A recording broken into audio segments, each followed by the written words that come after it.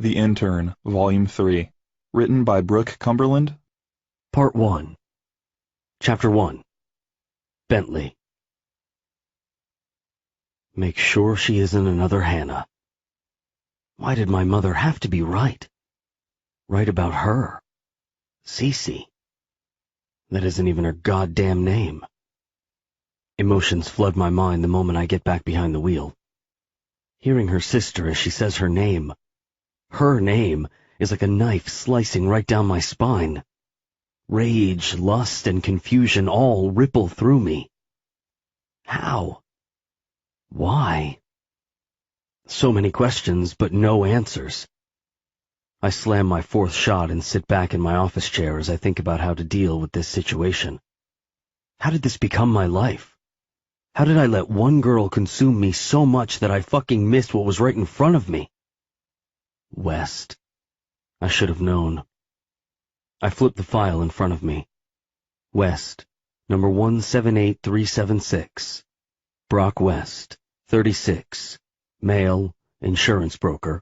Husband to Claire West. Father to Casey, 14. Cecilia, 11. And Nathan, 2. Son of a bitch.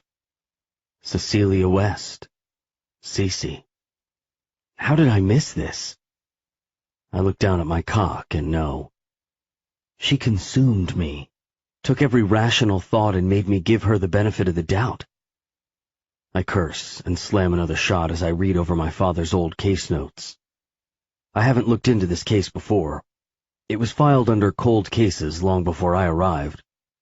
But knowing what it did to my father at the time, I thought if I could come up with any new information, he'd be proud. Or at least it'd give him some closure on the whole thing. Case notes in the file that have been sitting on my desk when she was here last week. Wasn't it obvious? She got what she wanted and fucking bailed. I'm onto her little scheme. I'm not about to let her win. Not again. Not like Hannah. I'm still hungover by the time I arrive to work early Saturday morning. But it doesn't matter. I won't be here long today. Just long enough to watch Cece leave. Or rather, escorted. Erica, I need security on standby. I beat through to my assistant, who's just down the hallway. Please let me know when Miss West arrives. Of course, Mr. Layton. Forget pissed off. I'm raging with steam coming out of both ears. I've cracked my damn knuckles so many times they've turned white. My face feels flush and my whole body is heated with anger. I don't think I've ever been this mad before in my entire life. Not when my father told me to quit modeling, not when Hannah dug her dirty, scheming little fingers under my skin, and not even when some asshole drove drunk into my brand new Lexus. Nope. This tops everything. She's walking in, sir. Thank you. Have security ready in exactly 5 minutes. Showtime. Good morning, Mr. Layton. She walks in with a bright, wide smile, holding my bold, dark coffee. She struts over in her off-white pencil skirt and navy blue top. Her hair is wildly wrapped into a top bun. She looks more disheveled than she's ever been. Rough night? I raise an eyebrow, eyeing over her outfit.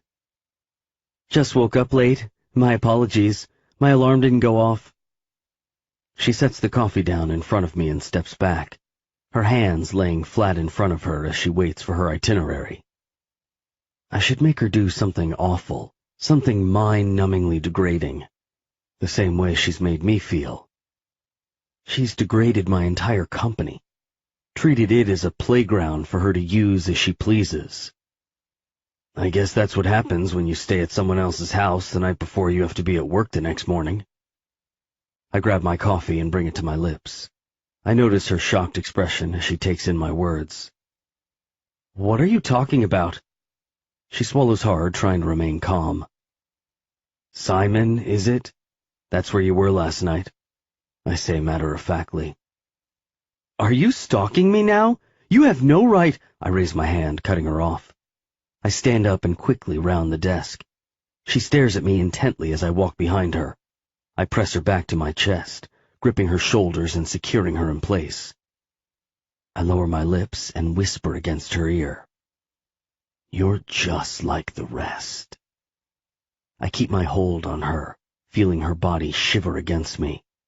I rub both hands down her arms and grip her wrists. It's a shame. Bentley, please, you're freaking me out, she pleads, her chest pumping up and down. What are you talking about? I spin her body around so we're facing each other. I cup her jaw firmly in my hand and grip her hip firmly with my other hand. I lower my face to hers, just grazing her lips. Her breath hitches. You're a goddamn liar, whoever the fuck you are. I clench my hand around her hip tighter.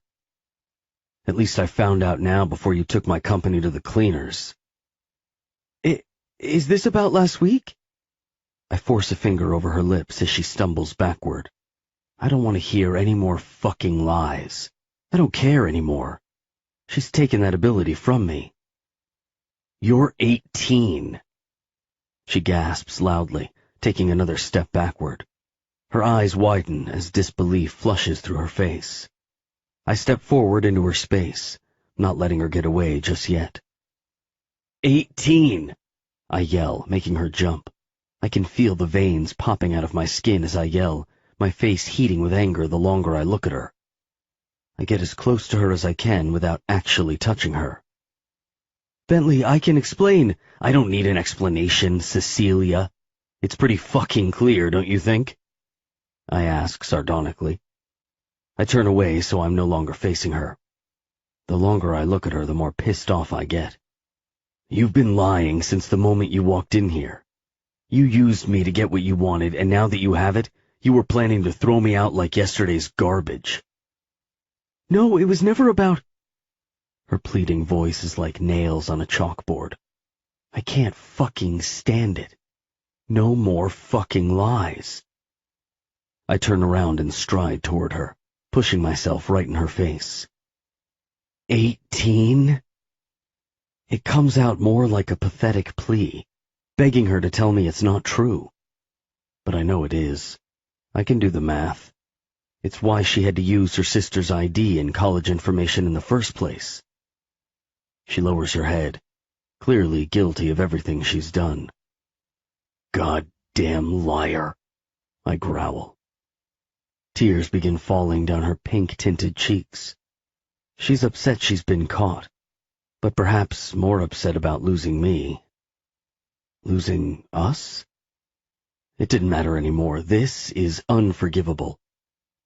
I take a step backward as I see the 2 security guards at the door behind her. I lick my lips and lean in to kiss her, but I stop just before our lips meet. Let's make this quick and painless, shall we?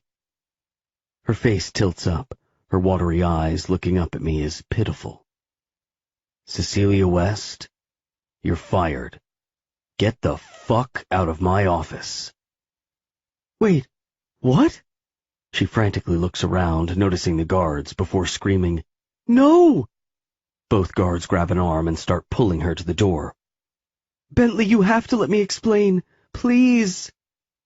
The police will be in contact, Miss West. I wouldn't go far. I grin selfishly at her. Her face turns red as more tears stream down her guilty face. Please, no. I swear I'll tell you everything. She begins kicking as the guards exit my office and shut the door behind them. I can hear her screaming and fighting them all the way down the hall. I've turned off every emotional outlet inside. Or at least the alcohol is assisting in making sure it stays that way. That's what got me in this problem in the first place. I couldn't let that control my actions anymore. Now is damage control.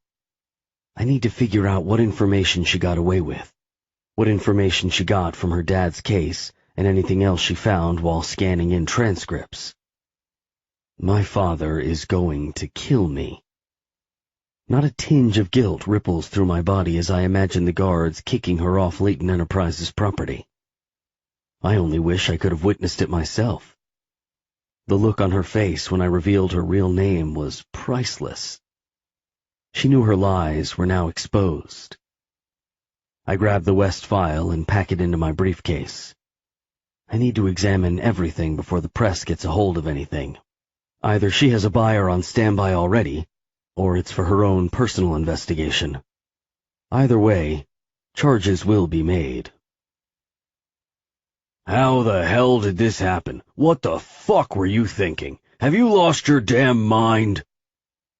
My father's been screaming at me for the last 20 minutes. I've basically tuned him out now. Of course, I know he's pissed. I'm pissed.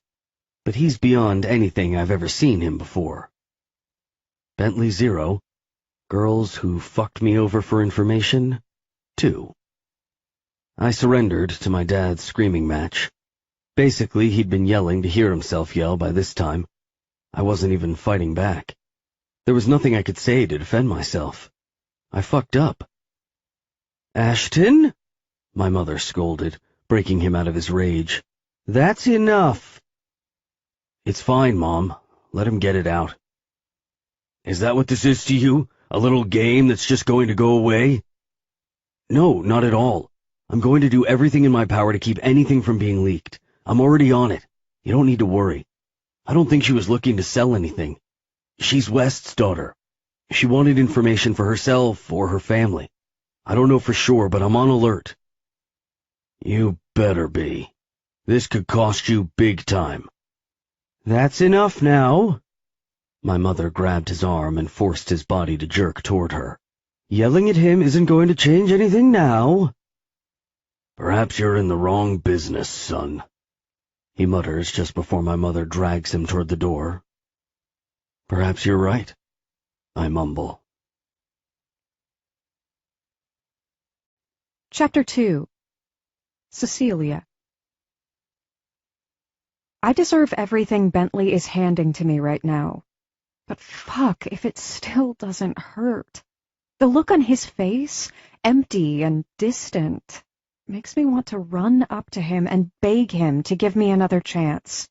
I want to wrap my arms around him and remind him of what we have, how we feel for each other.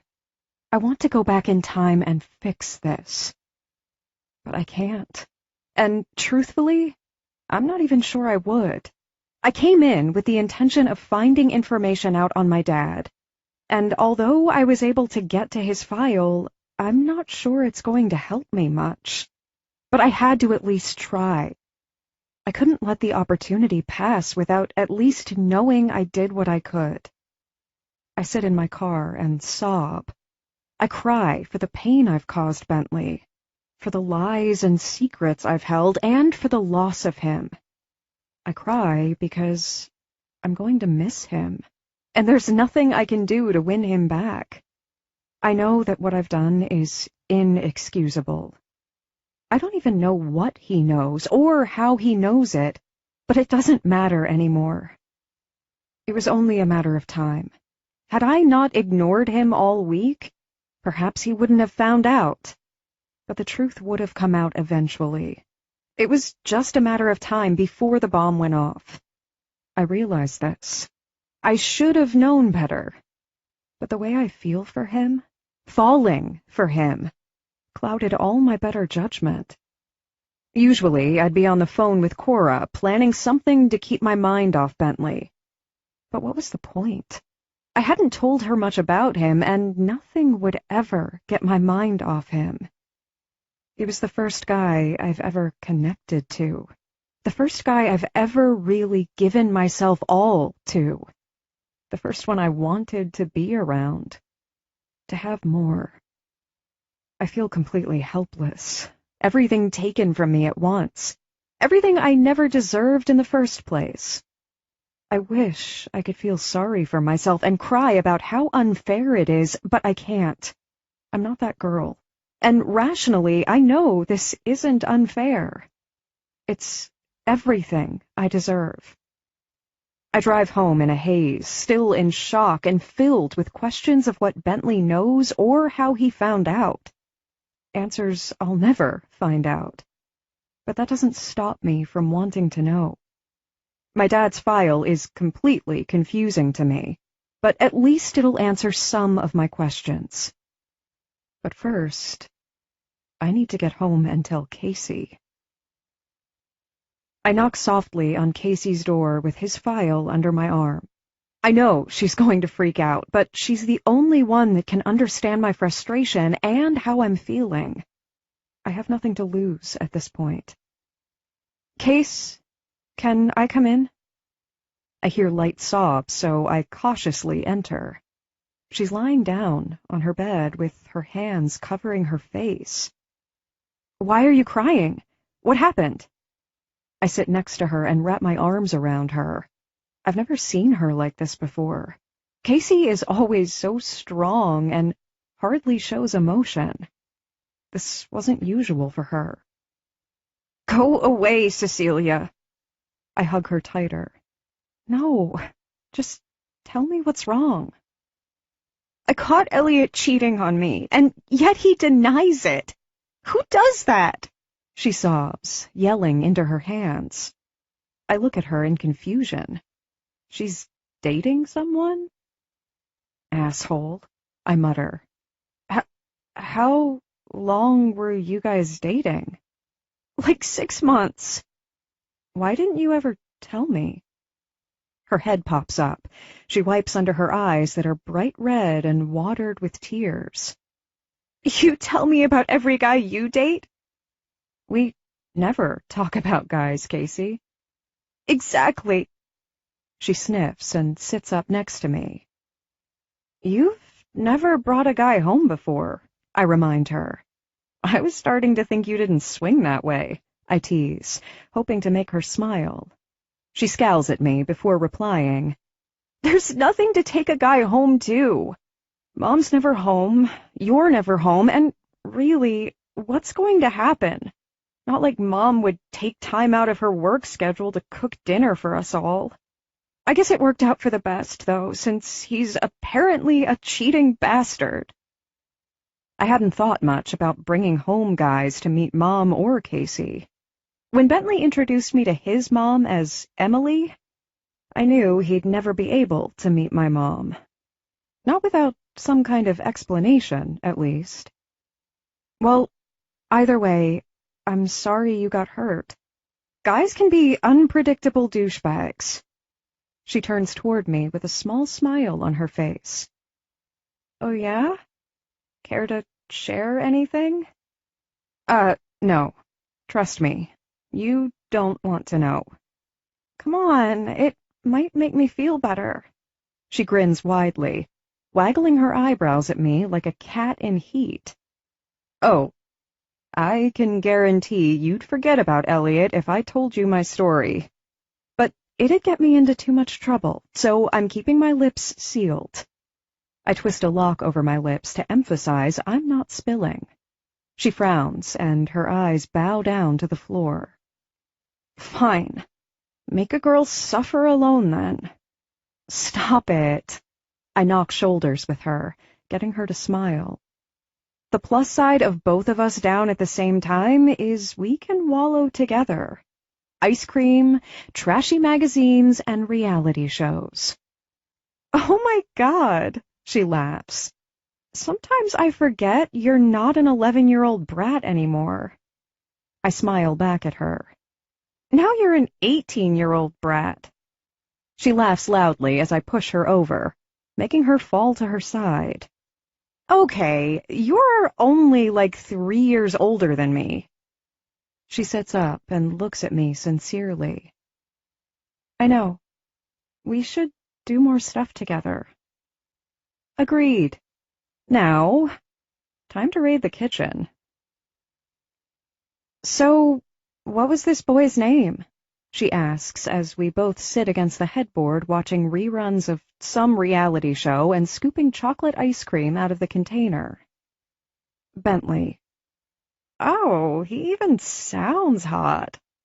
He is. I eat another mouthful of ice cream, hoping it freezes my brain and I forget everything perfect about him. I screwed up, though, not him. She turns to me with a shocked expression. I guess he didn't forgive you. Oh, hell no. He was mad, to say the least. I deserved it. She's looking at me with a careful expression, as if she's wondering if she should go there or not. We don't share a lot of personal information about each other. Just seems easier when you're in an unreliable family. Well, whatever you did, I'm sure it was with the best intentions. She shrugs, clearly trying to make me feel better. Yeah, it was, but it doesn't matter. I screwed up and have lost him forever. You're only 18, Celia, she offers. You have plenty of time. Plus, guys are going to be tripping over each other to date you in college. She smiles and curls her feet underneath her. Like, I worry about your safety. Perhaps you should hire a bodyguard, just in case. You're so dramatic, I laugh. But then what if the bodyguard starts coming on to me? Who will protect me then? I mock. We'll make sure it's a woman. And what if she hits on me? I laugh again. Well, then just fucking roll with it. It'll probably work out better anyway. She giggles. You're probably right. I wake up sometime in the middle of the night, still in Casey's bed. Surprisingly, we had a pretty good night. We gossiped, watched TV, and just let our guard down with each other. I hadn't ever felt that comfortable with Casey in my entire life. It made me feel so much better, knowing I had someone who could relate with what I was feeling, and that I had someone to go to for comfort. I call Simon after breakfast and tell him to meet me at the coffee house. My dad's file is still my only hope, and the sooner we get through the rest, the better.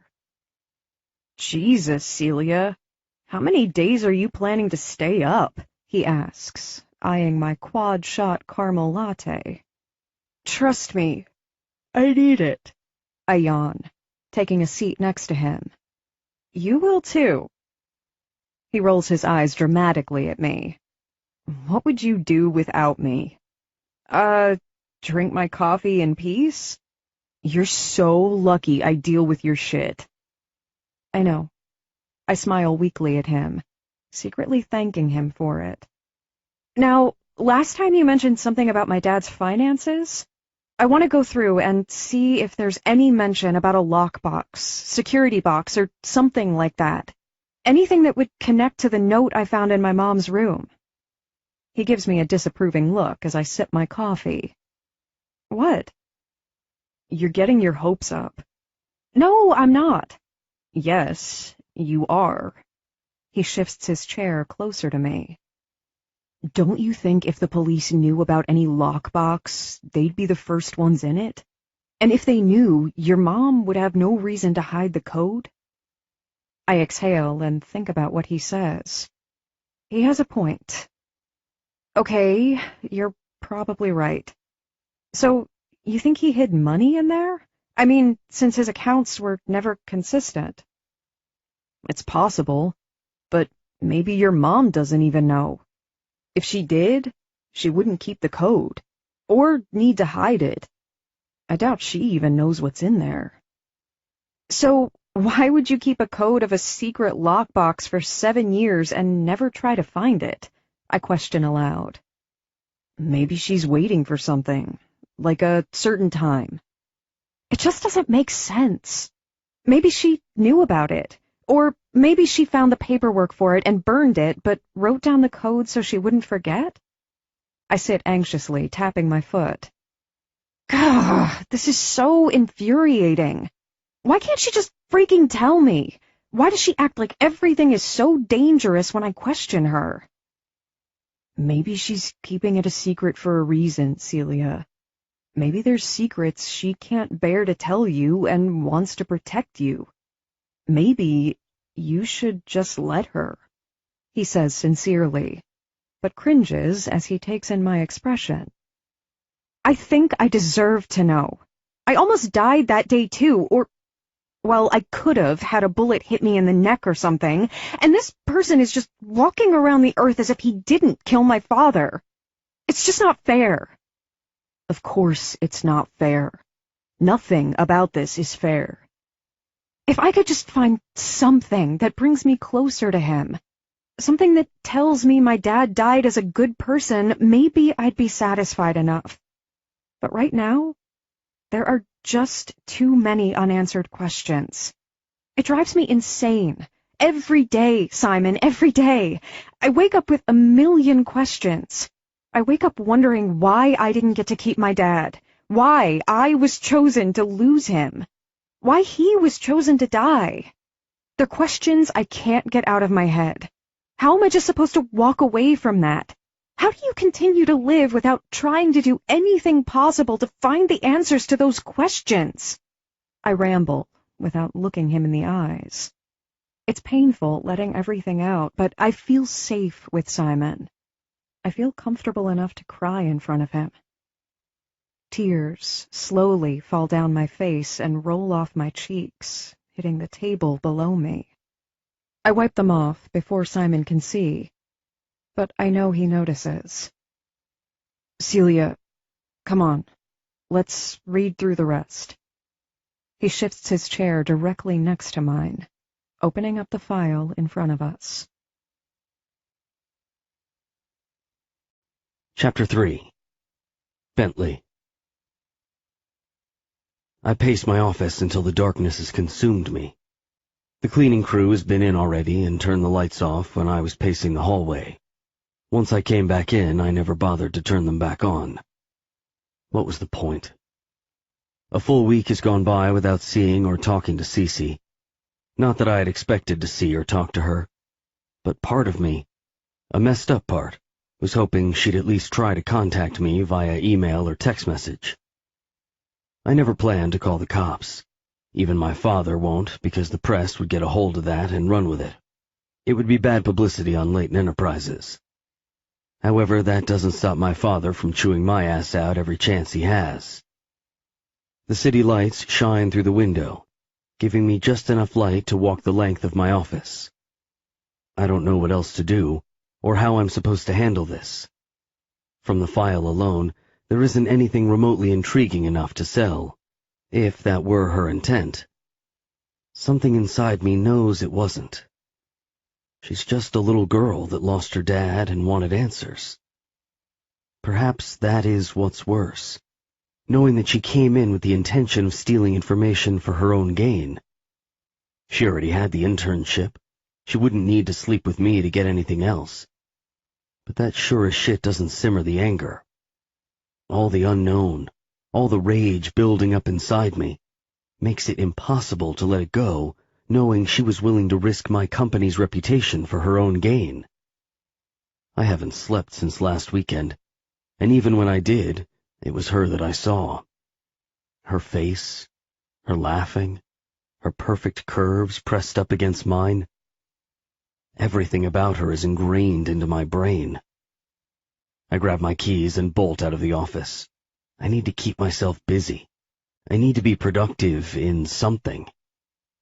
I decide to hit the gym and run off some steam. There just so happens to be a kickboxing class starting. What the hell? Might as well join. Maybe it'll be good for me. That class is mixed with both guys and chicks. It's a beginner's class, but I'm pretty sure I can kick the shit out of the bag. Welcome, class. My name is Maya. I'm going to go through some basic moves, and then we can get into a routine. She runs through techniques and stances before we really get into it. It's actually fun, and I find myself enjoying it. I kick and punch with everything I have, taking everything out on the bag. She begins clapping to gain our attention and says, "Great job, class. Y'all did wonderfully. If anyone is interested, I'm teaching 2 classes a week, this one and a more advanced one. Feel free to stop in if you're feeling brave." She winks and claps again, applauding us for how well we did. I walk up to her once the crowd leaves and tell her thanks for a great class. "You did great," she beams. "What day is your other class? I might stop in." "Wednesday nights." She looks me up and down. "You should stop in. You can stay in the back if you're not quite up to the level." "Sure," I smile back. "Sounds great. Thanks." I wave as I leave, and for the first time all week, I feel as if I have something to look forward to doing. Working out during my modeling days was part of the job, but now it'd be for fun, something to get my mind back on track. "Well, you look like you're in a better mood finally," Erica comments as I walk in Monday morning. "Don't let looks deceive you," I snap as I walk past her. I felt great Saturday night after boxing class, re-energized. But Sunday morning, after spending the morning with my parents at brunch, just reminded me of my fuck-up, and of her. I barely finish my coffee and get through my emails before Ryan pops his head in. "Dude, Senator Montgomery, breaking news, conference room, now." I jump up from my chair and follow him down the hall. We've been following the story for weeks now with his wife's embezzlement scam. "Who's on PR?" I ask as soon as I walk in. Joe sits taller as he hears my voice. "I am, waiting on a return comment." "Who's getting ready to write the report?" "I am, sir," Toby responds right away, already typing away on his laptop. "As soon as we get the press release comments, it's going live." "Who's making sure we even get a comment?" I ask, taking a seat across from Toby. "We need to act fast. They are going to get hounded." "Michelle is emailing me right back." "What's Plan B when Plan A goes to shit?" "When have we ever needed Plan B?" Ryan muses. "It's fine, Bentley. Chill." "Trust me, you never know when you'll need a Plan B." "Well, right now, everything is fine. We have insider information that the missus didn't work alone," Ryan reports as he continues to stare at the TV. "My money's on the senator," Toby offers. "There's no way she was smart enough to pull that off on her own." "Huh. I wouldn't doubt women with an agenda," I retort. All their eyes are on me as I realize I've said it aloud. "Never mind. Can we just get the story, please?" We work the rest of the afternoon, building our story and using insider resources for our investigation. If embezzlement is proven, Mrs. Montgomery will be facing jail time. Better yet, if we prove it, it'll get my dad off my back at least. I attend the advanced kickboxing class Wednesday night and get my own ass kicked. It feels good putting my anger into something, using it to release the frustration and tension building up inside me. I attend class twice a week for the next 2 weeks, feeling better and better each time. "You probably don't need a beginner's class anymore," Maya says at the end of class. "You could probably teach it by now." I smile back at her, taking in her petite, athletic body.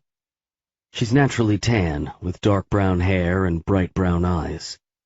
She's been very professional, which has made me feel the most comfortable coming to class each time.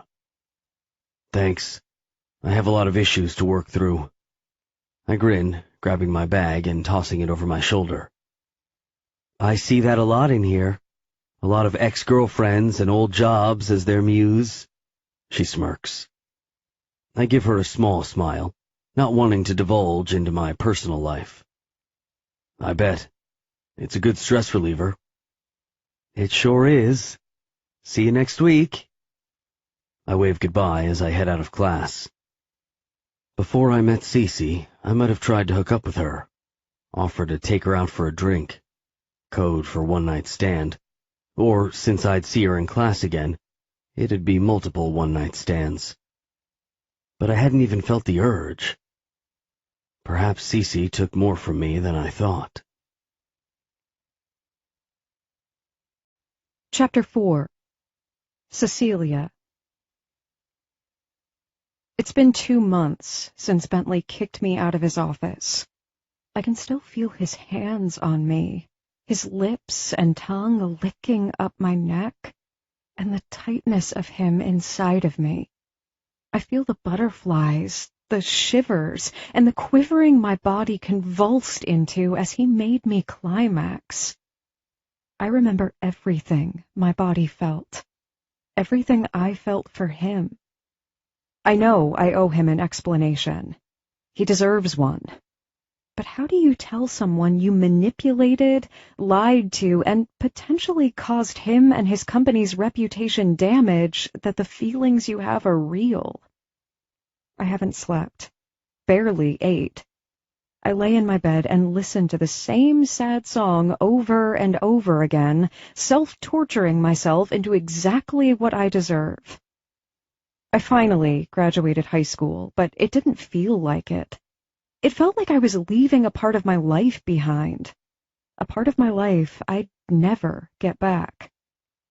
I was no closer to finding information out on my dad as I was the day I left Leighton Enterprises. Simon's still trying to help, but so far, nothing. The file tells me everything about that day that I hadn't remembered, so at least I was able to get that much out of it. But other than that, I feel defeated, a failure.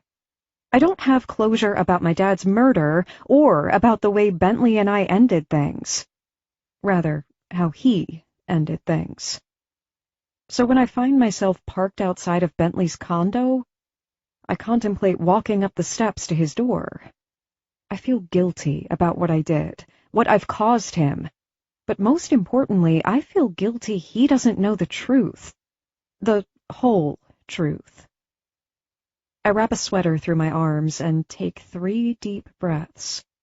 The sky is pitch black, with only a few scattered stars lighting my way to the front of his condo. I walk up the stairs to his door and stare at the 7 nailed to his door. Reluctantly, I bring my hand up and knock 3 solid times.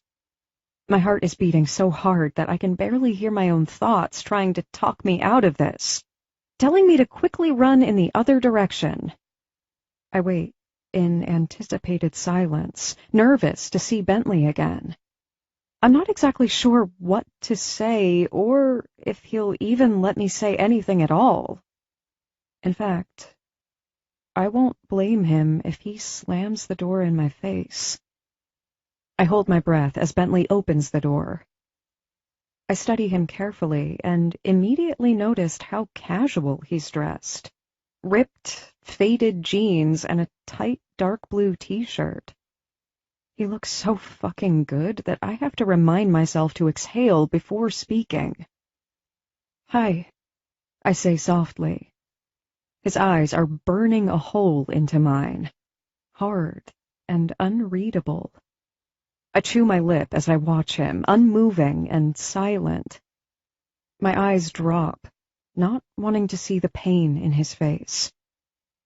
"I'm sorry to just show up like this, but I had to see you one more time. You deserve an explanation."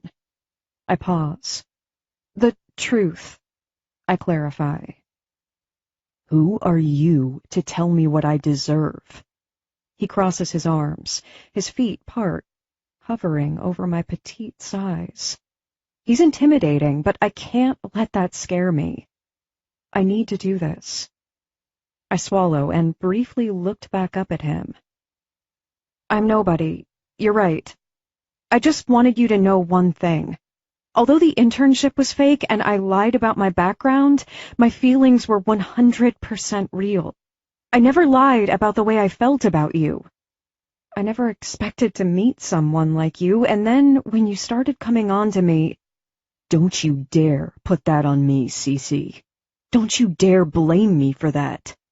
"I wasn't!" I shout louder than I mean to. "Sorry. I don't blame you for anything. I got in too deep, and then my feelings for you grew stronger, and I didn't know what to do." "Did the truth ever come to mind?" "Yes," I whisper. "I mean, I wanted to. I knew it was the right thing to do, but I couldn't. I needed that internship." "You manipulated your way into my company. You stole and lied. You could have cost me everything." His voice is calm but stern. He still sounds as angry as the day he kicked me out of his office. I shiver as the cold wind passes through me. My nerves intensify as our conversation heats. His lips form a hard line, and I wonder if he'll give me the chance to explain. I know I don't deserve any time from you, but if you'll let me, I'd like to explain. I swallow and look up at him. To explain the whole truth. He hesitates, scratching the back of his neck and thinking before he replies. Fine. You have 5 minutes to tell me something real. I nod graciously. He backs up and gestures for me to come in. I quietly thank him as he takes my sweater off and hangs it up. I follow him into the kitchen and sit on a bar stool. I lean my elbows on the countertop where Bentley has kissed and licked my bare skin.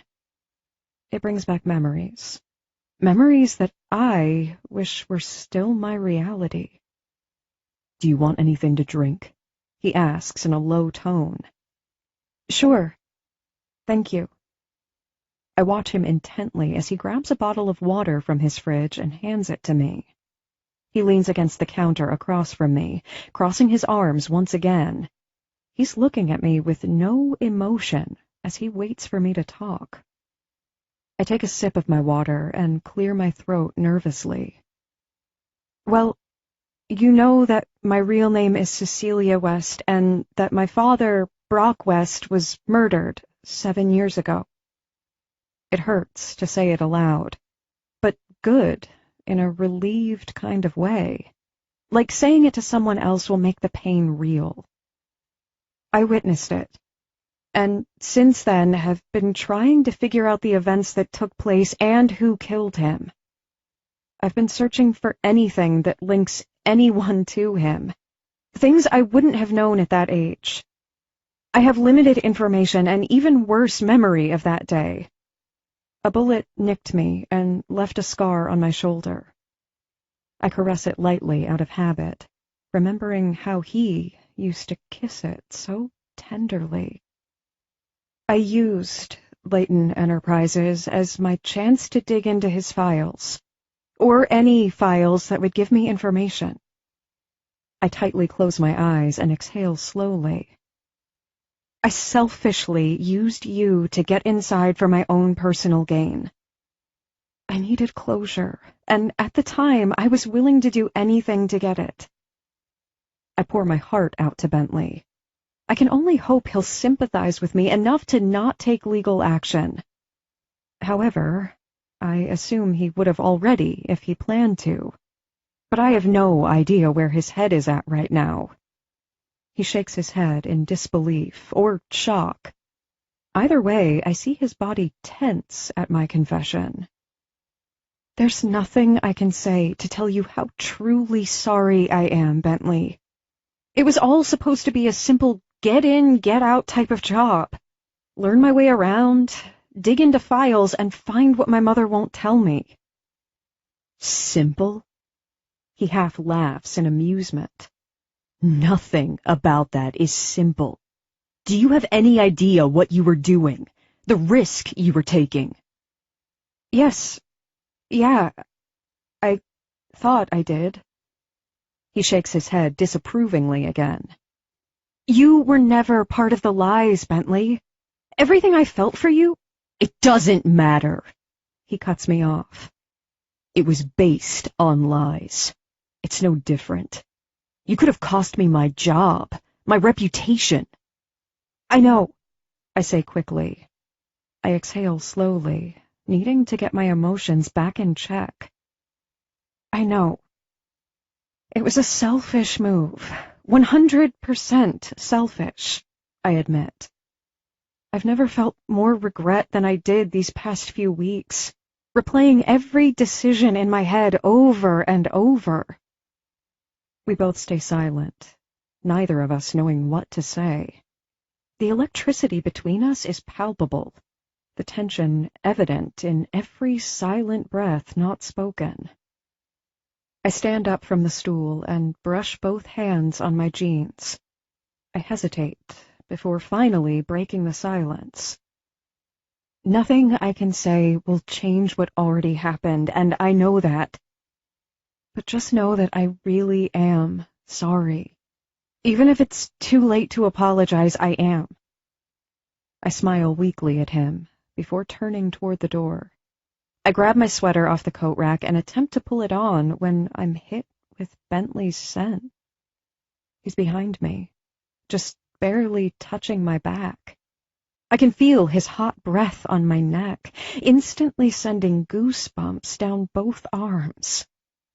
It's evident the power he still has over my body, entirely consuming and intoxicating. He grabs my sweater, signaling to let it go. He slowly and torturously pulls it on me and secures it tightly across my chest, zipping it up slowly. My back is still facing him, but my body is fully aware of how close he is now. "Thank you," I whisper softly. Both hands are gripping my upper arms, securing me in place. I'm not sure if I should move or if I even can move. I'll do anything for him to let me stay, but I know I'm completely undeserving of it. He brings his mouth to my ear, my eyes closing on contact as he whispers, "Let me help you. I can help find whatever you're looking for." My heart races at his words, my chest rising. "Why would you do that?" I ask quietly. He lets out a deep groan as he presses our bodies together. "Because I haven't stopped thinking about you, Cece. Everything in me screams to hate you, push you away, and not give a shit about you. But I can't. As much as I try to convince myself it was only sex, I can't." My breathing quickens at his confession. My body aches for his touch, to feel his tongue against mine again, to be held in his arms. Anything. I'm begging for all of it. I squeeze my eyes tighter, holding in the tears that are threatening to escape. Hearing his pained voice tells me just how much I've hurt him, how much I've betrayed his trust. "Bentley," I whimper, relaxing into his hold. I'll give anything to feel his naked body against mine again. "Unfortunately, the damage is beyond repairable," he growls in my ear, making me almost breathless. His words speak one thing, but the way his breath hitches tells me another. It's painful for him to even say those words. "I understand. Thank you for allowing me to explain it to you, at least." I bow my head, enjoying his touch. He pulls me in closer to his chest. I anticipated his touch, the feel of his lips, anything to signal that he isn't letting me go. I feel his nose in my hair, inhaling the scent of my shampoo. My eyes close on contact, taking him all in. His arms wrap around my chest, closing me in. Reality sets in, and I quickly open my eyes. "Bentley, please." I sound weak, pathetic. "Please, let me go." "I don't want to. As much as I should, I can't." "You have to." I don't need to further explain myself because I know he knows. The damage is done. I've hurt him, and there's nothing I can do to change that. I'll only hurt him again. I feel his body go limp against mine, but I don't turn around to face him. I can't bear it. Finally, he reluctantly lets me go. "Good night, Bentley." I open the door and walk out. Chapter 5. Bentley. God damn it, why did I still want her? After everything she has put me through, I know I should stay the fuck away. But I can't. Instead, I text her and tell her to tell me everything she knows about her dad's death. I had planned to dig into his case anyway, but perhaps the information she has can help me out. Cecilia, I know there were issues with money, My sister remembers hearing them fight about it. According to their finances, their monthly income was not stable and was inconsistent. Do you think that could be the reason someone wanted him dead? Me. It's a possibility. Just let me figure that out, Cece. Just tell me anything you remember or any dreams you've had. Have you had any dreams? Cecilia. Well, most recently I had one that was like a flashback. I was sleeping when I heard them arguing in the kitchen about how my dad had spent all this money they didn't have. My mom was worried about having to sell the house. My dad told her he'd find a way to get a Ramiro to give him more time. I also found a note with the name Samuel Anderson on it with a lockbox code. When I told my mother about it, she freaked out and said I was going to get us killed trying to figure it out. I know she knows something, or at least has suspicions. Bentley. Okay, thanks. That's all really good to know. I'll let you know when I find more information out. It might take a few weeks. Cecilia. All right. Cecilia. Thank you, Bentley. You don't know what this means to me. I swallow hard as I read her last text. I never expected to be getting information from the victim's child years later about a case. It's almost unheard of. But at this point, what did I have to lose? Cece wanted answers, and finding out any kind of truth would make Leighton Enterprises look good. I just hope my father feels the same way after everything. I don't text her back, because I don't want her thinking we're now coordinating on this together. This is strictly a business relationship, nothing more.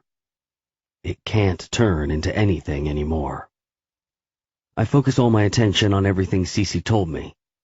I read over the file, looking into his finances. They are definitely inconsistent for at least 2 years, which is ironic for someone who worked a salary day job. Something definitely looked suspicious. I follow the bank that he and his wife shared. Turns out he had several accounts in his name without his wife's name. Definitely suspicious. There isn't a whole lot to go off the name Ramiro without a last name. I look into our database anyway, perhaps a drug lord or dealer that's been mentioned previously, but I find nothing. For the next 2 weeks, I engross myself into Mr. West's file. I go to my kickboxing classes twice a week and do more research. After a while, I'm no longer doing this just for the sake of the company. I want Cece to have closure as well. A soft knock interrupts my thoughts, and I tell whomever it is to enter. My head lifts up as I watch Cece walk in. She flashes a small smile as she walks over to my desk, taking the chair in front of me. Hi. Hi, I smile back. Thanks for, helping me? Letting me come here? Her voice cracks, and I can tell how nervous she is. It's been a month since we've last seen each other. You're welcome. I've been doing some digging based on what you've told me, and I might have a few answers for you. Her body stiffens, and I know this is something she's been waiting to hear for a long time. I did an extensive search for Samuel Anderson. Nothing linked back that was tied to your father. Her shoulders slump as she lets out a disappointing breath. However, I investigated the lockbox number and code and was able to trace it back to a bank in Iowa. It's registered under your dad's name. She wrinkles her nose as her eyes narrow, confused. He used a pseudo-name for the lockbox, actually. She adjusts her hair and sits taller. Wait, he's Samuel Anderson? Yes. He has a bank account set up through them that pays the monthly cost directly. When I spoke with the manager, he told me it was set up before he died. He has just enough money in that account to pay for it for 10 years. She gasps. 10 years? No one's allowed to open it until then. What? Why? I shrug. Those are the orders. She leans back in the chair, defeated. That makes no sense. I clear my throat to grab her attention. I also checked into his financials again. getting the history on all his accounts. He had a joint account with your mom as well as his individual accounts. Okay. They were all unstable. 1 month they'd be broke, the next he deposited thousands. A few months later, the same thing. It went on like that for a couple of years. But I thought we already knew that, she questions. Well, yes, but he was taking out large chunks at once, as if he had been paying something off. 1 month there would be a lot, and the next completely broke. I watch as she chews her lip and shifts her eyes from me to the floor several times before she speaks again. I don't understand. I shift uncomfortably in my chair, not wanting to tell her the bad news. It's speculated, Cece, that he was into gambling. I watch her breath hitch. He was an addict, I clarify. No, that can't be right. She shakes her head. We live in one of the nicest neighborhoods. My mom was a stay-at-home mom. The deposits were thousands of dollars, suggesting that he borrowed the cash to feed his addiction. He probably felt he could win it back and pay his debt. When addicts lose, they don't stop at anything. They will borrow as much money as they can to keep gambling. So he'd win a large amount and then gamble it all away. That was why the deposits were always inconsistent. She continues, shaking her head in disbelief, her eyes glazing over. I had a hunch, Cece, and I ran with it. I contacted the nearest casino and was able to confirm old records of his winnings. I know it's not what you want to hear. I stop when I see tears falling down her cheeks. Her head is lowered to her chest, but I can see her eyes tightly sealed. I round my desk and kneel down in front of her.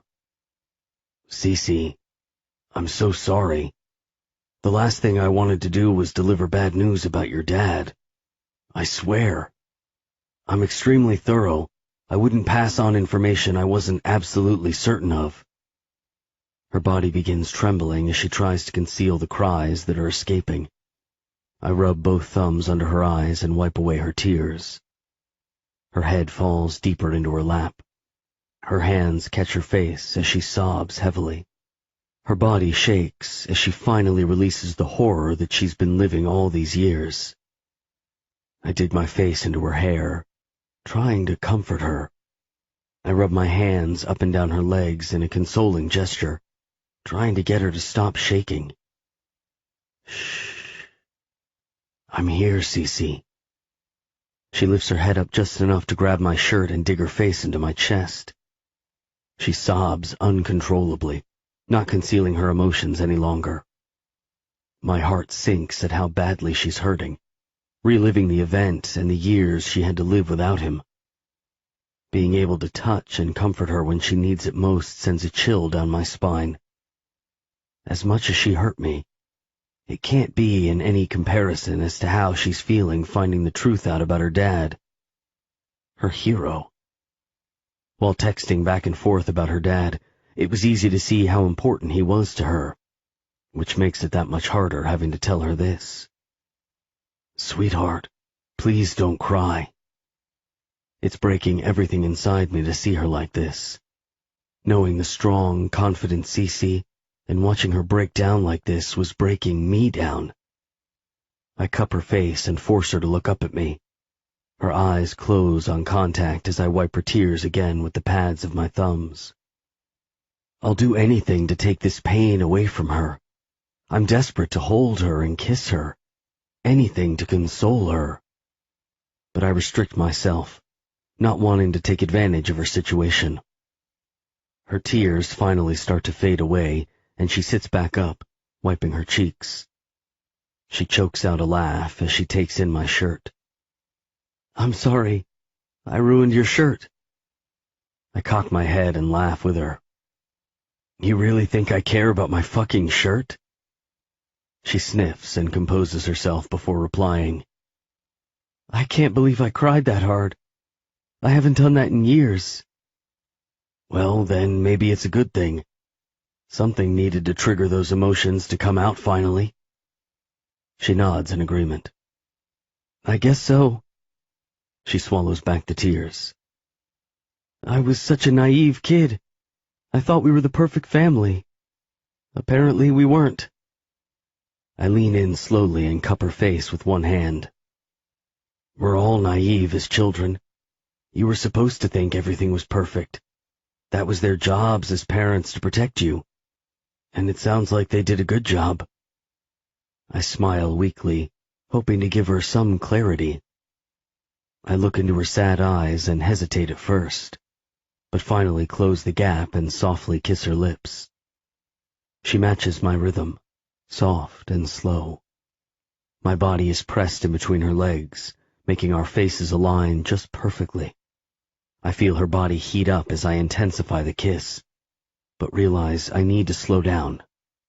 I break the tender kiss, leaning my forehead against hers, not ready to let go of her just yet. I hear her swallow deeply, almost moaning from the sudden loss. I know I can't lead her on to think any more can happen. Or perhaps it's so I don't think this can go any further. Thank you, she whispers.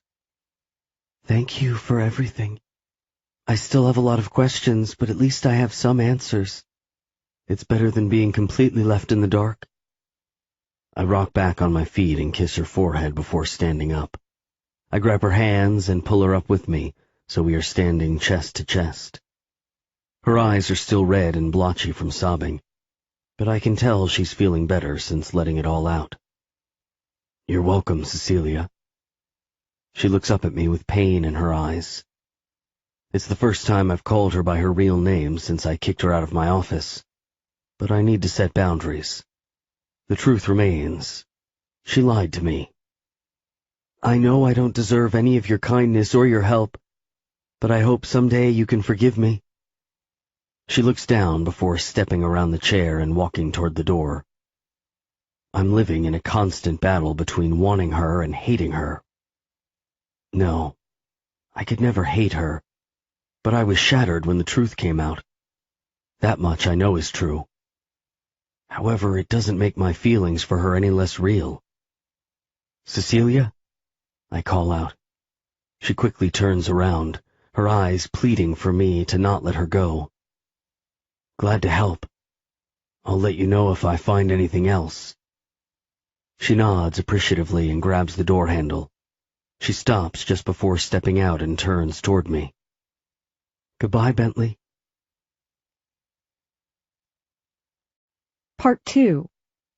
Chapter 6. Cecilia.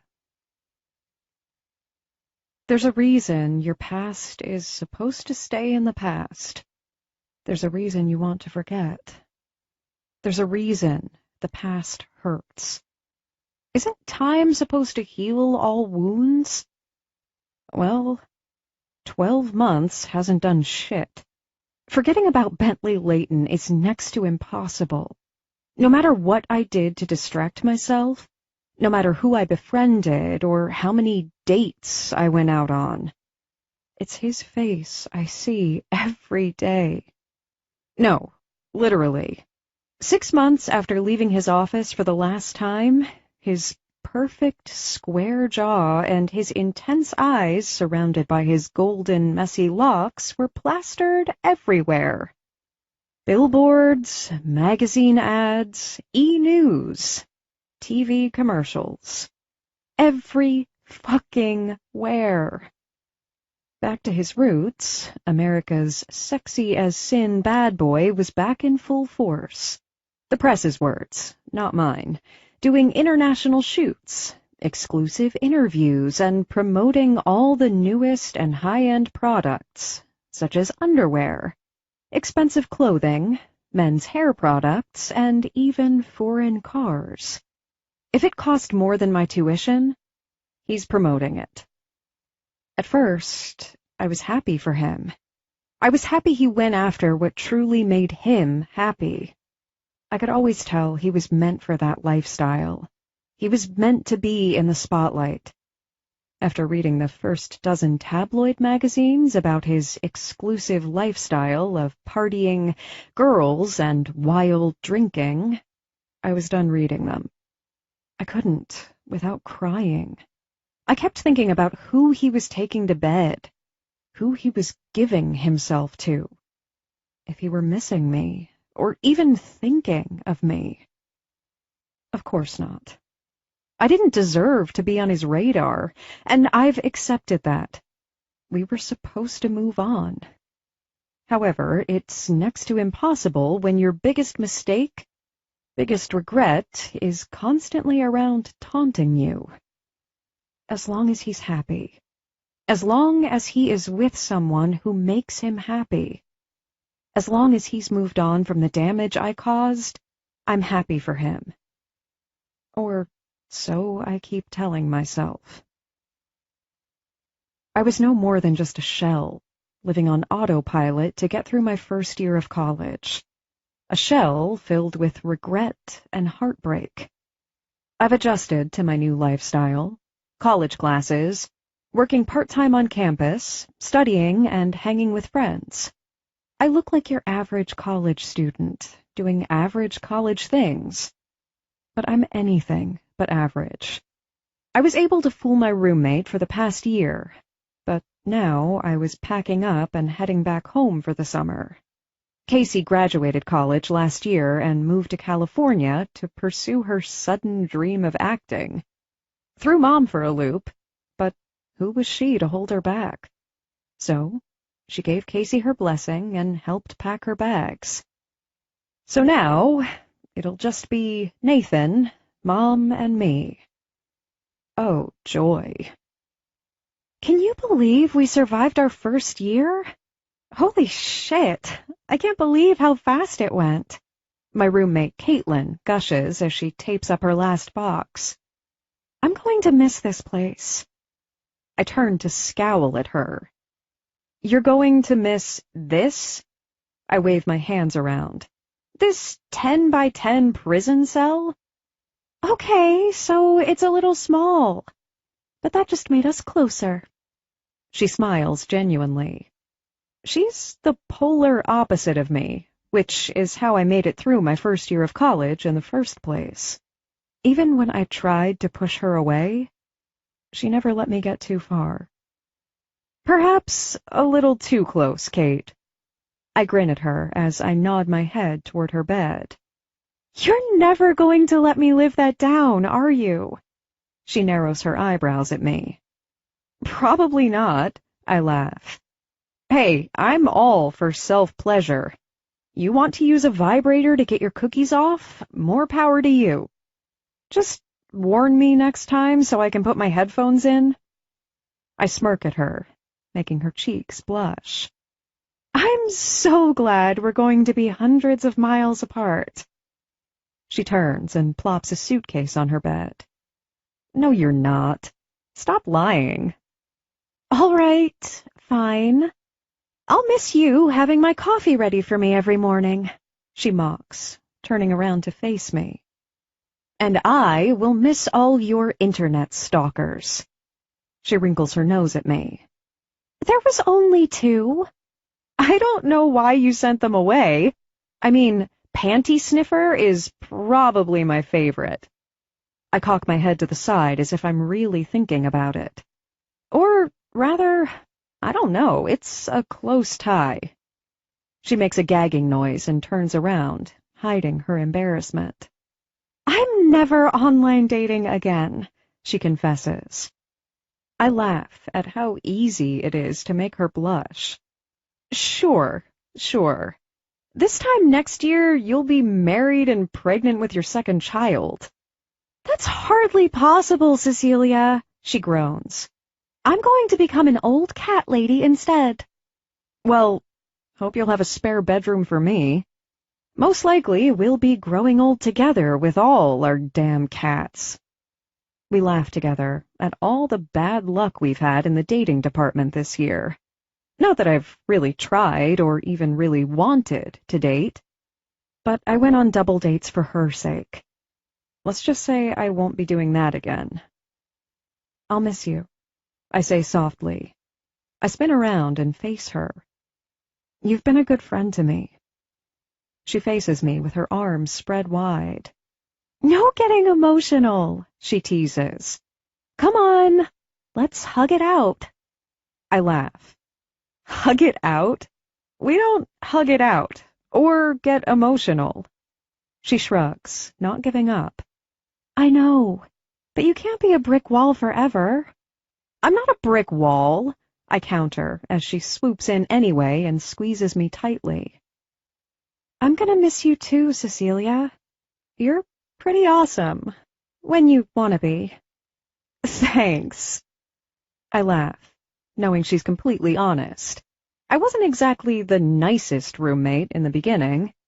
Still reeling from losing Bentley, and the news of my dad followed me to college just weeks after I last saw him. But she never gave up on me. She made sure I opened up.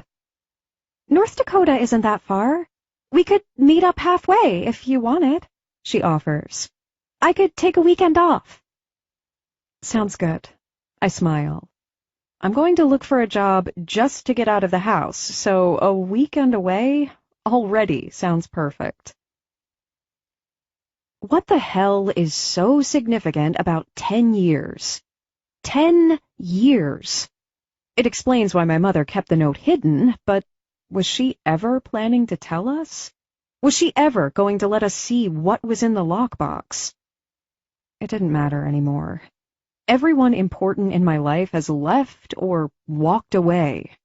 I have Simon and Cora, but after high school, we all went in different directions. I went to the University of Nebraska, for real this time. Cora went to South Florida, and Simon got a full scholarship for some study abroad thing in London. We kept in touch through emails and texts, but it wasn't the same as being together. I missed my best friends. I drive home in a haze. I haven't seen my mother since Christmas. I didn't bother to come home for Easter since Caitlin wasn't leaving either. She begged me to stay with her since most of the campus was going to be closed for spring break. She didn't have to beg very hard. My mother and mine's relationship hasn't gotten any better, nor have I tried. She holds information about my dad and refuses to tell me. She's lucky I'm even coming home at all. The house is empty when I arrive. Go figure. She didn't even take off the day I was coming home from my first year of college. Not that I should have expected her to. I wheel my suitcases in and look around. Nothing's changed in the 5 months since I've been here. Everything is always in its proper spot. Not a dish out of place. I decide to take a shower and unpack a few of my things. I put all my clothes in the basket, mentally reminding myself to do laundry later. I walk around my old room, feeling out of place for the first time in my entire life. It was still my room, but why didn't it feel like mine anymore? I sit on my bed and reflect over the past year.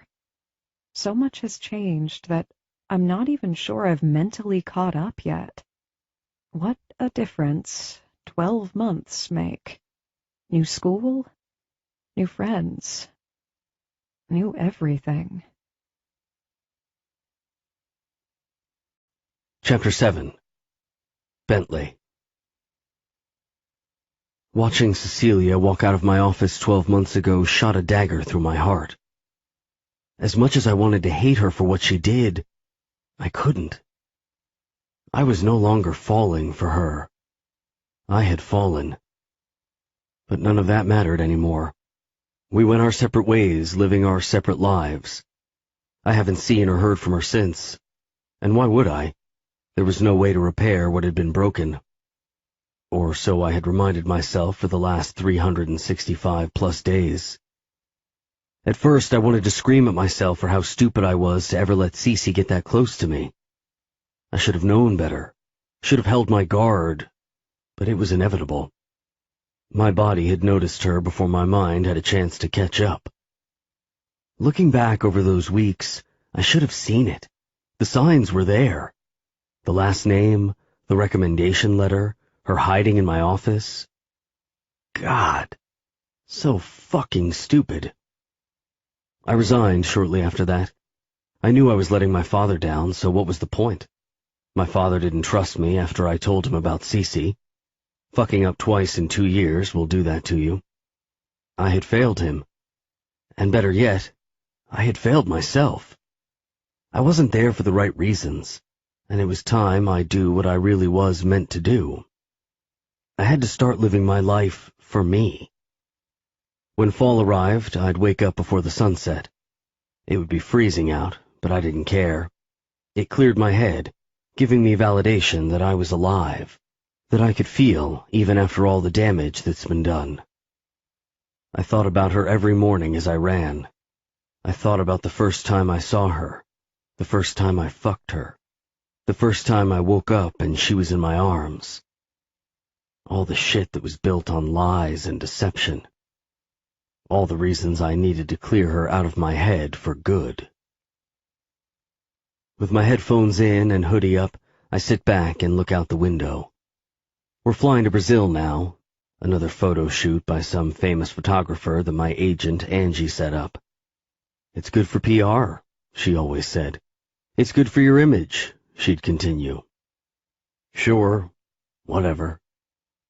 No matter how far away I am, or how many miles I put between her and me, it doesn't matter. I still feel her. And worse, I miss her. I thought this would help me get over her, get over what happened, the lies, the betrayal, the fucking heartbreak. If anything, it's made me numb. Completely numb. My phone beeps through my headphones and I see it's a text from Angie. Landing in 20. Finally. I've been living on planes and in hotel rooms for the past 6 months. It's made it easier, at least. Easier to keep her off my mind. But with the long flights, my mind tends to wander. Feeling the plane prepare for its landing, I think of her. I think of the times we spent together, the times we snuck around in my office, the times we skipped dinner and went right for dessert. I think of all the times that I thought of telling her how I really felt about her, how I had fallen for her. However, I wasn't even sure I grasped it then. Once the truth came out, all those feelings turned to ice, making the rest of me frozen and unable to feel anything at all. Although modeling has its perks, it's insanely isolating. It's numbing, which is perfect.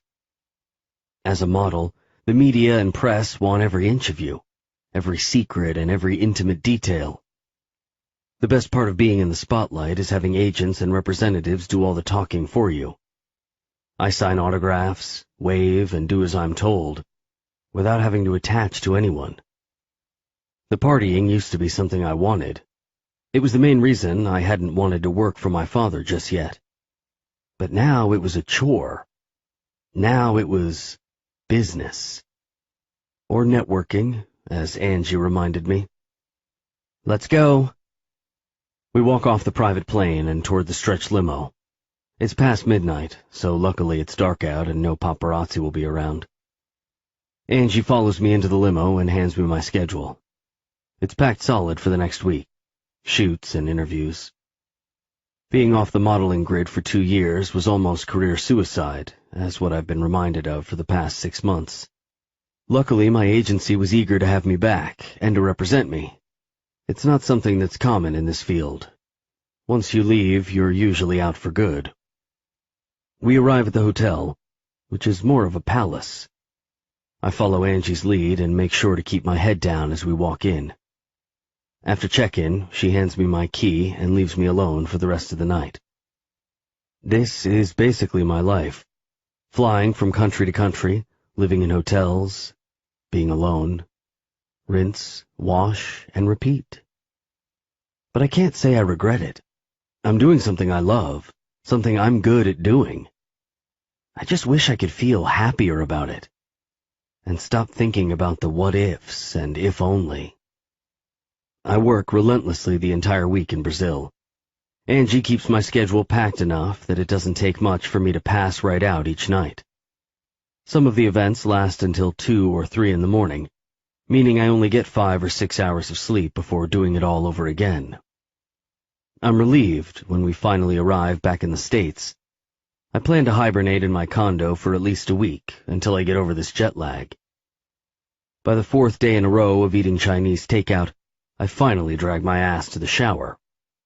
The hot water pours over my skin, burning the flesh until it's bright red. But I don't care. My thoughts take me back to the times Cece joined me in the shower. The way her body would press up against me while goosebumps would appear over her skin. The way she'd bend over in front of me and spread her delicious legs just for me. No matter how much I try to erase those memories, they fly right back in. My cock stands at attention as I visualize her on her knees, mouth wide open for me. God, she looked perfect like that. So damn beautiful. So anxious to please me. And so fucking good at it, too. I firmly wrap my hand around my cock.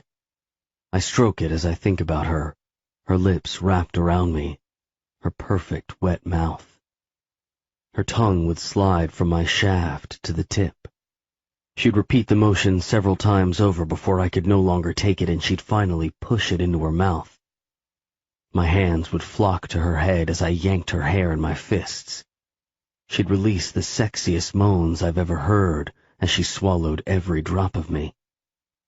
My hand strokes my cock harder as I think about the way she'd look up at me. She loved watching what she did to me, the control she had over me at that moment. I pump my fist more aggressively until the skin is raw. I envision her face as I release into my palm. My body shakes as the water streams down my body and washes away all the evidence. The memories I should be letting fade down the drain. I grab my bottle of whiskey and shot glass and walk to the kitchen.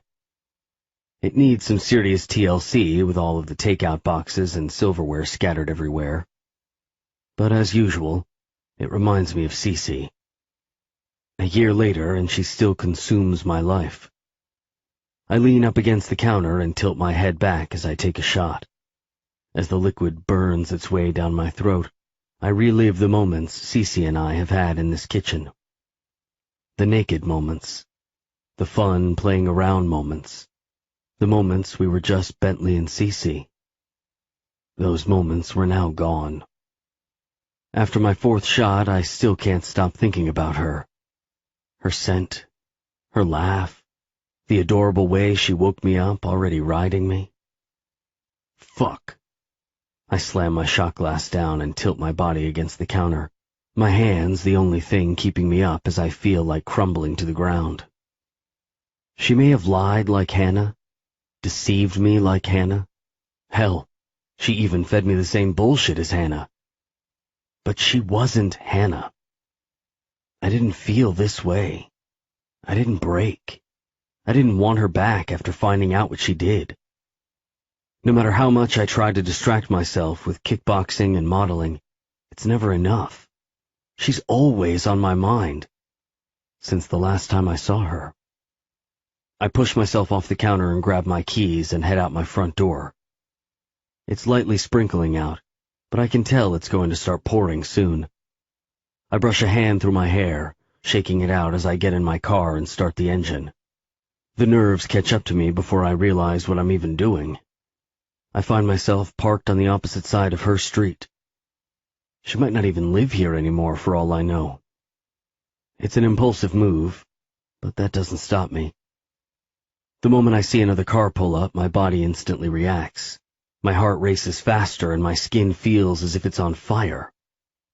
It's far enough out of view that I can't see the driver, but the anticipation of seeing her is strong enough to kill me. I grip the door handle, about to step out, when I see her exit the front door of her house. I look back to the car and see a guy exiting the car. Shit. She runs full speed toward him, screaming something and wrapping her entire body around him. Her arms clamp around his neck and her legs wrap around his hips. She's laughing and screaming as he spins her around like you see in some cliché, cheesy chick film. She's stunning.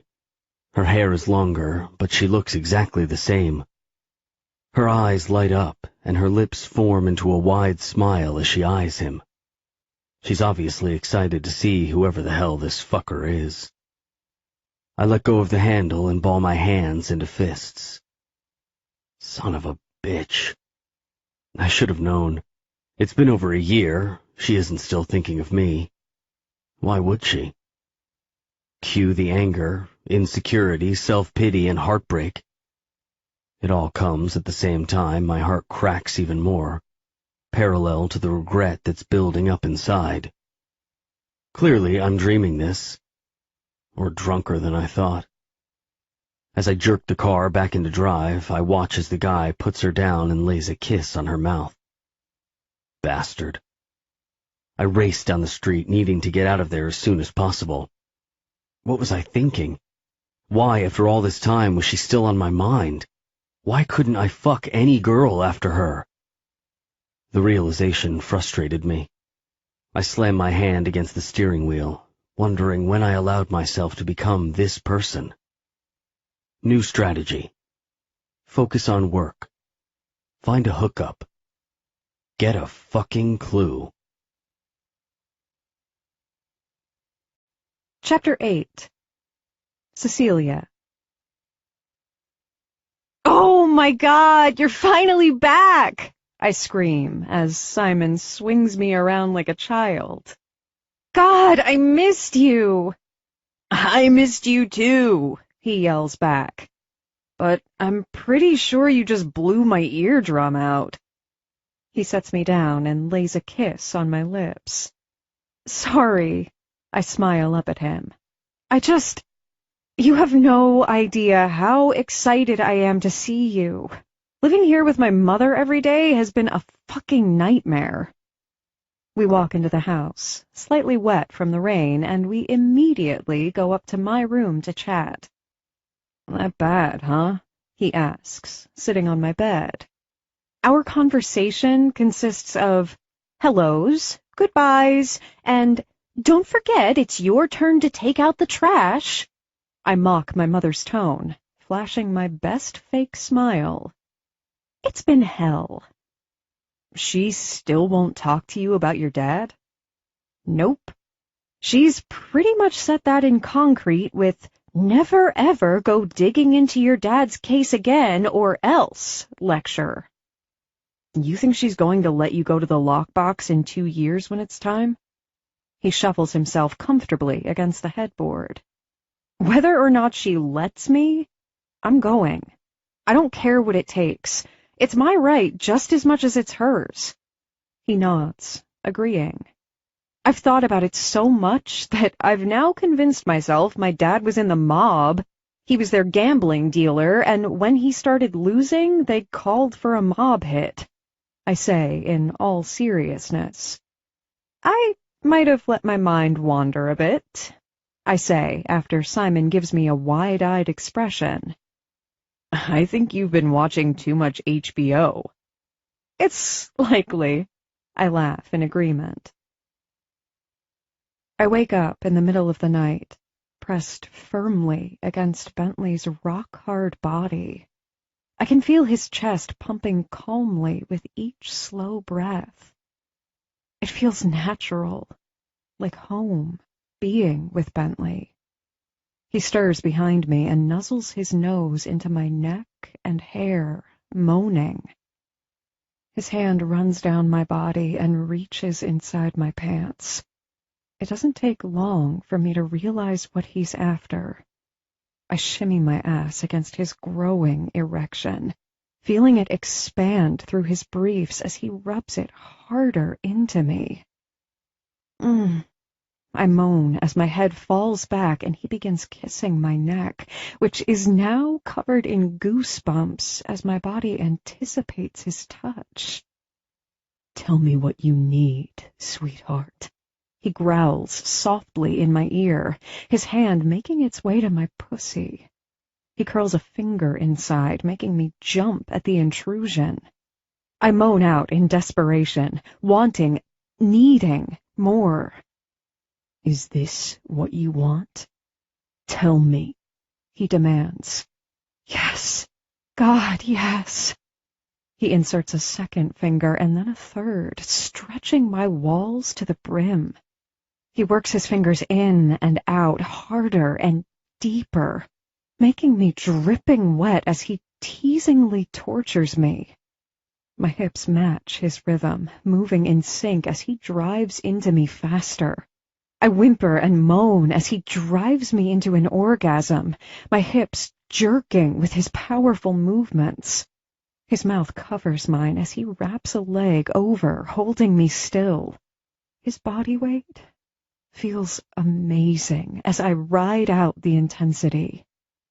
He breaks the kiss as he climbs on top of me, flashing a mysterious grin as he lowers his body.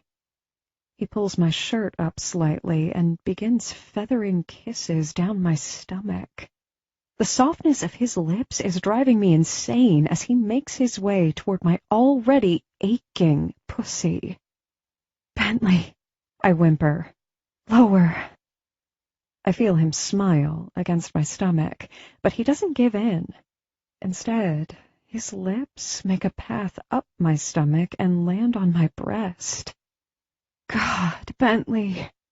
His lips wrap around my nipples, sucking hard as my body frenzies underneath him. He's torturing me, and he knows it, too. His hand cups my other breast as he works my nipples slowly and playfully teasing me. "Pants," I gasp. "Yes?" he asks, amused. "Off." "I'm not wearing pants," he muses, laughing at how worked up he's gotten me. "Asshole," I groan as I shift underneath him, pulling his mouth off me. "Take off my pants," I clarify. His lips form into a devilish grin as his hands make their way to my waistband, pulling them down my legs and throwing them to the floor. "Better?" He cocks an eyebrow. "Yes," I breathe out, pulling him back toward me. "Much better." I pull him out, hard and ready. I stroke his shaft firmly as his tongue licks from my collarbone to my neck and then makes its way to my mouth, sucking on my tongue before letting his dance with mine. "Cece," he moans as I pump him harder. "Oh, God," he breathes out, unable to keep up with our greedy kiss. "God, I love you." My head pops up to his eye level and my hand freezes the second I hear his words. Those words. What? Why the fuck is my phone ringing? "Bentley, what did you just say?" "Answer your damn phone!" A voice in the distance screams. Bang, bang, bang. I gasp loudly at the sound of my door about to fall down. I look around and notice the sun shining into my room. It's morning. I look around anxiously and finally realize my phone's ringing. "Cecilia!" Nathan screams again on the outside of the door. "Sorry, chill out!" I yell back in a daze from my dream. Just a dream. Never fucking fails. At least once a week, Bentley enters my dreams, torturing and taunting me of what I had. What we had. What I screwed up. You'd think I'd be used to it by now, that it's been long enough, and that I should be over him after all this time. But if it were even possible, it's only been worse. Since Bentley is always in the spotlight or featured on some magazine, it makes it impossible to forget my feelings for him. I grab my cell from the dresser and pick it up. "Someone better be dying," I answer, without looking at the caller ID. "Are you sleeping?" It's Cora. "What gave it away?" I groan, sleepily rolling over and closing my eyes. "Sorry, but I have news. Big news," she gushes. I can tell she's ready to burst at the seams. I decide to sit up and prepare for whatever it is she's going to tell me. Okay, I'm ready. Tell me. She squeals, all giddy, making me pull the phone away from my ear. I need you to pick me up from the airport today. What are you talking about? I'm flying in. I'll be there in 4 hours. What? I scream, my eyes going wide. You're coming home finally. Yup. Oh God, I can't wait to see you. Yes, I'm so excited. Simon just got here too. I'll finally stop being a hermit by myself, and the three of us will be back together for the summer, I say happily, the smile reaching my eyes. I'm so happy. Ah, she groans. I haven't seen Simon since last summer. Not sure I really want to. I roll my eyes, even though she can't see me. Seriously? You two are going to get along. Whatever weird liking, not liking each other thing you have going on. Fine, she moans. As long as I can pretend he doesn't exist, there'll be no arguing. Whatever works, I guess. I laugh. So, what terminal are you coming in? We finish our conversation, and I immediately shower and get dressed. Cora didn't even come home for holidays, so it's been 10 long months since we've seen each other. Being with Simon and Cora again feels like home. It's comforting to be with my two best friends again, but also painful. So much is changing so fast, and there's nothing I can do about it except embrace it and enjoy our time together. I end up getting a job that summer as a cocktail waitress. I take whatever position I can find that gets me out of the house most nights. Cora takes a hostess position, so we can spend more time together, and Simon visits us just to annoy us. But it was perfect, nonetheless. I get to be with the two people that really ground me. Not knowing answers to my dad's case still haunt me. I anticipate being able to open my dad's lockbox in 2 years. It feels like forever, yet I know it's not. It's sooner than never knowing at all, and I can wait, since I know that I'll find out his secret soon. Hopefully. Simon and Cora hook up once at the end of summer. Kind of their way of saying goodbye, I guess. I try not to question it, but my mind spins at all the times they've taunted each other all summer. But then again, it makes complete sense. Saying goodbye was the worst part of the summer. Simon transferred to a school in Florida after his study abroad. The romantic in me thinks it's so he is close to Cora, but both of them deny it.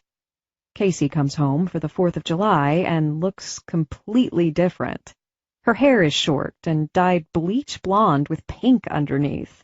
She's lost a good 20 pounds and wears sunglasses as big as her face.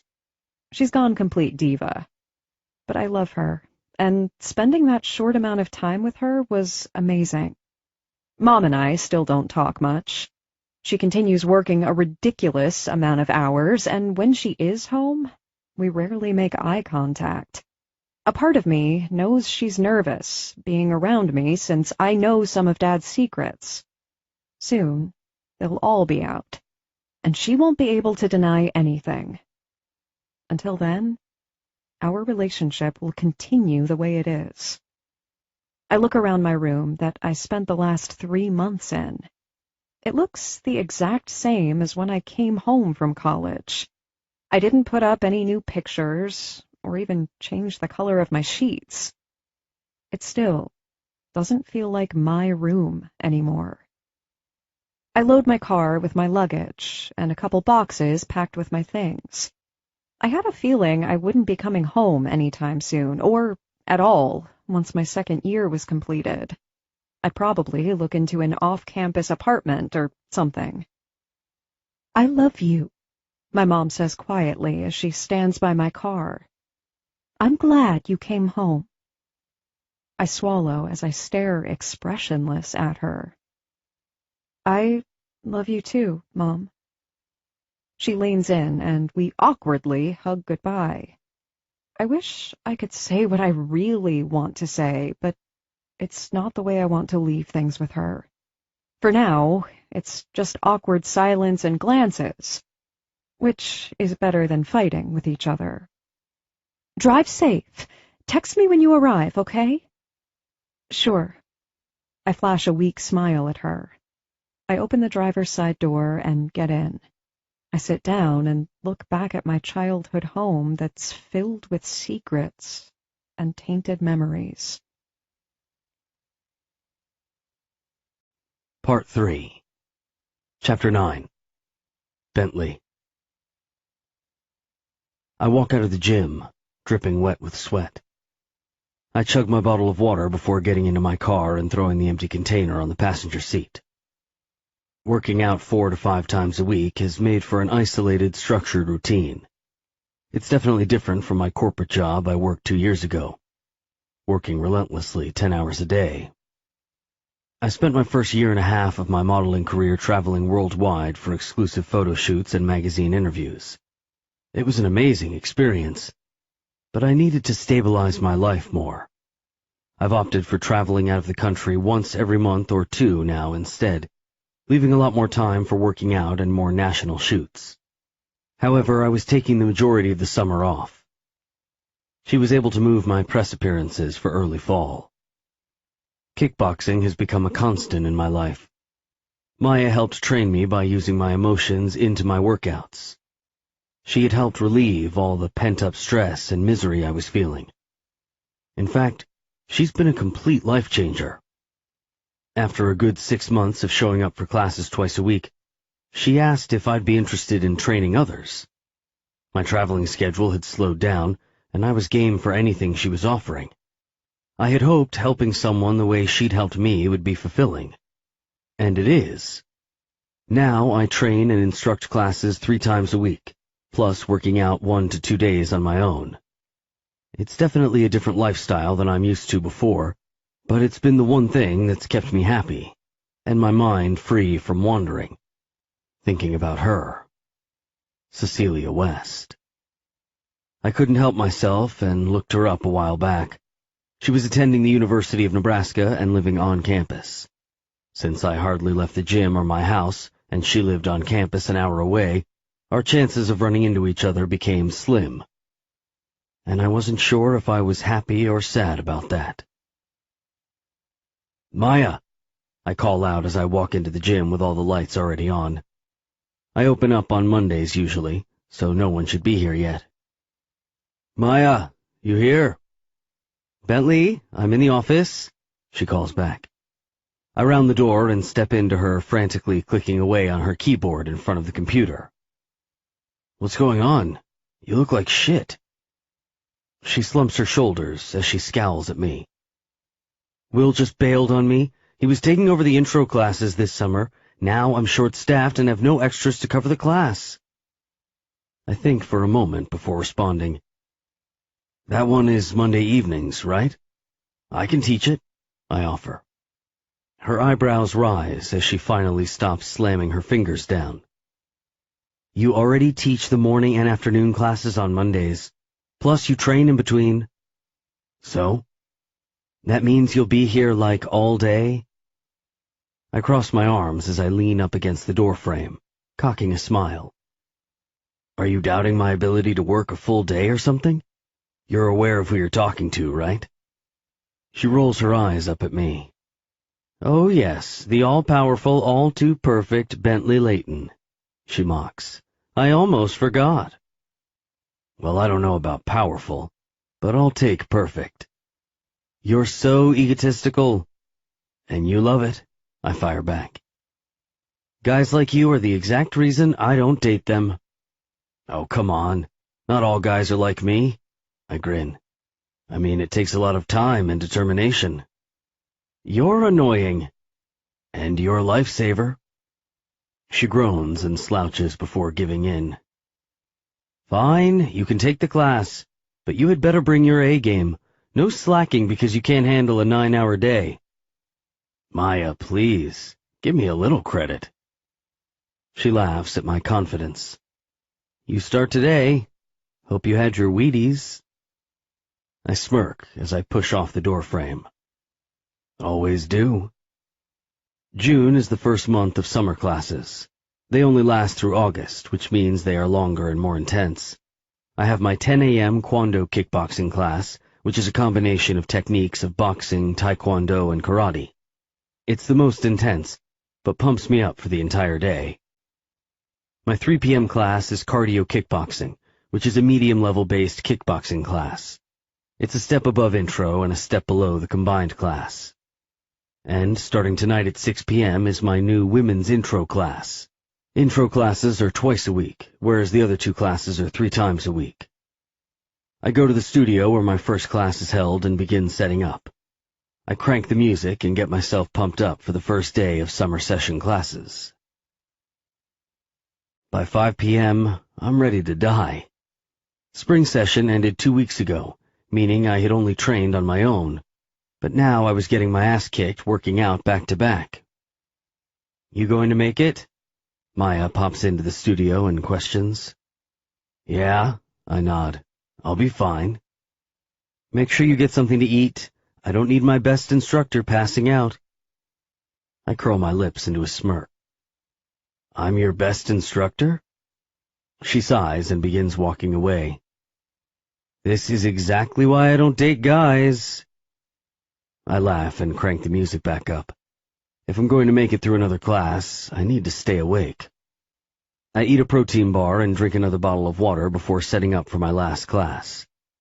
I can already feel my body burning and know I'll be sitting in an ice bath later. At 5:45, people begin piling into the room. Most are younger, between 20 and 30, and once they notice me, they smile wide and take the closest spots in the front of the room. Great. Some recognize me and ask for my autograph. I try to kindly reject, but I can't say no to a fan, so I sign whatever they have for me to sign and tell them that in this class, I'm their instructor. It's not always easy setting those boundaries right away. At exactly 6 p.m., I welcome the class and introduce myself.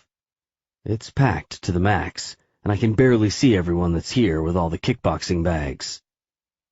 I begin going through some basic things, such as stance. I show them the proper way to stand, part their feet, and hold their upper bodies up. It's all very introduction-like, and probably the most boring part of the whole session. But if they don't nail it down right away, everything else will be a complete mess. I walk around the room, and as they all work on their stances, I guide some of the ladies with my hands on their hips to make sure they can feel the difference in between what they were doing and what they need to be doing. Some of them giggle and shimmy their asses in front of me, as if I'm going to be impressed. I'm not. I should have known teaching a woman's intro class meant a handful of girls who were only there to gawk. Will was definitely a ladies' man. He's been the intro instructor since before I started here, which meant people were definitely familiar with him. Ladies, is something funny? I scowl, backing away. No, not at all, one replies in a serious tone, but her face is anything but serious. She thinks she's flirting. Carry on, then. I walk away annoyed and back to the front of the class where a few more are completely on the wrong side of their bag. Just as I'm assisting another student, I hear the door open and slam shut. All heads turn toward it, but I'm on the opposite side of the room, so I can't see what all the commotion is about. Shit, sorry, a young girl's voice echoes through the room. Come on, let's go in the back, I hear her say to her friend next to her. The disruption has interrupted my class, and it ticks me off. I walk back to the front of the room and clear my throat to get their attention. Ladies, please make sure you are on time. Tardiness isn't something I take lightly. Next time the door will be locked, I say sternly. I need to make sure they are all aware of how inconsiderate it is to show up late to my class. Sorry, one yells from the back. It won't happen again.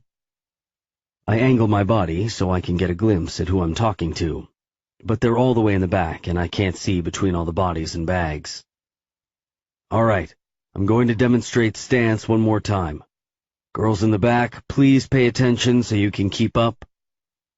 Everything runs smoothly as I transition to the different types of punches: jab, cross, hook, and uppercut. I go slow, making sure they can all keep up, and walk around as they practice the different punches once with their bags. You need to angle your body more to the right, and part your feet, I instruct to one girl. That's it, keep your chin up. She demonstrates for me once again. Good. I notice I'm running out of time, so I walk back toward the front of the class and go over basic kicks: front, side, and roundhouse. I demonstrate several times and tell them all to practice with me. After a few minutes, I have them rotate between punching and kicking. I remind them to focus on keeping their stance while working on both. I look around and notice many unbalanced girls. I chuckle to myself as I see them all try really hard. I make my way to the back, since I haven't been there yet. I notice a few girls stumbling as they try to switch between punching and kicking. Steady. I grab her hips and angle her body the right way. Balance your hips and keep your feet apart. Flex your arms and focus on keeping everything tight. I align my body with hers, showing her exactly what I mean. Like this? Her voice is laced with seduction, and I know exactly what she's doing. Yes, great. I back away and brush a hand through my hair. This is definitely going to be a long 8 weeks. I walk behind the last row and watch as they all try to mimic my moves. There are a couple of girls on the way end whom I presume are the ones that stumbled in late. I rub the back of my neck as I watch the one on the end. She has legs for days, all tan and solid. It's not hard to notice them, but her stance is all wrong as she pushes her ass out and bobs her feet back and forth. Oh, God. There's a reason being late to my class is not something I usually allow, I growl, gripping her hips with both hands. I immediately feel her body tense from my fingers. I push myself closer to her and she shivers underneath me. She's clearly nervous around me, so I take the opportunity and adjust her body to what her stance should be. I place my foot in between her feet and push her foot farther to the right, opening her legs wider. Make sure your legs are parted. Bend your knees slightly. I hear her swallow. Hard. She doesn't speak. She only nods at my demands. I can feel the heat radiating off her skin the longer I touch her. Relax, you're too tense, I say against her ear. Her long blonde hair is pulled up in a high ponytail, exposing the goosebumps on her neck and shoulders. Her body eases into mine as she straightens her back and perfects her stance. My foot is still in between her legs, along with my hands on her hips. She trembles, her body giving her away completely. She's obviously affected by me and from the way that I'm touching her. I haven't even seen this girl's face, but I know there's something about her that makes me eager to spin her around. Perfect, I whisper. At that moment, it's just her and me. I feel her steady breaths as I stand against her. Back away, I tell myself. Hell no. I notice the rest of the room is silent as everyone stares at us. Shit. I rub both hands up her arms and land on her shoulders, placing a quick, easy pat. Good job, I say casually as the class watches me intently. I hear her breath hitch as I feel something rough against my thumb on her right shoulder. I glance down and notice a scar underneath her thin tank top strap. My own breath hitches as I recognize that very fucking scar. Chapter 10. Cecilia. I can't believe I made it through another year of college. It ended up being better than my first. Much better. I was finally able to open up more and even make friends, besides my roommate, Caitlin. I met Brandon, spring semester, in world history. He sat behind me, and we were matched up to be partners on an assignment. He's smart, funny, and so sweet. The very opposite of Bentley's domineering behavior. We had spent 6 weeks together researching and planning our presentation. We'd meet at the same cafe every Tuesday and Thursday, and he'd always buy me a latte and a croissant, without even asking me. He always insisted that I needed my caffeine and food. After a while, we'd hang out outside of class and study sessions. I found myself really opening up to him and feeling comfortable in my own skin. He made me feel again. He had become a really good friend, and I was truly grateful for that. On the day of our presentation, we both stood up and spoke as the slides displayed pictures and graphs. It really went perfect because he was the perfect partner. The last slide was our credits, which was really just our names and references we used in making the presentation. Or so I thought was our last slide. The class applauded lightly, and I began shuffling the papers on the podium together so I could go back and take my seat. However, Brandon clicked one more time to a slide I hadn't seen before. Counting Stars by One Republic begins playing through the speakerphones as I read over the slides. Cecilia West, I'm crazy about you. Crazy about your face. Crazy about the way you tap your feet when you've had too much caffeine. Crazy about how you scrunch your face up when you're thinking too hard. Crazy about the way you snort when you laugh too hard. Like I said, crazy. My eyes widened as I read over the words. The class was stunned silent as he clicked for another slide. Cecilia West, please tell me you're crazy about me, too. Otherwise, I'm just plain crazy. I stood frozen in place. The entire classroom was quiet, looking eager for my answer. Even the damn professor was smiling like a hormonal teenage boy about to see tits for the first time. Fuck, I bet he was in on it. God, this is so embarrassing. I turned and looked at Brandon. 100 feelings rushed in that I hadn't ever felt before. He was one of my best friends. How had I missed this? Had he always had feelings for me? Suddenly, I was seeing him for the first time. His charm, his looks, his wall of steel body. How had I missed it? Bentley. Oh, right. Jackass. He ruined me for all men. It was hard not comparing every other guy to him. My feelings for Bentley were raw and real, and came out of nowhere. Those feelings needed to be bottled up and put away. I had to move on. I told him yes, and we've been together ever since. The room filled with gasps and applauses, embarrassing me completely. But I felt lighter somehow, like I had finally decided to let someone else in. Cora begged me for 2 weeks to go to this new intro to kickboxing class with her, so finally I agreed. I was sick of her begging me, so I caved. This better not leave any bruises on me, I groan as she drives us to the gym. I haven't worked out in, forever. I'll probably fall and hurt myself. Stop whining, it'll be fun.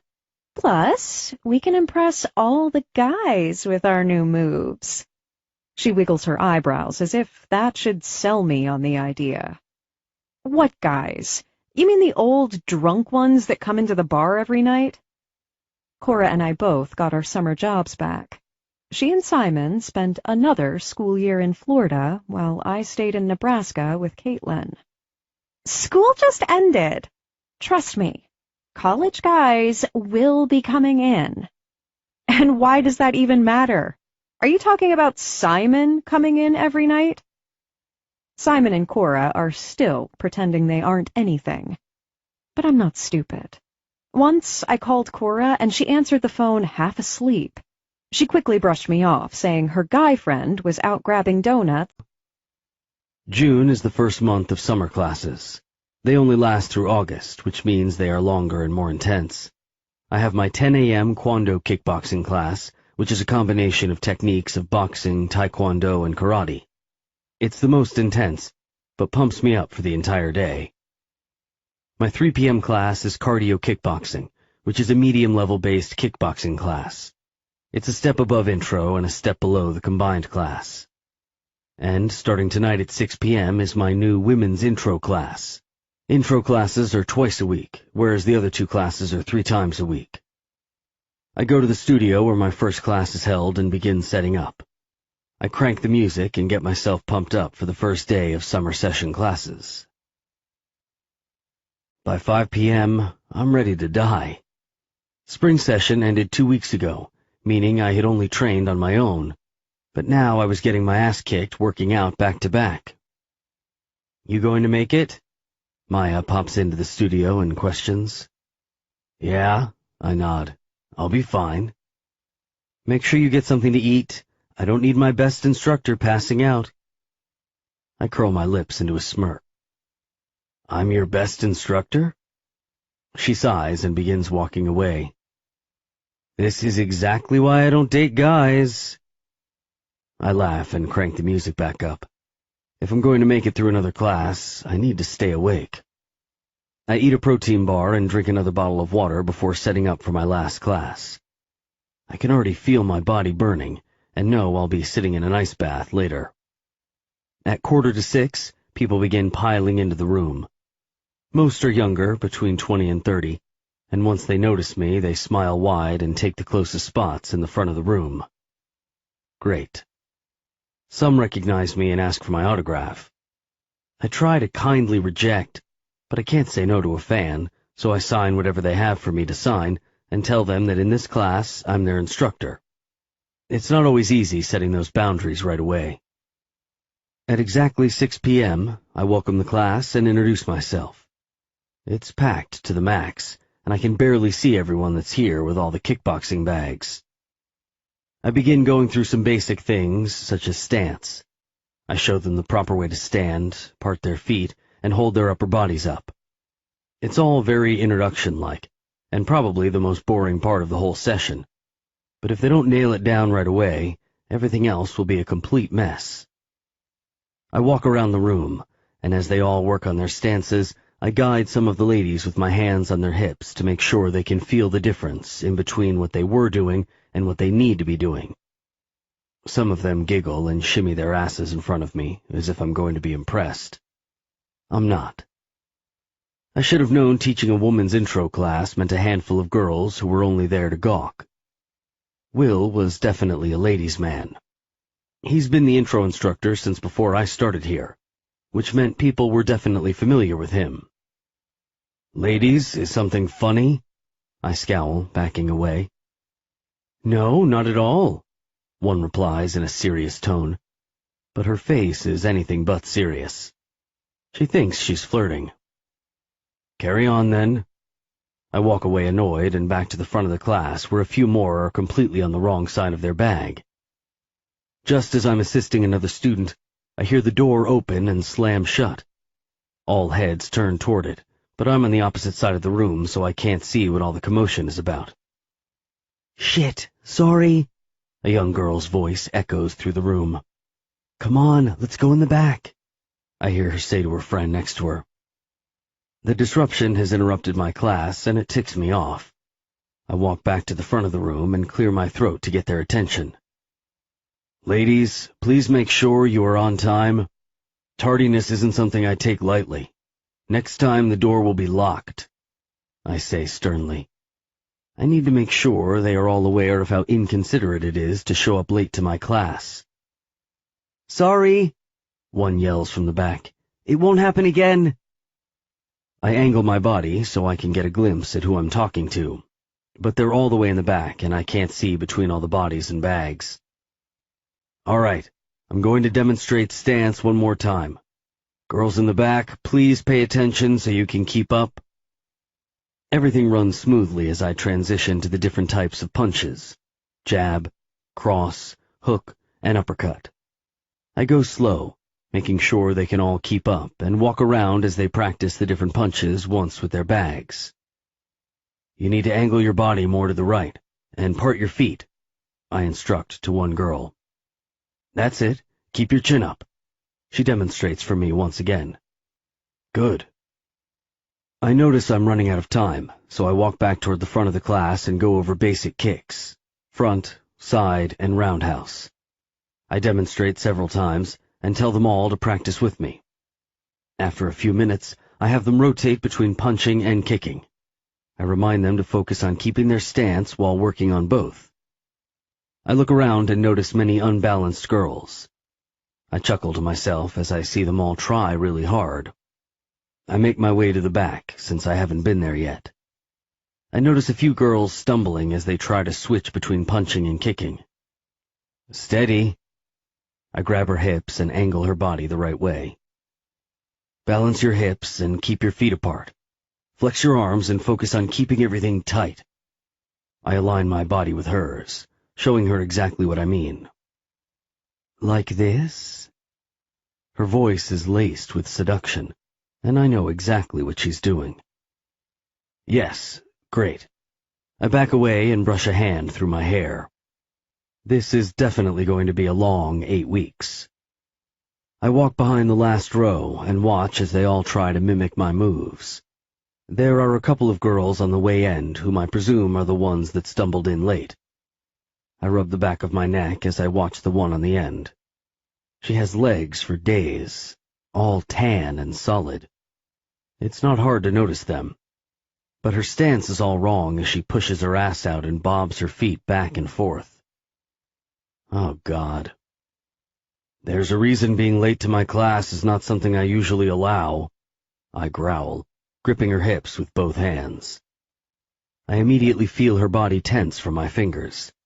I push myself closer to her and she shivers underneath me.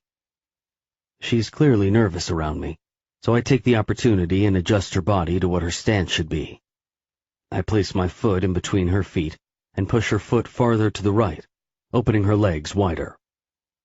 Make sure your legs are parted. Bend your knees slightly. I hear her swallow. Hard. She doesn't speak. She only nods at my demands. I can feel the heat radiating off her skin the longer I touch her. Relax, you're too tense, I say against her ear. Her long blonde hair is pulled up in a high ponytail, exposing the goosebumps on her neck and shoulders. Her body eases into mine as she straightens her back and perfects her stance. My foot is still in between her legs, along with my hands on her hips. She trembles, her body giving her away completely. She's obviously affected by me and from the way that I'm touching her. I haven't even seen this girl's face, but I know there's something about her that makes me eager to spin her around. Perfect, I whisper. At that moment, it's just her and me. I feel her steady breaths as I stand against her. Back away, I tell myself. Hell no. I notice the rest of the room is silent as everyone stares at us. Shit. I rub both hands up her arms and land on her shoulders, placing a quick, easy pat. Good job, I say casually as the class watches me intently. I hear her breath hitch as I feel something rough against my thumb on her right shoulder. I glance down and notice a scar underneath her thin tank top strap. My own breath hitches as I recognize that very fucking scar. Chapter 10. Cecilia. I can't believe I made it through another year of college. It ended up being better than my first. Much better. I was finally able to open up more and even make friends besides my roommate, Caitlin. I met Brandon, spring semester, in world history. He sat behind me, and we were matched up to be partners on an assignment. He's smart, funny, and so sweet. The very opposite of Bentley's domineering behavior. We had spent 6 weeks together researching and planning our presentation. We'd meet at the same cafe every Tuesday and Thursday, and he'd always buy me a latte and a croissant, without even asking me. He always insisted that I needed my caffeine and food. After a while, we'd hang out outside of class and study sessions. I found myself really opening up to him and feeling comfortable in my own skin. He made me feel again. He had become a really good friend, and I was truly grateful for that. On the day of our presentation, we both stood up and spoke as the slides displayed pictures and graphs. It really went perfect because he was the perfect partner. The last slide was our credits, which was really just our names and references we used in making the presentation. Or so I thought was our last slide. The class applauded lightly, and I began shuffling the papers on the podium together so I could go back and take my seat. However, Brandon clicked one more time to a slide I hadn't seen before. Counting Stars by One Republic begins playing through the speakerphones as I read over the slides. Cecilia West, I'm crazy about you. Crazy about your face. Crazy about the way you tap your feet when you've had too much caffeine. Crazy about how you scrunch your face up when you're thinking too hard. Crazy about the way you snort when you laugh too hard. Like I said, crazy. My eyes widened as I read over the words. The class was stunned silent as he clicked for another slide. Cecilia West, please tell me you're crazy about me, too. Otherwise, I'm just plain crazy. I stood frozen in place. The entire classroom was quiet, looking eager for my answer. Even the damn professor was smiling like a hormonal teenage boy about to see tits for the first time. Fuck, I bet he was in on it. God, this is so embarrassing. I turned and looked at Brandon. 100 feelings rushed in that I hadn't ever felt before. He was one of my best friends. How had I missed this? Had he always had feelings for me? Suddenly, I was seeing him for the first time. His charm, his looks, his wall of steel body. How had I missed it? Bentley. Oh, right. Jackass. He ruined me for all men. It was hard not comparing every other guy to him. My feelings for Bentley were raw and real, and came out of nowhere. Those feelings needed to be bottled up and put away. I had to move on. I told him yes, and we've been together ever since. The room filled with gasps and applauses, embarrassing me completely. But I felt lighter somehow, like I had finally decided to let someone else in. Cora begged me for 2 weeks to go to this new intro to kickboxing class with her, so finally I agreed. I was sick of her begging me, so I caved. This better not leave any bruises on me, I groan as she drives us to the gym. I haven't worked out in, forever. I'll probably fall and hurt myself. Stop whining. It'll be fun. Plus, we can impress all the guys with our new moves. She wiggles her eyebrows as if that should sell me on the idea. What guys? You mean the old drunk ones that come into the bar every night? Cora and I both got our summer jobs back. She and Simon spent another school year in Florida while I stayed in Nebraska with Caitlin. School just ended. Trust me, college guys will be coming in. And why does that even matter? Are you talking about Simon coming in every night? Simon and Cora are still pretending they aren't anything. But I'm not stupid. Once I called Cora and she answered the phone half asleep. She quickly brushed me off, saying her guy friend was out grabbing donuts and that she had to go. Curious, I called Simon right after, and he told me he was out running to the bakery. When I asked what he bought, he said donuts. Ever since then, I've tried to catch them in their lies, but they've made it pretty hard. In person, they pretend to hate each other, but behind closed doors, well, that's a completely different story happening. I don't care about Simon. But yeah, I'm sure him and his stupid friends will come and bother us. I grin as I watch her cheeks blush as she talks about Simon. She'll never admit it, though. I'll have to physically catch them in the act, which won't be something I willingly want to see. We end up stuck in traffic and end up being 15 minutes late. Shit! I hate being late. Let's just not go in, I offer. I'm sure we're not allowed to come in late anyway. Fuck that! I paid for us to join this class. She shuts the engine off and grabs her bag. We're going. Let's go. I reluctantly follow her inside. She slowly opens the door to the studio, but I don't catch it in time, and it slams shut. I close my eyes, embarrassed. Shit. Cora announces our apologies and grabs my hand to lead me to the back row. Come on, we can hide back here. I take the very end spot in the last row, hoping to keep eyes off me. I have no idea what I'm doing, and am still pissed Cora dragged me here. I don't notice him right away. In fact, it's not until I hear his voice that I instantly recognize him. I angle my head toward the front where he's standing and see him. All 6 feet plus, messy golden locks of him.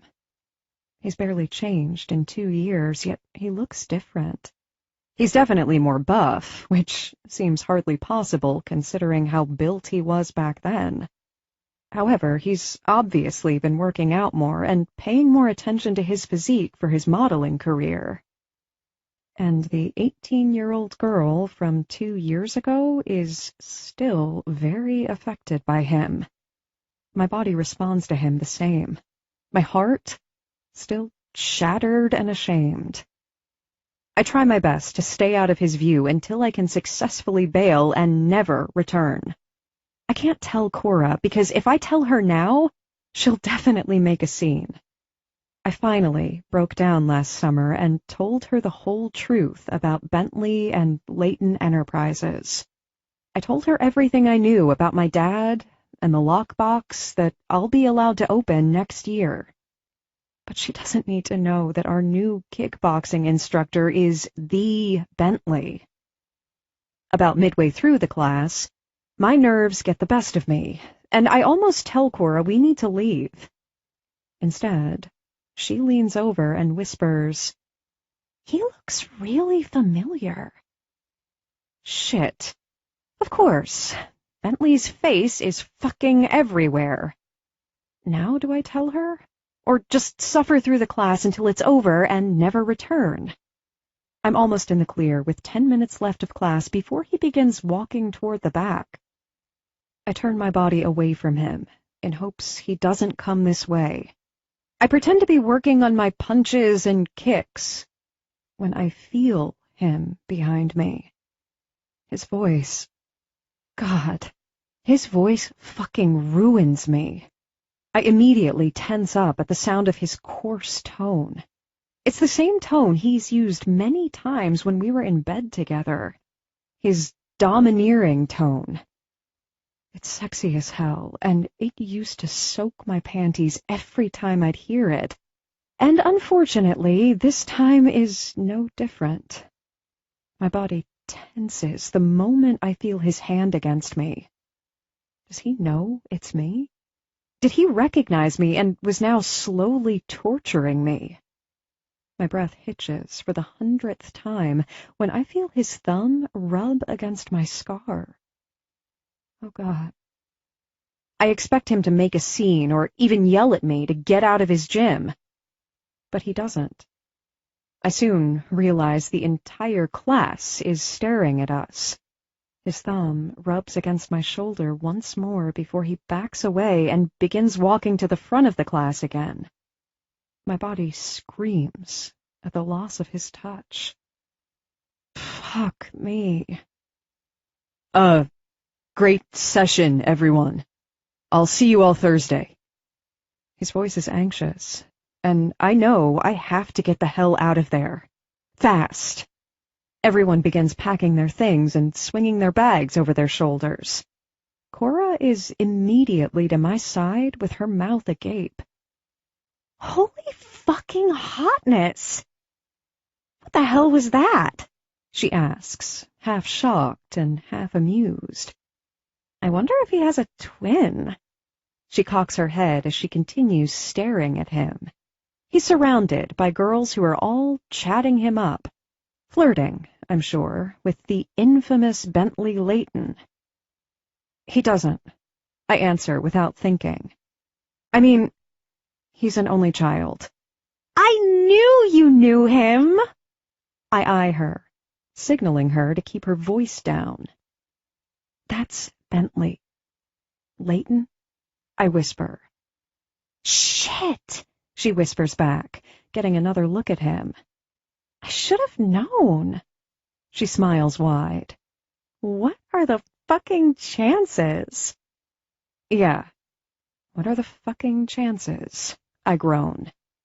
What the hell is a model doing teaching kickboxing classes anyway?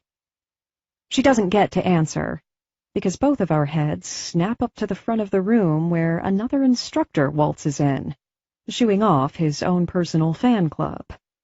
Let's go, I say firmly. I have to get out of here. The other instructor places a hand on his upper arm, and a tinge of anger flutters through me. She's laughing up at him, and then he leans down and kisses her cheek. God damn it.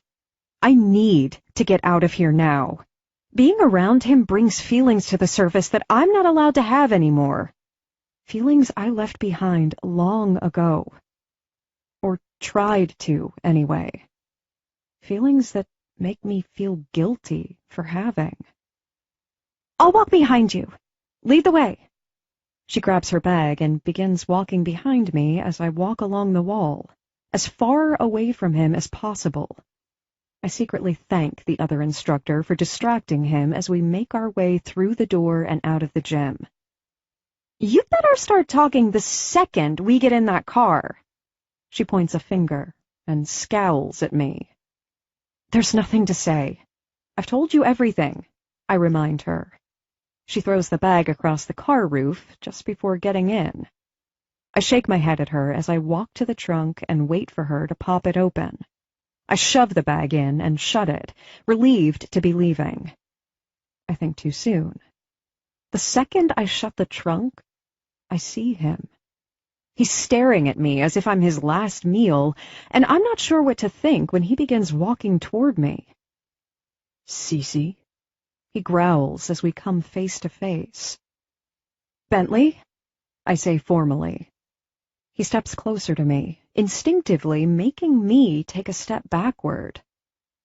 I didn't know you worked here, I blurt out.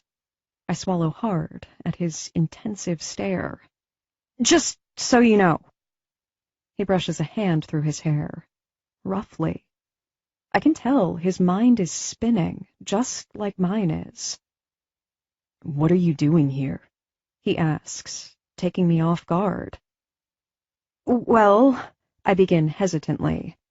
Cora actually signed us up and, well, she made me come. No, he says roughly. What are you doing here? In Omaha?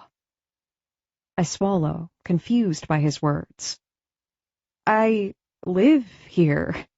What are you doing in Omaha? Aren't you like a world-renowned model or something? Why are you teaching an intro kickboxing class? I ask more defensively. Who the hell is he to ask what I'm doing here? I thought you'd be off living at college, he admits. And I'm taking some time off. Didn't want to travel as much. I teach a few classes here in my spare time. I'm on summer break, I explain. I live back with my mom until fall semester. Oh, right. I hadn't thought of that. I cross my arms and take another step back, needing to keep a safe distance between us. Sorry to have interrupted your class. I walk around him and head toward the passenger door. Don't worry, I won't be returning. I grab for the door handle, but he firmly takes my elbow and spins me around to face him. No, you should come back. He stares intently into my eyes, and I can't find any words to say back to him. Hell, I can hardly find my own air to breathe. Just don't be late next time. He releases my arm but keeps his stare. I'll think about it. I turn and open the door, getting in and slamming it behind me. Drive, I tell Cora. Well, that was intense, she finally says halfway back to my house. No, that was awkward. I haven't seen him in 2 years. Holy shit. He's hot on camera, but damn, he's fucking delish in person, she gushes. I tilt my head toward her and scowl. Don't even. A girl's allowed to appreciate a nice piece of man meat, thank you. And appreciate I will. Mondays and Thursdays for the next 8 weeks, she laughs. Then you're going alone. I am not coming back. Oh, yes, you are. It's our only nights off from the bar. You have to come. I don't know. I mumble just before we arrive at my house. Just think about it. Ignore the fact that Bentley Layton is your incredibly sinful, hot model that you used to sleep with, and just come to class to learn kickboxing. She smiles, as if she's just made this whole thing easier on me. I hate you right now. I grip the door and open it, letting myself out. No, you don't. You love me, she yells, just before I slam the car door in her face. I smirk to myself, because I really do love her. Damn it. I walk into the kitchen to my mom making dinner, stirring something in a huge pot. What are you doing? I ask suspiciously. It's past 7, and there's no way she's making an actual home-cooked meal. Making a late dinner. I'm glad you could join, because I want you to meet someone. I raise an eyebrow at her. Who? She stops stirring and turns fully toward me. A guy I'm dating. What? You're dating? Since when? I nearly shout at her. When the hell did this happen? Cecilia, calm down. I've been seeing him a couple months now, and it's becoming serious, so I wanted you and Nathan to officially meet. Oh, God. A couple months? You never said anything. I say softer this time. I know. I wasn't sure it would turn into anything, so I was waiting, she replies, turning back to the stove. Waiting for what? Her body stiffens, and she doesn't have to answer for me to know what she's referring to. Do I really have to meet him? I'd like to just go up to my room. It would mean a lot to me, Cecilia, if you would. She looks at me pleadingly. Please? I groan, because I don't know why it matters anyway. It's not like he's going to be my new daddy, I snap. I never thought of my mother dating again. I don't know why, but it never occurred to me. She's never brought guys home before. Even if she had dated in the past, I never knew about it. Cecilia, she says sternly, I didn't raise you to be a cold-hearted snot. You can be pleasant for one evening. It won't kill you. You didn't raise me at all, I fire back, turning on my heel and walking upstairs to my room. Brandon. I miss you, baby. A calm smile flashes over my face as I read his text. Me. I miss you too. This is going to be the longest summer ever. Sad face. Brandon. Don't think like that. It's going to fly by. Me. I hope so. I'm already dreading being here with my mom. I'm meeting her new boyfriend tonight. Yay. Brandon. Be nice. I can hear his teasing tone in my mind as I read his last text. He knows my mother and I don't get along the greatest. But I hadn't told him why. Me. I'm always nice. Happy face.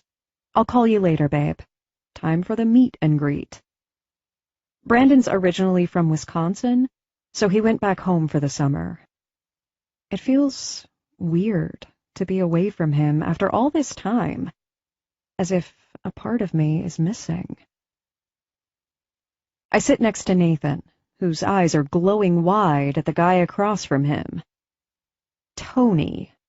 What the fuck kind of grown-up name is that anyway? Tony? He looks a couple of years older than my mother, with short brown hair. He's fairly built, with a decent smile, but something about him doesn't sit right with me. Perhaps it's because there's another man in my house, but either way, I don't like him. So, Tony, what do you do for a living? I ask, stabbing the chicken on my plate. I'm a college professor. I teach economics. Impressive. Have you been married before? He swallows uncomfortably. Good. Yes, she passed away a few years ago. Oh, shit. I look down and apologize for bringing it up. It's all right. His voice is calm, light even. I look back up at him with a pained expression. She had cancer. Oh. I know I'm acting like a selfish brat, considering Tony hasn't done anything to warrant my nasty behavior, but I just don't want another man in my house. My dad's house. I mainly stay quiet for the rest of dinner. He asks about college and my major before Nathan talks his ear off. Nathan was too young to really remember Dad. He's never had a father figure in his life before, and from the way his face is lighting up, I can tell he needs one. I'm anxious to leave, but I promised Mom I'd be pleasant. I think I'm in the clear after dinner is over, but then she announces there's dessert. Dessert? We haven't had dessert in years. I tap my foot anxiously as I wait for my mom to return from the kitchen. Nathan is talking sports and who's going to be drafted in some sport this fall. I don't pay much attention, but I notice how well they seem to get along. I lay in bed, unable to sleep. I have way too much on my mind. Bentley. And Mom's new boyfriend. And seeing Bentley again in 3 days. Did I want to see him again? Yes. No. Yes. Fuck, I don't know. It's been 2 years. I was just getting to the point where I wouldn't see his picture and cry myself to sleep. I was just starting to move on from him. Perhaps we could be friends. Could we do that? Did I want to do that? Perhaps it's too soon. Chapter 11. Bentley. God, what was I doing? I shouldn't have followed her out. But I did. I didn't even have a chance to talk myself out of it before I was standing in front of her. And now my emotions were all over the place. Remembering her scent, her delicate facial features, the way her body would tremble underneath me. Memories that were impossible to forget, and now they were all slapping me back in the face. 1 second I wanted to hate her for all the agony she'd made me feel over the last couple of years, and another second I wanted to get in between her legs. Make up your fucking mind. It's impossible when I spent the last year trying to forget her completely, and then to have her show up in my class, a class I wasn't even supposed to be teaching. Was it fate, or just a coincidence? There are plenty of other gyms in the city that offer kickboxing classes. There are plenty of instructors. But she showed up in mine. That has to mean something. My mind isn't any more made up by the time Thursday arrives. All I know is that I want to see her. Even if we can't talk, I just want to watch her. I want to get a glimpse of who she is now. I can still remember all the intimate details about her. The way she eats, the way she nervously rubs her shoulder, the way she bites down on her lower lip. I can't help but wonder if she's the same girl with all those traits. "What's up with you today?" Maya asks as I walk into her office. "You're cheerful." I slap a hand to my chest as if I'm offended. "I'm always cheerful." "You got laid, didn't you?" She raises an eyebrow in suspicion. "No, not yet." "Have any friends looking for company?" I tease. "Not that I'd be interested in you," she taunts. I flash her a pained expression and she laughs. Maya has become a really good friend to me this past year, and I value her friendship more than anything. She's the one person I've really been able to open up to since leaving my father's company. I lost all my friends, or rather acquaintances, and I haven't had the urge to find more. She deals with my crazy traveling schedule when I get booked up, and always gives it to me straight. No bullshitting around. "Excited for your intro class tonight?" she asks as I sink into the chair across from her. "You could say that." "You have quite the fan base." "They're not fans, they're admirers." "And the difference is—" "You'll see." I wink, teasing her because it's just too easy sometimes. "I can't help what God gave me, Maya. Sometimes it's a curse." "Oh, shut up. You're so annoying sometimes." "And you love me." "You're an arrogant asshole. You know that?" I push myself up and bend over the desk to where she's sitting. "I know."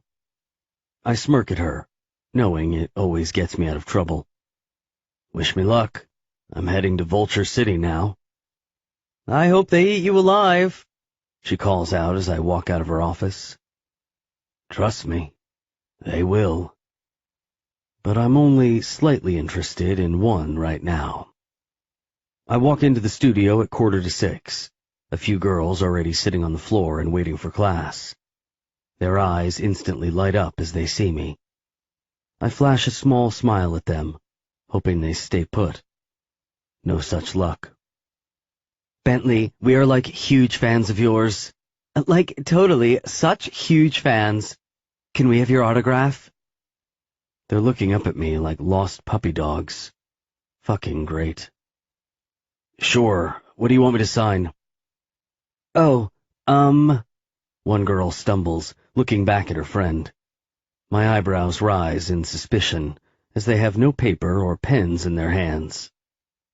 "Actually, can you sign us?" the other asks.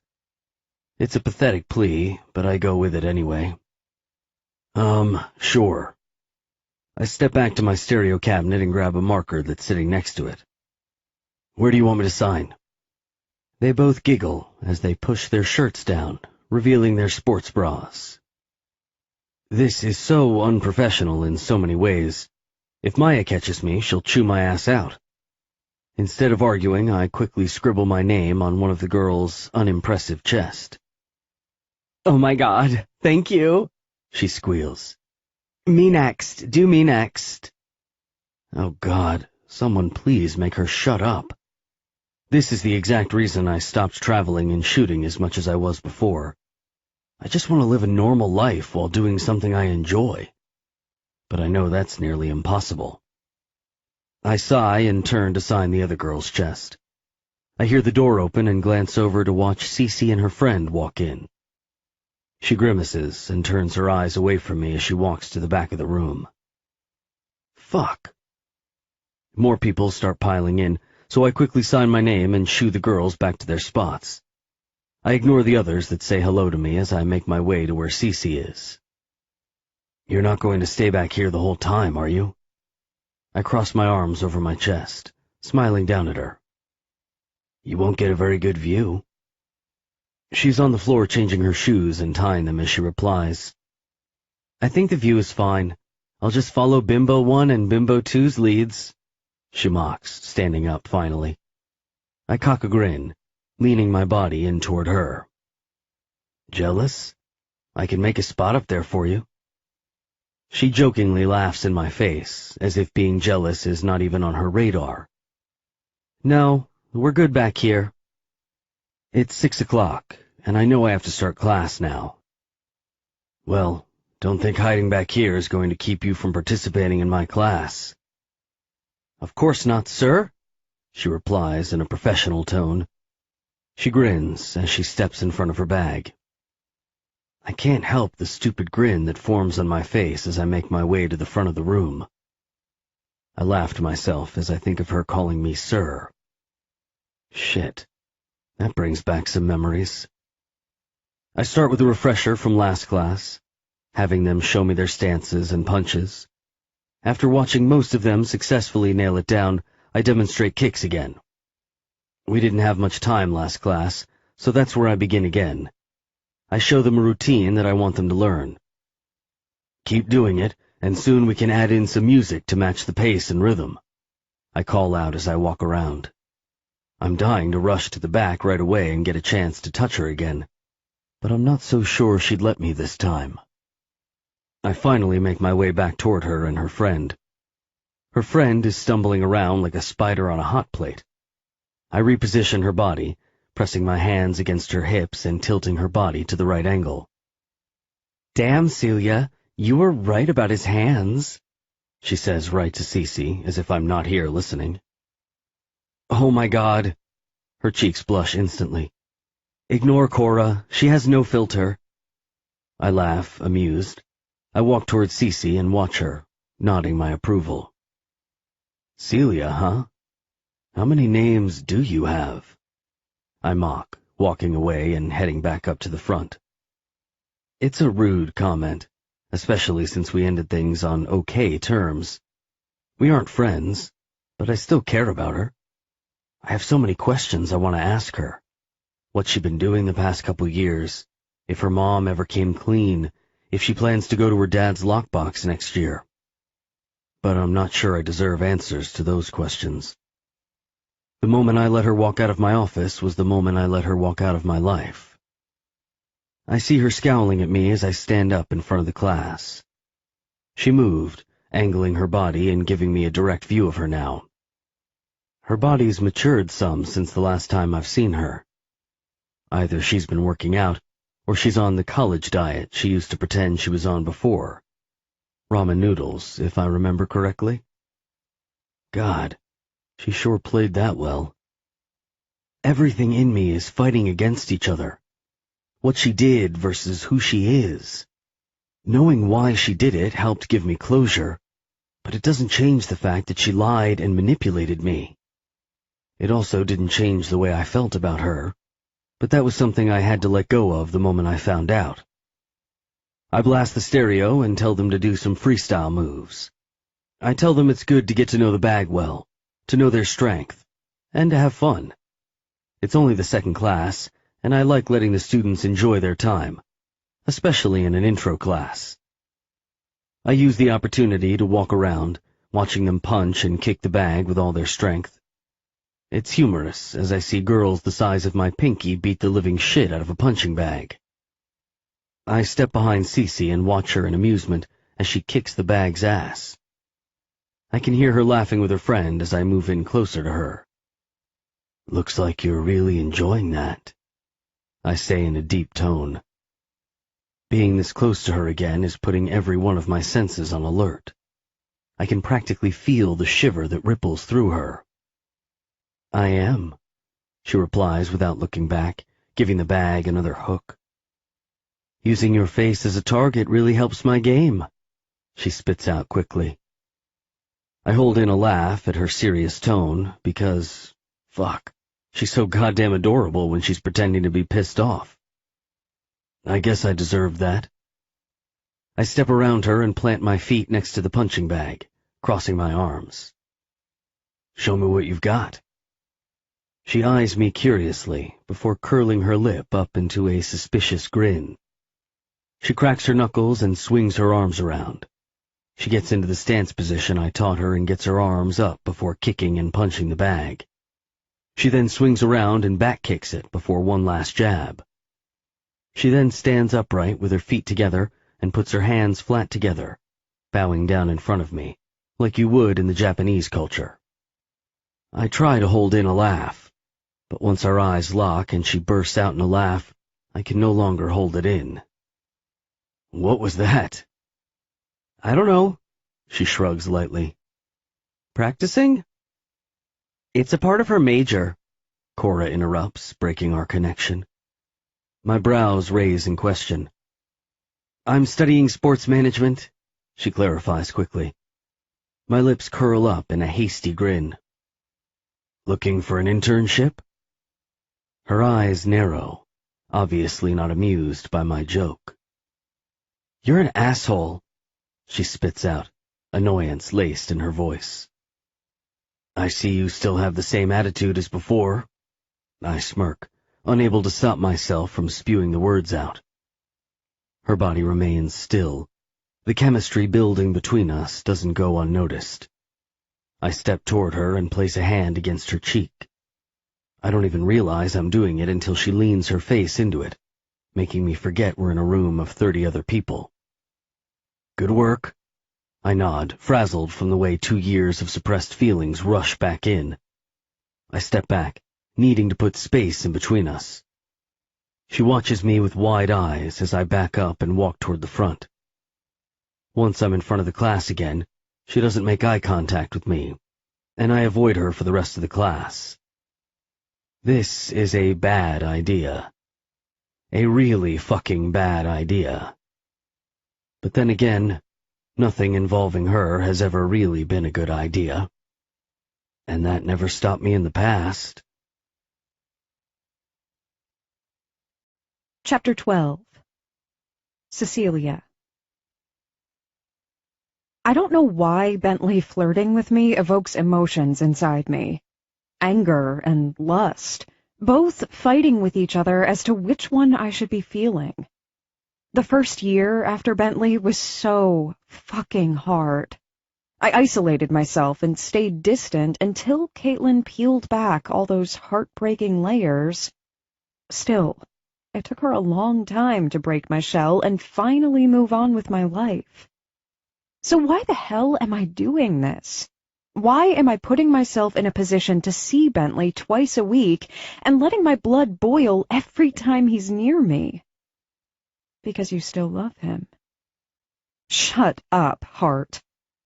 Cora makes me continue going for the next 4 weeks until 4th of July week. Classes are suspended the entire week, and I can finally breathe without the anticipation of seeing him. We haven't talked since the last time he cradled my face with his hand. There's something so familiar in his touch, something that makes it impossible to forget him, or how he made me feel. I call Simon and beg him to take me out somewhere. I don't care where. I just need to get out of my house. Thanks, I say softly as I get into his truck. It's already dark out, so he can't see how bloodshot my eyes are from crying. "Where to?" he asks, enthusiastically. "I don't care." "Hey, what's wrong?" He turns and forces my face to look at him. "Why are you crying?" I sniff once and reply, "Because I'm an idiot, Simon." "You're going to have to be a bit more specific," he mocks. "What happened?" "Bentley," I say quickly. "He's my kickboxing instructor." "No shit," he yelps. "No wonder you're enjoying that class so much," he teases. I cock my head at him and tell him that's not it. "Then what is it?" It's as if 2 years never even passed. My body still craves him, wants his touch. My mind's a damn clusterfuck, and I don't know how to control these feelings lingering inside me. It's as if we could pick right back up where we left off. You know, before everything blew up in my face and I never saw him again. "So, what's the matter? Have you talked to him?" "No, not really. We spoke the first week of class, barely, but he hasn't said a word to me since. He watches me, and that's it. And I think that's what's pissing me off. He's treating me like any other student." "Perhaps it's what helps him see you after all this time, Celia. Maybe he's struggling with seeing you just as much as you are. Maybe he's confused, considering he probably didn't expect to see you again." I know Simon's right, but I hate that he is. But I'm not like every other student in that room. He's had me in positions I've only ever read about. He's kissed me with such passion and aggression that my insides felt it. We had so much between us before it was ripped apart. I just hate that I'm having these feelings toward him. I thought I was over him, Simon. Over. And now? Fuck, I don't know. "Have you tried speaking to him?" "No. He always has like 100 girls waiting for him. And one of the other instructors always comes in right after class and is like all over him. I can live with the idea of him moving on, but I don't think I can just sit there and watch it. That hurts even worse." "Damn." I see Simon's pained expression, and I know he feels for me, but isn't sure what else to say. There really isn't much else to say. I put this all on myself. "Well, I know where I'm taking you." His lips curl into a wide grin. "Time to get you drunk." I laugh as he pulls out into the street. "Why is that always your answer to everything?" "Booze heals the weak and broken-hearted, my love. Trust me." I narrow my eyebrows at him, confused at his words. "Who are you longing after?" He tilts his head at me, but doesn't say anything because it's too obvious. "I knew it!" I squeal. "I always knew, Simon." "I know," he says softly. "I just wish she did." "Cora knows. You just need to grow some balls and tell her. Tell her you want her exclusively, not just one-night sleepovers. Tell her how you really feel." "I will when you do," he mocks. "You tell Bentley that your panties are still wet over him, and I'll tell Cora." "Oh my God!" I blush. Such a romantic. We end up at a bar where his friend works and gets us in since we aren't 21 yet. Simon keeps feeding me drinks until I finally loosen up and play pool with him. I bend over the pool table and line my stick up with the red-striped ball. I pull my stick back twice before finally smacking the white ball. It flies over the table and begins rolling down the floor. "Shit!" I screech. I put the stick down and run after it. It rolls under a high-top bar table, so I bend down to grab it. I've had way more than I remember. I stand up, forgetting I'm under the table, and smack my head against it. Damn it! I stumble backward into something else and immediately regret those last 3 drinks. Son of a bitch. I brace myself for the pain to come, but it never does. 2 large hands wrap around my arms, securing me in place. His scent consumes me immediately, and I know exactly who those hands belong to. "Are you all right?" he asks, his voice raspy and deep. "I'm fine. You can let me go," I plead. I don't want to see his face. I just want him to let me go so I can walk back to Simon. "You're stumbling all over the fucking place. What are you even doing here?" His tone is angry, and I feel myself getting brave as the alcohol floods through my veins. "I was playing pool with a friend. Is that okay?" "No," he responds curtly. "You need to go home and sleep it off." I pull my arms out of his grip and turn around to see a pissed-off Bentley. "Who the fuck are you to tell me what I need to do? You aren't my boss anymore, Mr. Layton." He grabs my upper arm and pulls me closer to him, lowering his mouth to my ear so only I hear him. "Either I'll take you home, or the police can take you home.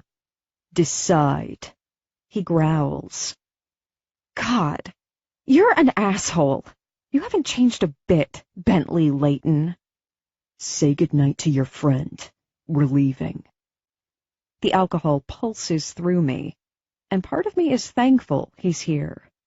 I tell Simon I'm leaving with Bentley, and he gives me a wink before I walk away. "Well, let's go," I mock, walking past him with my hoodie in hand. He casually follows behind me, not hurrying along as I walk in front of him. I make my way to his Range Rover that brings back memories of our time together, and how every time I saw one afterward, my heart immediately squeezed at the memory of us. "Oh, the good times we had in this thing," I say, an octave higher than necessary. "Do you remember?" I smile playfully as I lean up against the passenger door. "I remember," he replies roughly. He stands in front of me, his chest rising and falling heavily as we stare intently at each other. He leans in, our eyes not breaking, until he grabs the door handle behind me and motions for me to move. I swallow, wishing I was sober enough to keep myself from acting like a damn fool. "Get in." The ride is awkward, but I'm too drunk to care at the moment. He keeps a firm grip on the steering wheel with his eyes focused on the road as rain begins to pour down all around us. "I'm glad you decided to go back into modeling," I say, breaking the silence. "I mean, I'm glad you went back to something you loved." His body relaxes a bit before responding.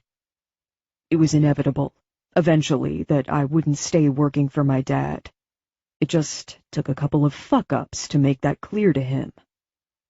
I swallow deeply, feeling guilty. "I'm sorry. I'm sure that was my fault." "It didn't help my case, but no, it wasn't all your fault. I knew better," he says harshly. I knew it. He regrets being with me. He knew better. He knew better than to hook up with an intern, to be with someone that he worked with. Even so, "We don't have to do this, Cece. I know you're sorry. I've moved on from it." "Good. Me too." "I know." I snap my head in his direction. "You know?" He ignores my question and says, "We're here." He gets out and comes to my door. He opens it and puts his hand out for me. I don't take it as I stumble out of the car myself. "I'm fine," I snap. "Thanks for the ride." I clench my hoodie and begin walking toward my house. I can walk my damn self to the door. "Cece, wait," he calls out. I hear his shoes hitting the wet cement as he comes up behind me. I don't want you to fall, he says genuinely, placing a hand on my lower back. Don't touch me. I'm just guiding you. It's wet and you're drunk. I laugh at his words. It's wet. You don't get to talk about being wet, mister. God, I'm a fucking lush. I wish I could freaking talk normal to him, but now my body is ready for a fight. What are you talking about? He spins me around, making me face him. My hair is getting soaked, but I don't care. His golden locks are molding to his face as he looks down at me. I'm trying to be nice, Cece. He grips both of his hands on my upper arms, stabilizing me. Well, stop it! Stop being nice to me! You don't get to be nice to me! I scream, breaking the hold his hands have on me.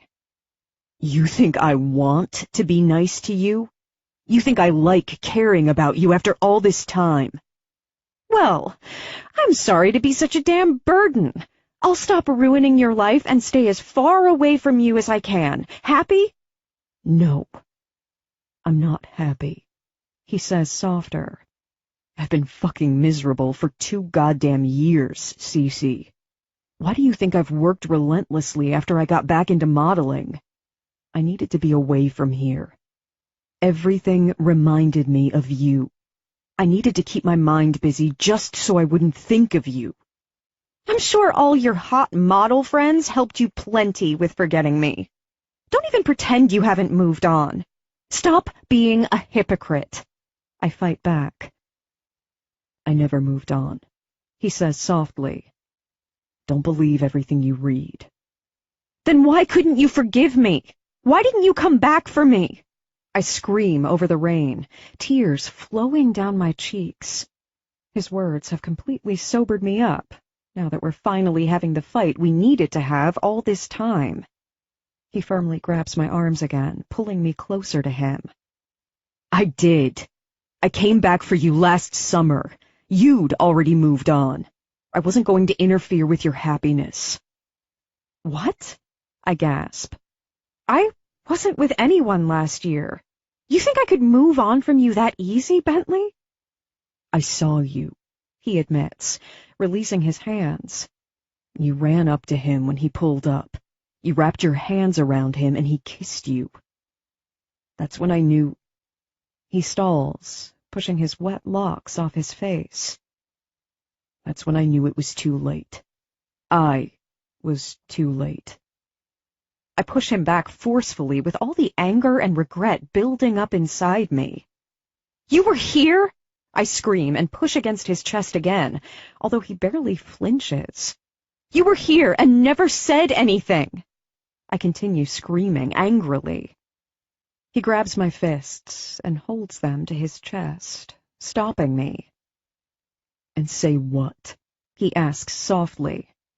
I wasn't going to interrupt your reunion with your boyfriend. I knew I hadn't earned that. You weren't too late, I sob. I lift my head up and meet his dark eyes. You weren't too late, I repeat louder. That wasn't my boyfriend. He never was. Simon's my best friend and he had just returned from London, I explain. Shit, he curses, dropping his eyes. I don't know why I drove here that day. I shouldn't have. Why didn't you call? I ask. His hands are still wrapped around my fists. I haven't stopped thinking about you, Bentley. I know I fucked up. I know that. But if you were thinking of me, why didn't you call? Because I didn't know what to feel, Cece. You royally fucked me over, yet I wanted you. I wanted every fucking piece of you. You know how messed up that made me feel? I have an idea. I breathe out. I became a tortured soul that didn't let anyone in because I was so damn regretful for what I did. I was so angry and broken, and I didn't even want to live a life without you, yet I had to learn how because it was my only option.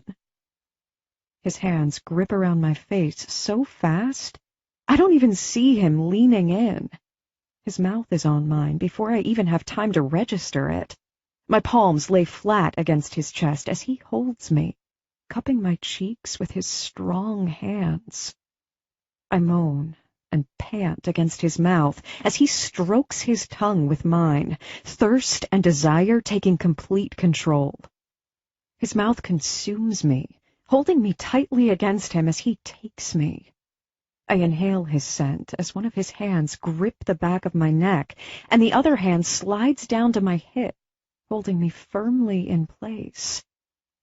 It's just as I remembered. His lips are fucking heaven, and nothing ever compares to the way he kisses me. Feelings rush through me harder than the rain pouring down on us, and I realize I need to make him stop. I push against his chest, breaking the heated kiss. He looks down at me curiously, and then his eyes widen as he realizes what we just did. God, I'm sorry. He releases me and brushes a hand through his soaked hair. I shouldn't have done that. I don't know if it's because he regrets kissing me, or the way he's looking at me right now that hurts the most. It guts me completely as I see the mixed emotions in his eyes. I should have called, he says, taking me off guard. But I was a coward. I wanted to forget. But I was a fool because I could never forget Cece. I can't forget. A sob reluctantly releases deep within my chest. The last thing I want to do is cry in front of him. But what's it matter anymore? This whole situation is fucked up. I look up at him, and we lock eyes when I finally say, "You're too late." "What?" he gasps, training his eyes on me still. "You weren't late back then," I clarify. "But you're too late now." I spin around and begin walking toward the house. I'm soaking wet and freezing, but I don't even care. I just want to feel numb. Chapter 13. Bentley.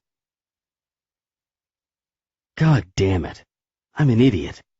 Why did I fucking tell her all that? She's drunk, and I'm a damn fool for thinking I had any claim on her. You weren't late back then, but you're too late now. Did that mean she had moved on and was with someone else? Or that she didn't want me at all? From the way that her body reacted to me, the same way it did 2 years ago, I refuse to think she can easily ignore that. There's no way she can deny it. I've been battling my feelings for 2 years. It's exhausting, and no matter how much I tell myself to move on, to forget her, I can't. I never will. Watching her in class for the past month has been pure torture. Not talking to her and barely making eye contact with her has been worse than trying to forget her. At least then, I didn't have to look at her and watch her perfect little body moving and bouncing around during class. I could at least pretend my feelings were non-existent and that I was just a pussy for not being able to get over her. But I'm tired of being that person. I'm going to make her see that giving in is much easier than fighting the inevitable. Giving in is what we both want. My mind is made up, and I'm not going to take no for an answer. Unless she's sporting a diamond ring, nothing's going to stop me from making sure she knows exactly what I want and how I feel. I watch her walk in Monday evening with Cora. She keeps her eyes down as she makes her way to the back of the room. I grin selfishly as I walk toward her. "Where is everyone?" Cora asks, looking up at me as I step in front of Cece. They're sitting on the floor, changing their shoes out and realizing the room is completely empty except for the three of us. "Class got pushed back to 6:30, I state. Cece finally jerks her head up, staring at me suspiciously. "I sent an email out." Cora looks at her phone, checking her email for the message she won't find. "I didn't get one." She narrows her eyebrows before looking back up at me. She smirks, obviously understanding the silent plea I'm sending her. I never sent her an email. Well, since we have a half hour, I'm going to grab a protein smoothie. She uncrosses her legs and stands up to walk out. Cece goes to stand up and blurts out, "I'll come with you." "No, stay and watch our stuff," she blurts, rushing away before Cece can protest. She stands up and faces me chest to chest. She crosses her arms, scowling up at me. "What are you doing?" I flash a confused expression. "As in general?" I raise a brow, making her steam even more. "As in this?" She waves her hand in between us. "I just wanted a few minutes alone to talk to you," I admit. "I want to apologize," I clarify. "I'm sorry for how I acted last weekend. It was inappropriate." She continues staring at me, not saying a word. Her expression reads that she doesn't believe me. She shouldn't, but that doesn't mean I'm not going to try to convince her of it. We can be friends, right? I mean, I'm going to be your instructor for another 2 months. Friends? She narrows her brows, still scowling at me. Yeah, it's when two people talk casually, maybe hang out, strictly platonic. I know what being friends is, asshole, but I don't think that's a good idea. I slap a hand to my chest as if I'm offended by her dismissal. All right, have it your way, I smirk. You always did prefer the subordinate role. Excuse me? What did you just say to me, Bentley? It's actually Mr. Layton, I taunt. I wink at her, causing her anger to fuel even more. Oh yes, this will be fun. If she doesn't want to admit that she wants to be more than friends, I'll just have to make her realize it on her own. I purposely avoid eye contact with her as I go over more lessons. I walk around the classroom like normal, but don't step in to help her. Instead, I yell at her for slacking and tell her to try again. She glares at me, dropping her arms to her sides. If you need extra help, Miss West, you're welcome to come to the front of the room. It's a much better view. I smirk at her. She bites her lip, stopping herself from making a scene before she finally releases it and responds, I'm just fine back here, thank you, Mr. Layton. My pleasure. I grin wide. Keep your arms tight, you're falling out of your stance. Flex your muscles as you drive into the bag. I instruct and walk away, but I can feel her eyes daggering into the back of my head. She hates the fact that I know her so well.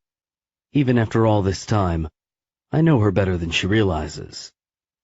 After a great class, I dismiss everyone and begin packing up. Maya walks in as usual after class and grabs a hold of my arm.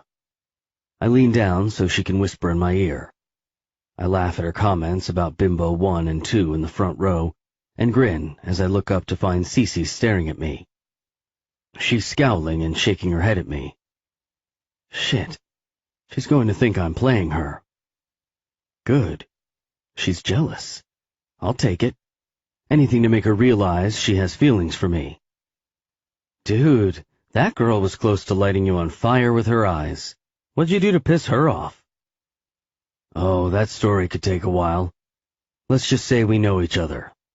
Very well. What about her friend? She watches them walk out of the studio and exit out of the gym. There are windows surrounding the building, so it's easy to see everything outside. The windows are tinted from the outside, so you can't see in. Pretty sure her friend is straight. Sorry, Maya, I say teasingly. There might be a few in the front that are your type. You're such a bastard, she spits. I can find my own dates. I stroke a hand down my shirt, smoothing it as I walk up to Cece's door. I know she's home because I recognize her car in the driveway. I'm prepared for a pissed-off Cece, so this will be interesting. I ring the doorbell and impatiently wait for her to answer. She whips the door open with a toothbrush in her mouth, her hair up in some kind of rat's nest bun. She looks fucking adorable. What are you doing here? She says with a mouthful of spit. I try not to laugh, but I can't help it. Bad time? I lean in, hoping she lets me in. She brings a finger up, motioning for me to wait as she runs and disposes of her toothbrush. She walks back with a bottle of water, chugging it before responding. "Why are you here?" she asks again, popping her hip out to one side.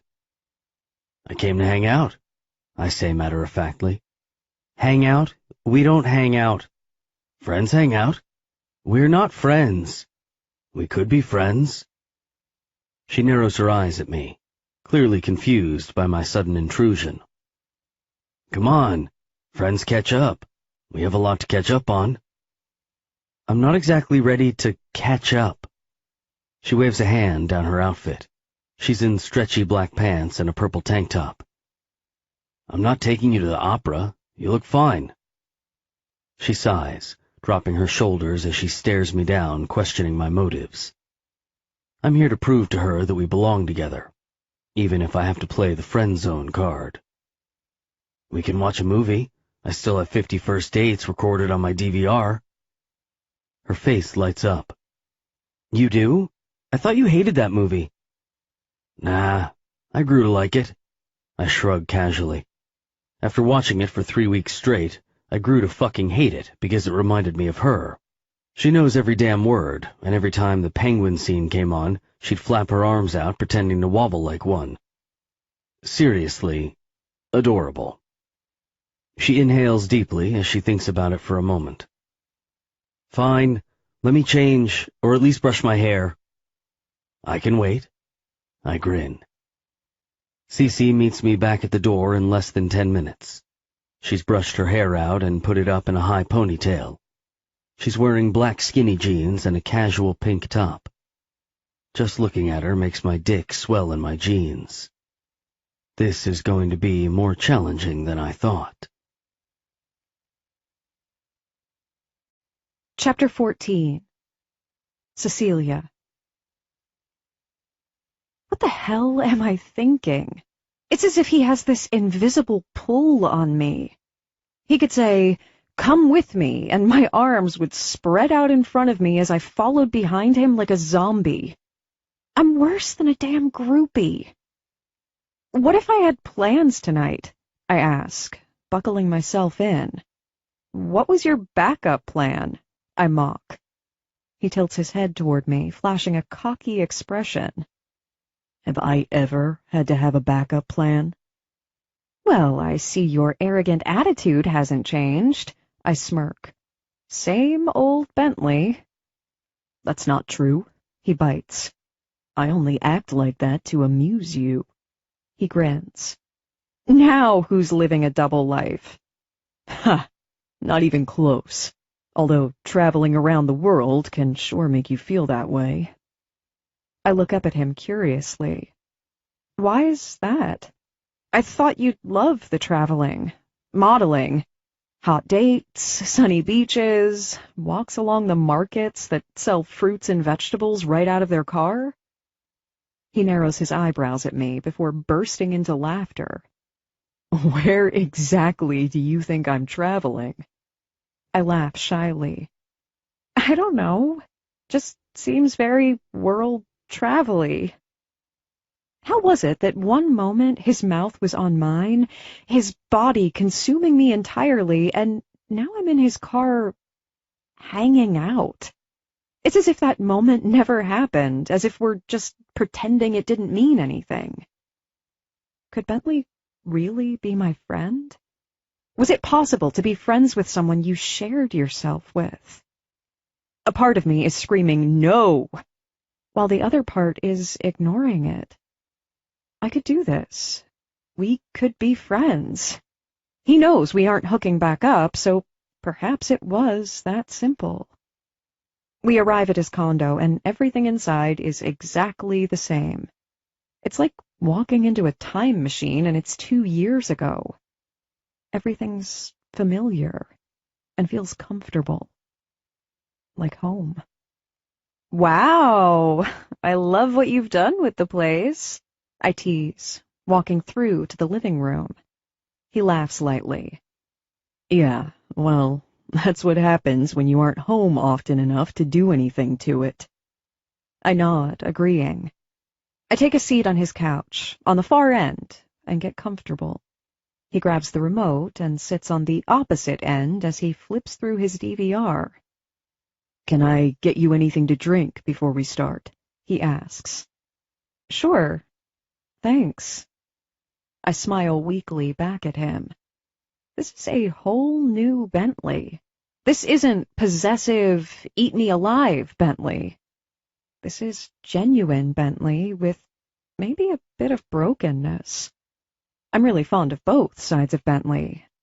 Knowing he can be this person as well plays with my emotions even more.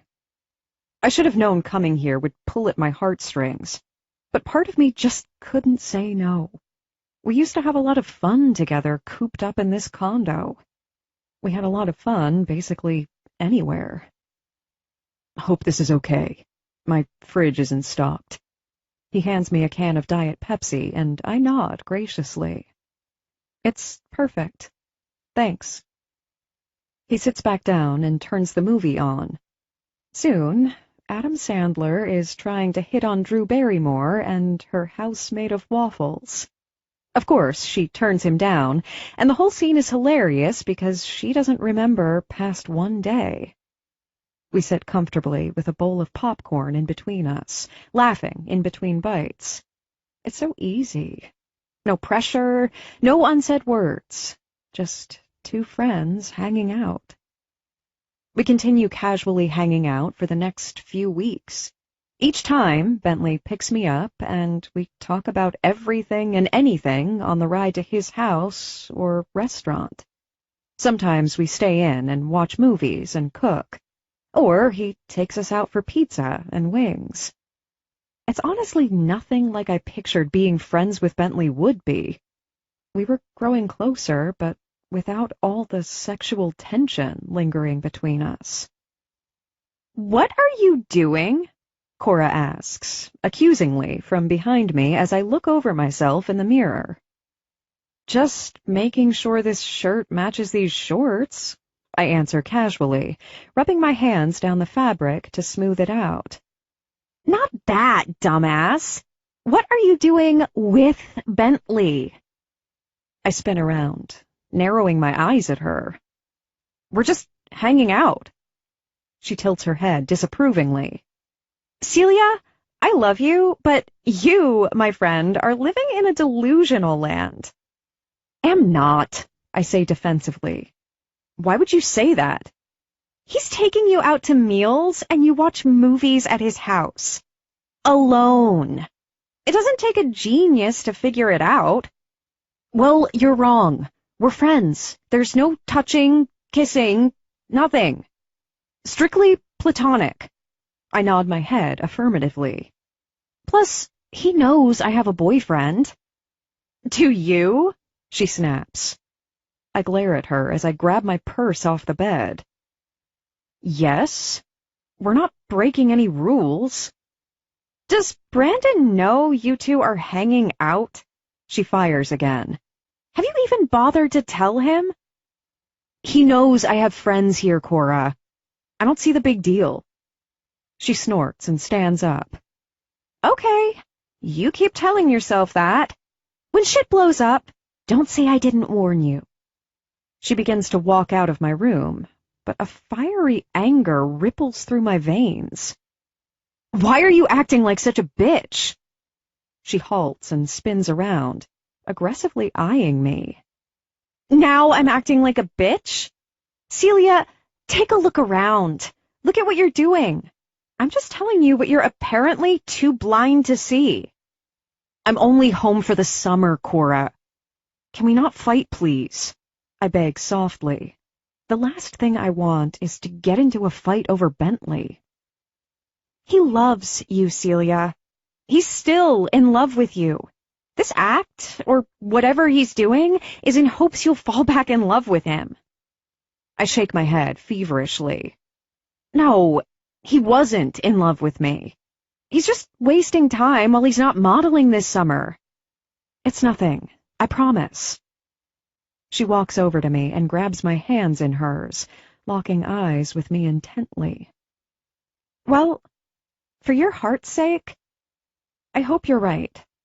After hearing how you dealt with it and knowing how long it took you to move on, I just don't want you to go through that again. I don't want you to get hurt. I won't.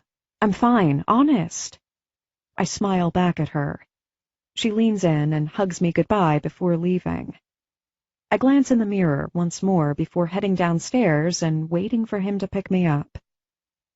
I thought we could see a movie tonight, he says as soon as he pulls out into the street. You're going to make me watch one of those gory guts everywhere type movies, aren't you? I cringe, wrinkling my face at him. He laughs, gripping the steering wheel slyly as he weaves us in and out of traffic. No, actually. I thought we could watch one of your sappy romance movies. I cock a brow in disbelief. Well, this new side of Bentley is very refreshing. A gentleman and a chick flick? It's like you've turned into my gay bestie, I tease. His hands tense, and I see his eyes darken. Apparently that was the wrong thing to say. We arrive at the theater, and Bentley completely surprises me when he buys 2 tickets for The Fault in Our Stars. Are you fucking with me right now? His eyes widen, taken aback. No.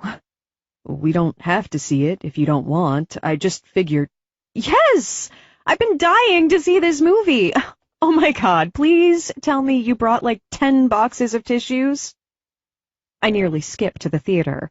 The anticipation of finally seeing this tearjerker is almost too much. I read the book last year, during my freshman year when I was in my self-torturous phase and putting myself through emotional pain. How'd you know I'd want to see this? I ask, bumping my shoulder with his as we sit down. He winks at me as he looks around the theater, obviously taking in a large female audience number. I had a hunch. The theater is packed by the time the movie begins. We both end up shoulder to shoulder, the people sitting next to each of us smothering us together. No crying. He leans down and whispers against my ear. I look up at the grin he's sporting. He so did this on purpose. That goes for you, too. That won't be a problem. His face is firm, not giving anything away. It's the first time I've seen this particular expression. I couldn't tell what it was. Remorse, maybe? His jaw is tense, and his eyes are locked on mine. The buzzing of my phone breaks me from his stare. I grab it from my pocket and see it's a text from Brandon. Brandon, 45 days until school starts. 45 days too long. Me, you're counting? Brandon, counting the days until I see my beautiful girlfriend again, yes? I can't wait, baby. I miss you so much. My heart aches at his words. God, what am I doing? Is Cora right? Should I tell him I've been hanging out with Bentley? Knowing Brandon, he'd be totally trustworthy. 45 days. Was that it? How had this summer flown by so fast without me realizing it? I glance up at Bentley, who's watching the screen. I've let myself get completely distracted between our kickboxing classes and hanging out as friends. But were we? Friends? It was like a switch. Once Bentley kissed me and confessed everything to me, I had turned that part of my heart off. But now it was definitely back on. He's the one it's beating for. He's the one I've let back into my life when I have a boyfriend waiting for me. The realization of what I've done and how I'm feeling hits me right in the gut. After last year, I had tried really hard to get over Bentley. I needed to get over Bentley. But now, here he was, next to me. I sink down in my seat, having no choice but to curl up next to him. The heat radiating off his chest burns into me. I know I've been ignoring my attraction for him. My feelings are still there, and I know I've been lying to myself every moment I've allowed myself to spend time with him. I swallow roughly as I think about the position I've put myself in. Why the hell did I let myself go along with this little friends-only charade? Had I secretly wished for more this whole time? I think about Brandon and how he's the perfect guy for me. He's sweet, caring, smart. He's the boy next door any girl would be lucky to have. And then there's Bentley, the forbidden fruit. Brandon is the obvious choice, the safe choice. He'd take my heart and guard it for the rest of his life, never causing me any heartbreak or pain. Bentley was like a roller coaster. One minute my hands would be up in the air, enjoying the high, and the next I'd be curled over, hurling my guts out at the nausea my stomach was feeling. Bentley was the dangerous choice, the tempting choice. Bentley wraps his arm around my shoulders, leaning closer to me. My heart quickens at the small gesture, but my entire body feels it. God, how does he have this effect on me? Still. I try to convince myself it's natural. Bentley was my first love. I never told him that, though. Perhaps I should have. But what good would it have done? It would have only hurt worse when everything blew up. I try to focus on the movie, and soon tears are streaming down my cheeks. They come forcefully and without notice, but I continue watching because I don't want Bentley to see me like this. I can't even tell which tears these are, for Hazel and Augustus, or for Bentley. Hey, he whispers, so close to my ear I feel his lips vibrate against my skin. You all right? I hear the sincerity in his voice, so smooth, so soothing. I look up at him, tears evident as they mark my cheeks on their way down my face. How did I miss it this entire time? I had built my Bentley towers up, hoping to avoid feeling like this ever again, yet here I was, completely smitten and uncontrollably in love with him. I smile weakly at him and nod. Yeah, I just know what's coming. He presses his palm to my cheek, wiping away the tears with his thumb. He lets it linger there as our eyes lock, lust and desperation potent in his touch. Bentley's the reason I have any answers about my father at all, the reason I get to open his lockbox in a year. He was always much more than a friend to me, and I don't know why I refused to see it before. Brandon. I curse under my breath as I remind myself what I'm doing and who I'm with. Brandon is amazing, and I could really see myself with him for a long time. Perhaps even a lifetime. But I'm not sure if I could live with the what-ifs, the unknown if I just gave in and went for it. I sink into his touch, telling him everything with my eyes.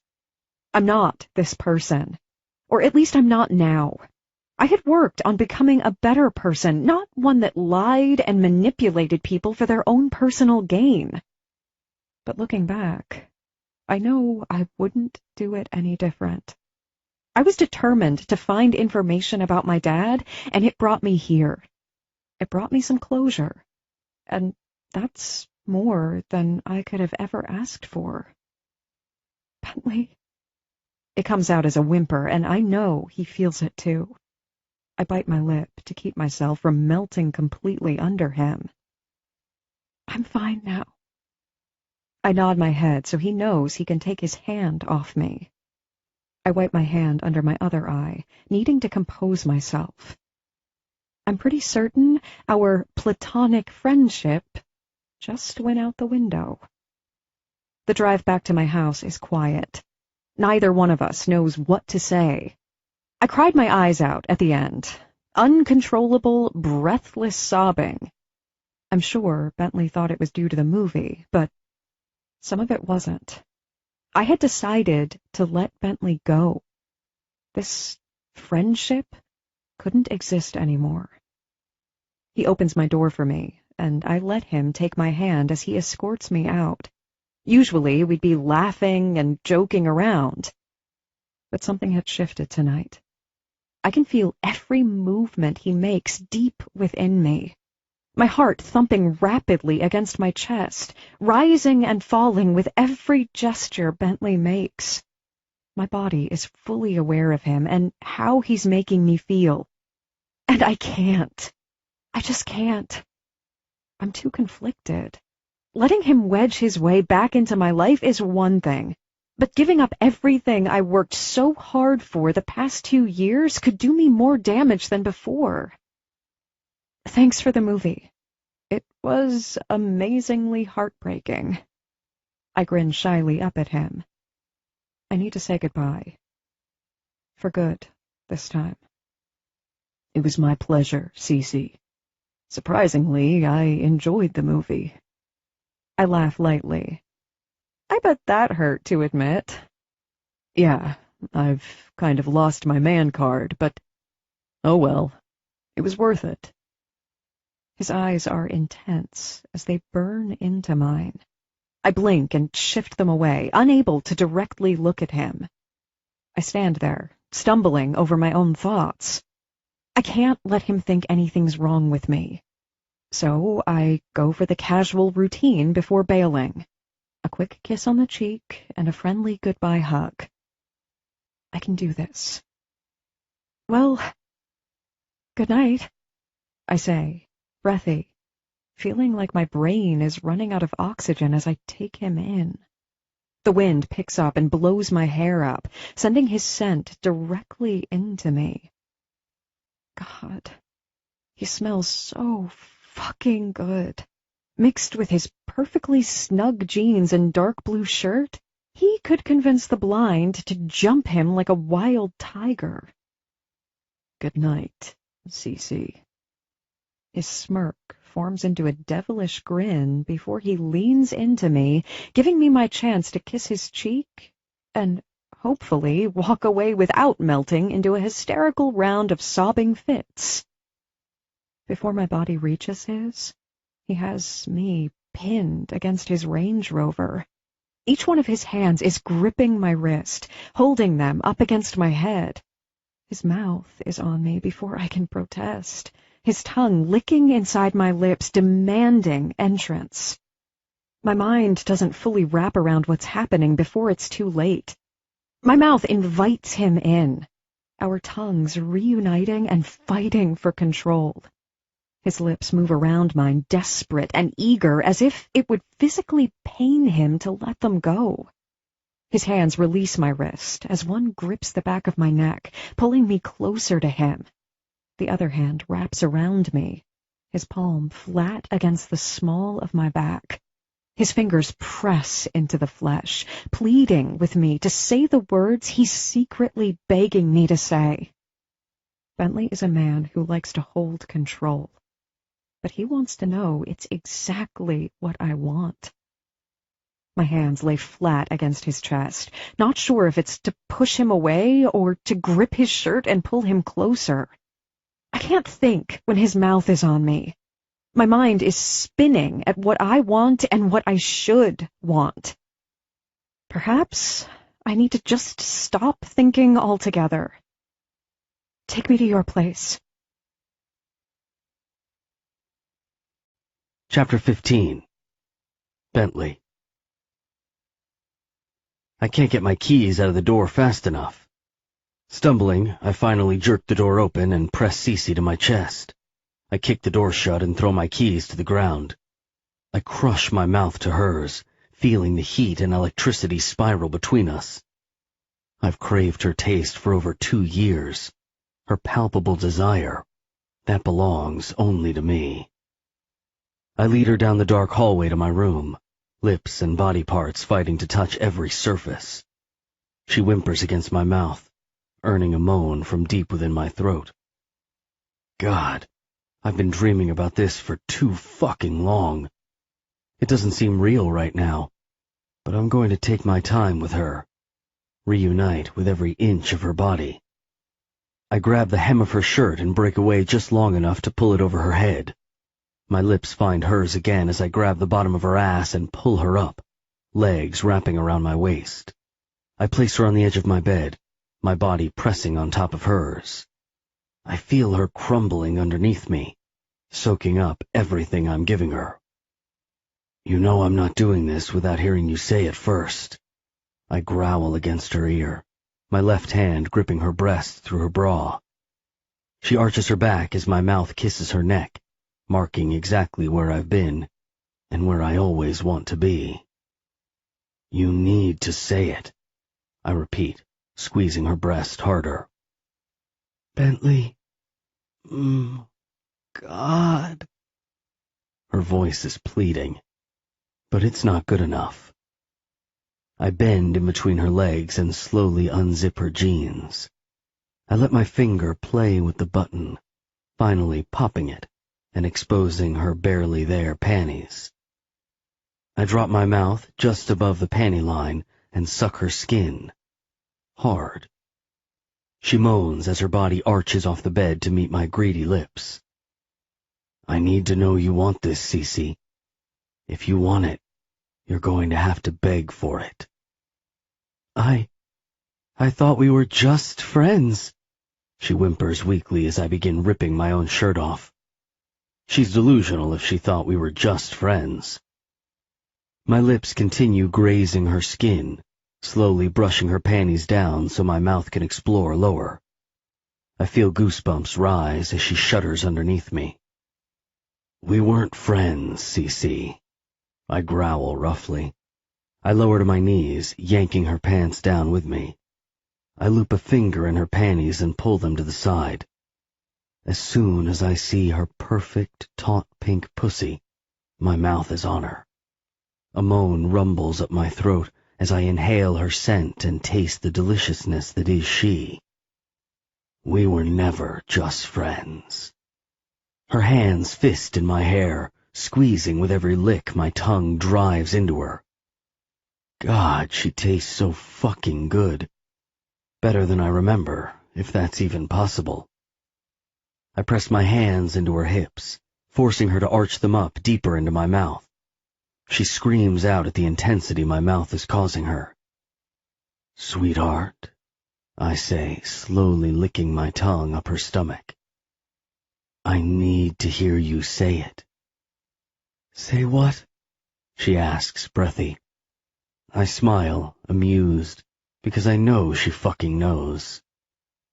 Say it, Cece, I demand, my tongue making its way to her bra, yanking it down to cover her nipple with my lips.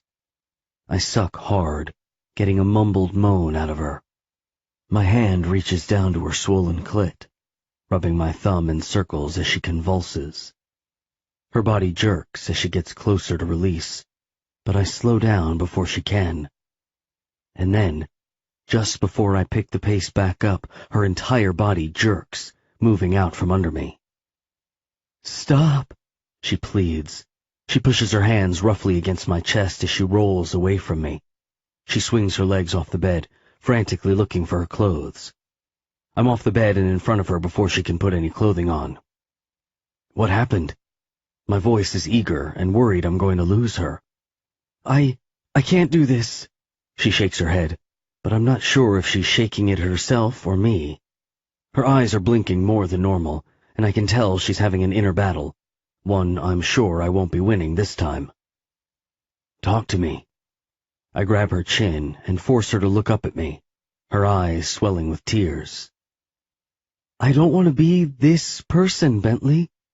I have a boyfriend. Her breathing is rapid, her chest falling and rising quickly. Fuck. I'm sorry, I whisper, but I'm not apologizing for that. Please, take me home. She pulls out of my grip and leans down to grab her shirt off the floor. You don't have to go home, Cece. We can talk, I say sincerely.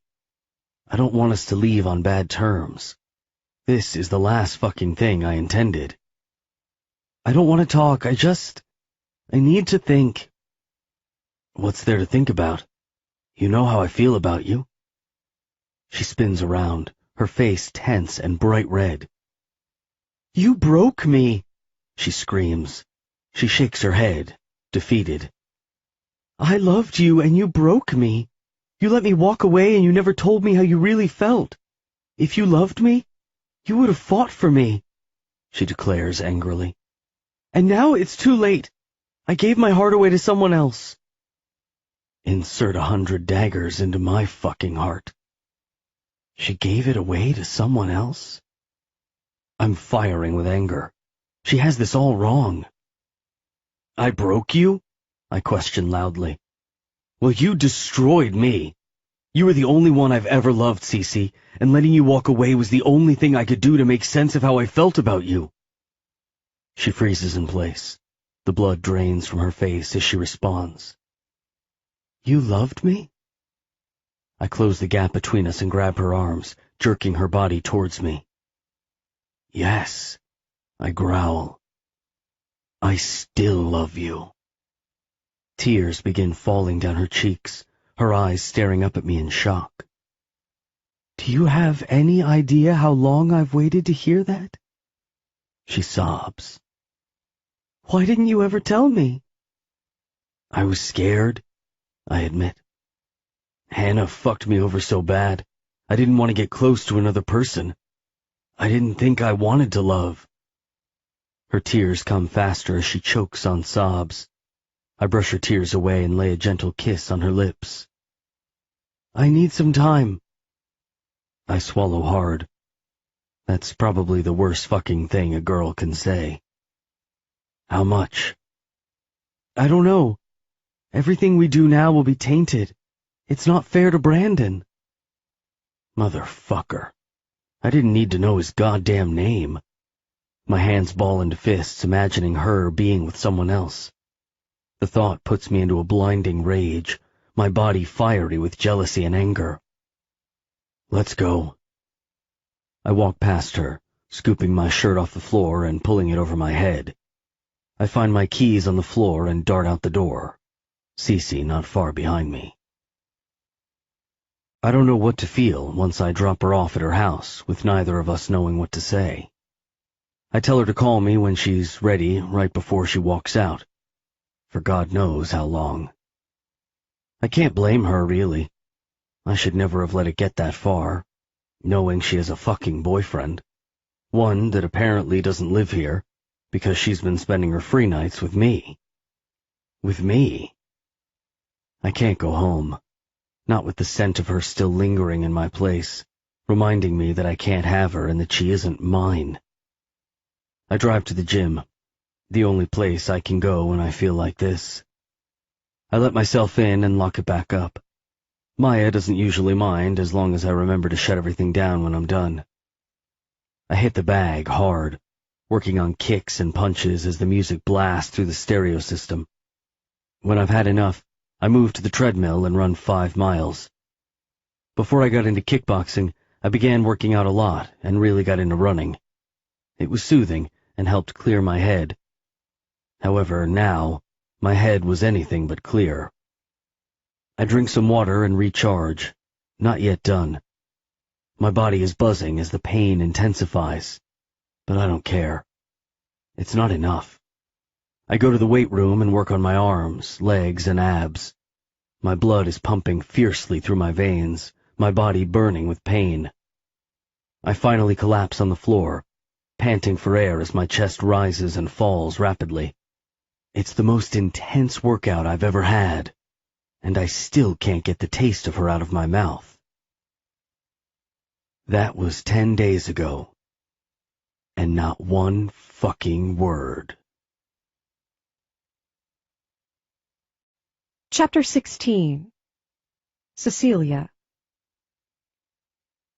When the hell did he fall in love with me? Why did he never tell me? God, this was such a damn mess. I collapsed on my bed, my eyes sore and bloodshot. I don't want to cry anymore. I hate crying. I just want to crawl into a ball and have my dad make everything better. He's been on my mind more and more as the date gets closer. For 2 years, since Bentley's told me about his gambling addiction and opening the lockbox after 10 years, my life's been in limbo, just waiting for the day until I get all the answers that I've been begging for. At least, I hope that's what I'll get. There has to be something in that box that puts all the pieces together. I wake up the next morning not feeling any better. I'm not even sure I slept. I grab my phone off the dresser and see 3 text messages. All from Brandon. Crap. Brandon, I was thinking of making a road trip down to see you. I have a few days off work. What do you think? Could you get a day or 2 off? Brandon, baby? You there? Brandon, you must be at work or asleep. Either way, I miss you. I can't stop thinking about you. I hope to see you soon. XOXO. Fuck me.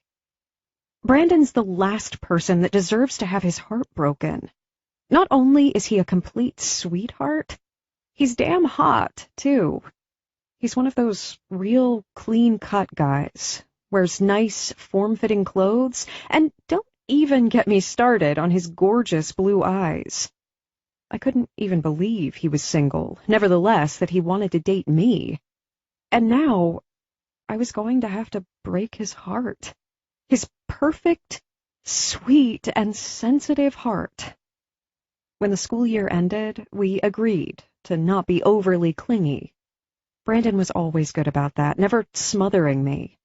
He knew I was kind of shy and timid when it came to dating, so he never pressured me into anything. He didn't know much about my past, but he never drilled me for any information I didn't want to share. Brandon worked at his dad's company and would be working 12-hour days. We both knew there wouldn't be a lot of time to talk between the both of us working, especially opposite hours, him 8 a.m. to 8 p.m., and I usually worked bar hours from 7 p.m. to 2 a.m. But now, he was thinking of coming here. I have to tell him the truth. Celia? Good morning, darling. His smooth voice stings my heart even more. Hi. Morning. Sorry for missing your texts last night. It was on silent from being at the movie theater. Oh, no problem. I passed out early anyway.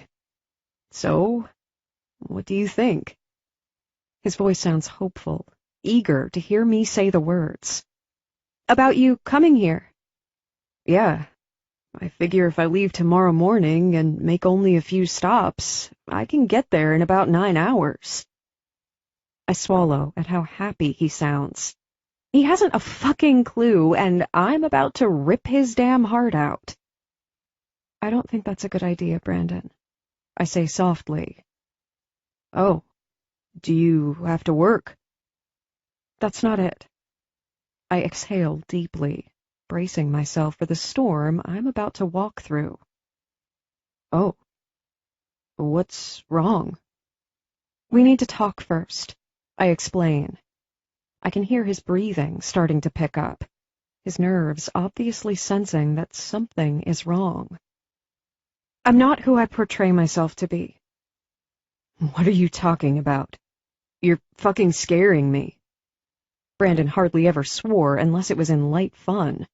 He was usually so gentle and sweet, but I could feel the rage building up in his words. I screwed up 2 years ago, and I've been paying for it ever since. You don't know this about me, but my dad was murdered when I was 11 years old. Ever since, I've been selfishly trying to put the pieces together and have hurt some people along the way. I finally exhale, pain rippling through me as I talk about my father again. Cecilia, I'm so sorry. His voice cracks, sympathizing with me, but I hate that he is. He shouldn't. I'm in love with someone else, I blurt out. I close my eyes as I imagine his face, pain etched all over his perfect face. I always have been. He stays silent, but I can hear his unsteady breaths. I'm so sorry, Brandon. I pause, giving him a moment, but I need to get this out. He should know the truth. It was a messy, forbidden, hungry love that, before I had a chance to fix what I had done, it was too late. And so I went to college and tried to start fresh, and that was when I met you. I slowly exhale, lifting my eyes upward so I don't cry with him on the phone. And you are so great. You were exactly what I needed, and I'm so happy we found each other. But I'd be lying to myself if I said I could stay with you while being in love with someone else. You deserve so much more, and I wish I could give you that, but I can't. Wow. He finally breathes out. Talk about a messy kind of love. I can imagine him pacing, his breaths blowing through the phone. I want to come tell you in person, Cecilia. God, no, please don't, Brandon. I love you. I close my eyes, but it's too late. The tears escape, streaking down my cheeks. They grow heavier, pouring out of me like a leaky sink. I needed to say it, he explains. Even if you don't feel the same way, I love you. And it's hard to be mad at someone just because they can't love you back. You have no idea how much I wish I could. You're an absolutely amazing guy, but I can't be that person for you. I'd never be good enough for you. You are good enough, Cecilia. He pauses, clearing his throat. Just not the right one. I grin, shaking my head at how he's always so damn nice even when someone is ripping his heart out. I'm sorry, I whisper. God, I'm so sorry. I'm an awful, awful person. I'd do anything to take back what I'm doing to Brandon. Even though he's being strong, I know his heart is breaking. But that's just how he is. He never wants to make anyone hurt or feel bad. He's always a light in someone else's darkness. I tell Cora all the details, and she flashes me her mischievous grin, silently telling me I told you so. But she doesn't rub it in my face. She knows I'm torn, hurting for two men right now. Bentley, not knowing what my decision is and if I can let him back in. Brandon, for breaking a perfectly kind heart in two. How can I be with Bentley right after breaking up with someone? Wasn't that a rebound? Tearing someone else apart just to be happy with someone else was making me sick to my stomach. Just take a few days to yourself. If Bentley really loves you, he'll wait. He'll wait until you're ready, she says, hanging my shirts up in my closet. What if I'm never ready? I lay back on my bed, staring up at the blank ceiling. What if I forever live with remorse and guilt? You won't. You just need some time to adjust and to really think about what's going to make you happy. No distractions. She grabs another handful of my clothes, swinging it over her shoulder and walking back to the closet. What are you doing? I finally ask, leaning up on my elbows. They're going to get wrinkles, Celia. That's why they invented this thing called a hanger. She smiles at me as if I'm a moron. Who knows? Maybe I am. Celia, you're in love with him. He's in love with you. Why not just make it that simple? Before Bentley, I never even thought I could love someone. I didn't feel any of those emotions with Jason, and we slept together numerous times. When he moved away, it barely fazed me. So Why did he have such an impact on me? Why is he different? You don't always get to choose who you love. Sometimes love chooses you and you just roll with it. Don't question love, or fate butts his ugly ass in and messes everything up. I narrow my eyes at her, wondering if she's ever going to take her own advice with Simon. But I know this isn't the time to bring it up. Could it really be that simple? Could I just say yes to Bentley and we'd be happy? I take her advice and take some time to myself. Not speaking to Brandon or Bentley allows me to clear my head, just focusing on what I want and on me. I need to stop feeling guilty and just let it all go. She gave it away to someone else? I'm firing with anger. She has this all wrong. I broke you? I questioned loudly. Well, you destroyed me. You were the only one I've ever loved, Cece, and letting you walk away was the only thing I could do to make sense of how I felt about you. She freezes in place. The blood drains from her face as she responds. You loved me? I close the gap between us and grab her arms, jerking her body towards me. Yes, I growl. I still love you. Tears begin falling down her cheeks, her eyes staring up at me in shock. Do you have any idea how long I've waited to hear that? She sobs. Why didn't you ever tell me? I was scared, I admit. Hannah fucked me over so bad, I didn't want to get close to another person. I didn't think I wanted to love. Her tears come faster as she chokes on sobs. I brush her tears away and lay a gentle kiss on her lips. I need some time. I swallow hard. That's probably the worst fucking thing a girl can say. How much? I don't know. Everything we do now will be tainted.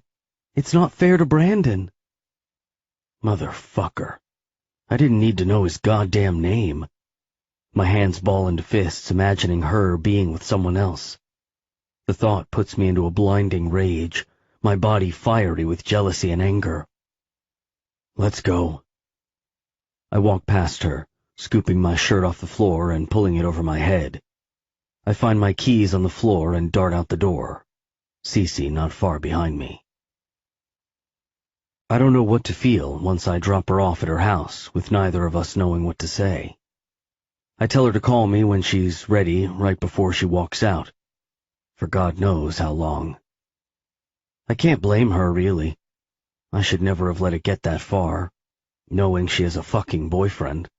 One that apparently doesn't live here, because she's been spending her free nights with me. With me.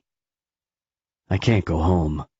Not with the scent of her still lingering in my place, reminding me that I can't have her and that she isn't mine.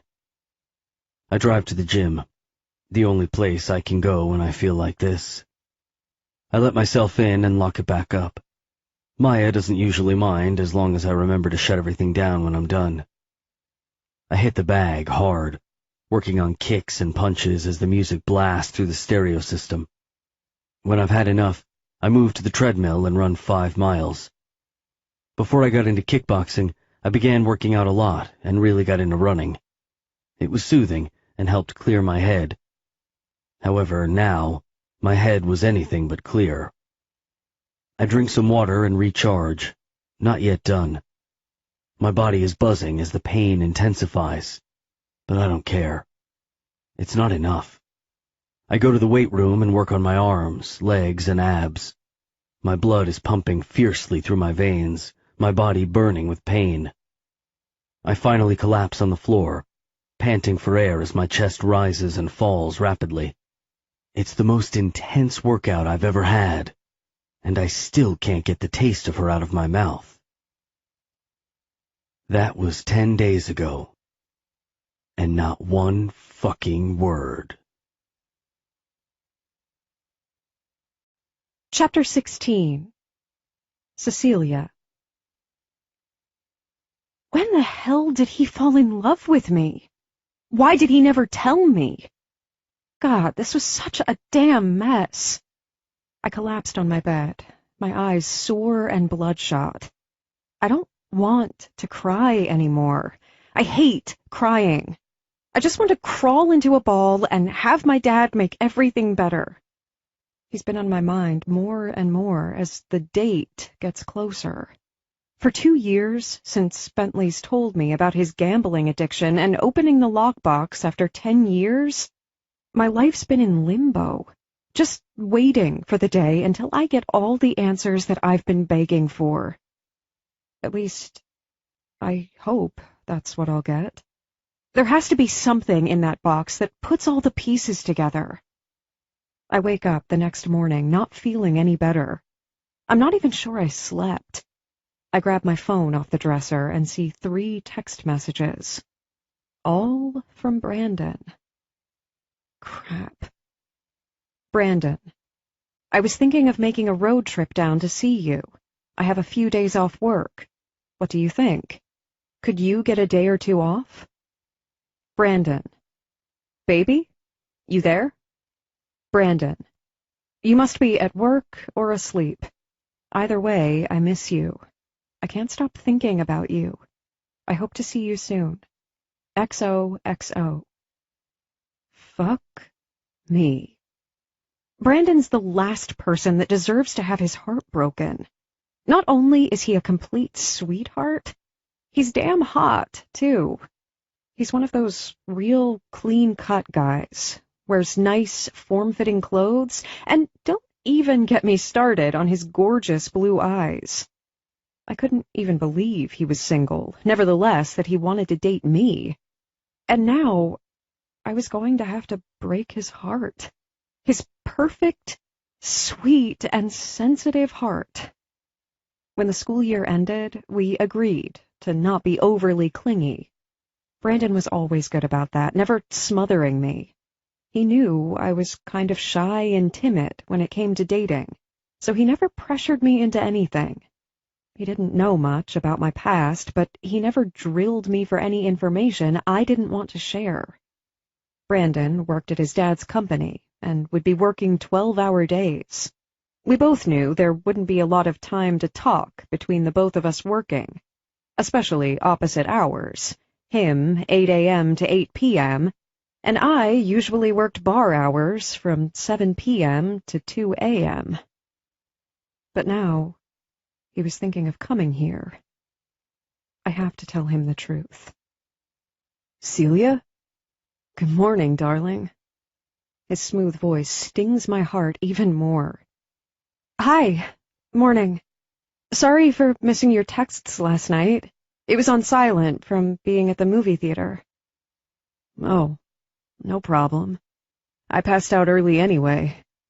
So, what do you think? His voice sounds hopeful, eager to hear me say the words. About you coming here? Yeah. I figure if I leave tomorrow morning and make only a few stops, I can get there in about 9 hours.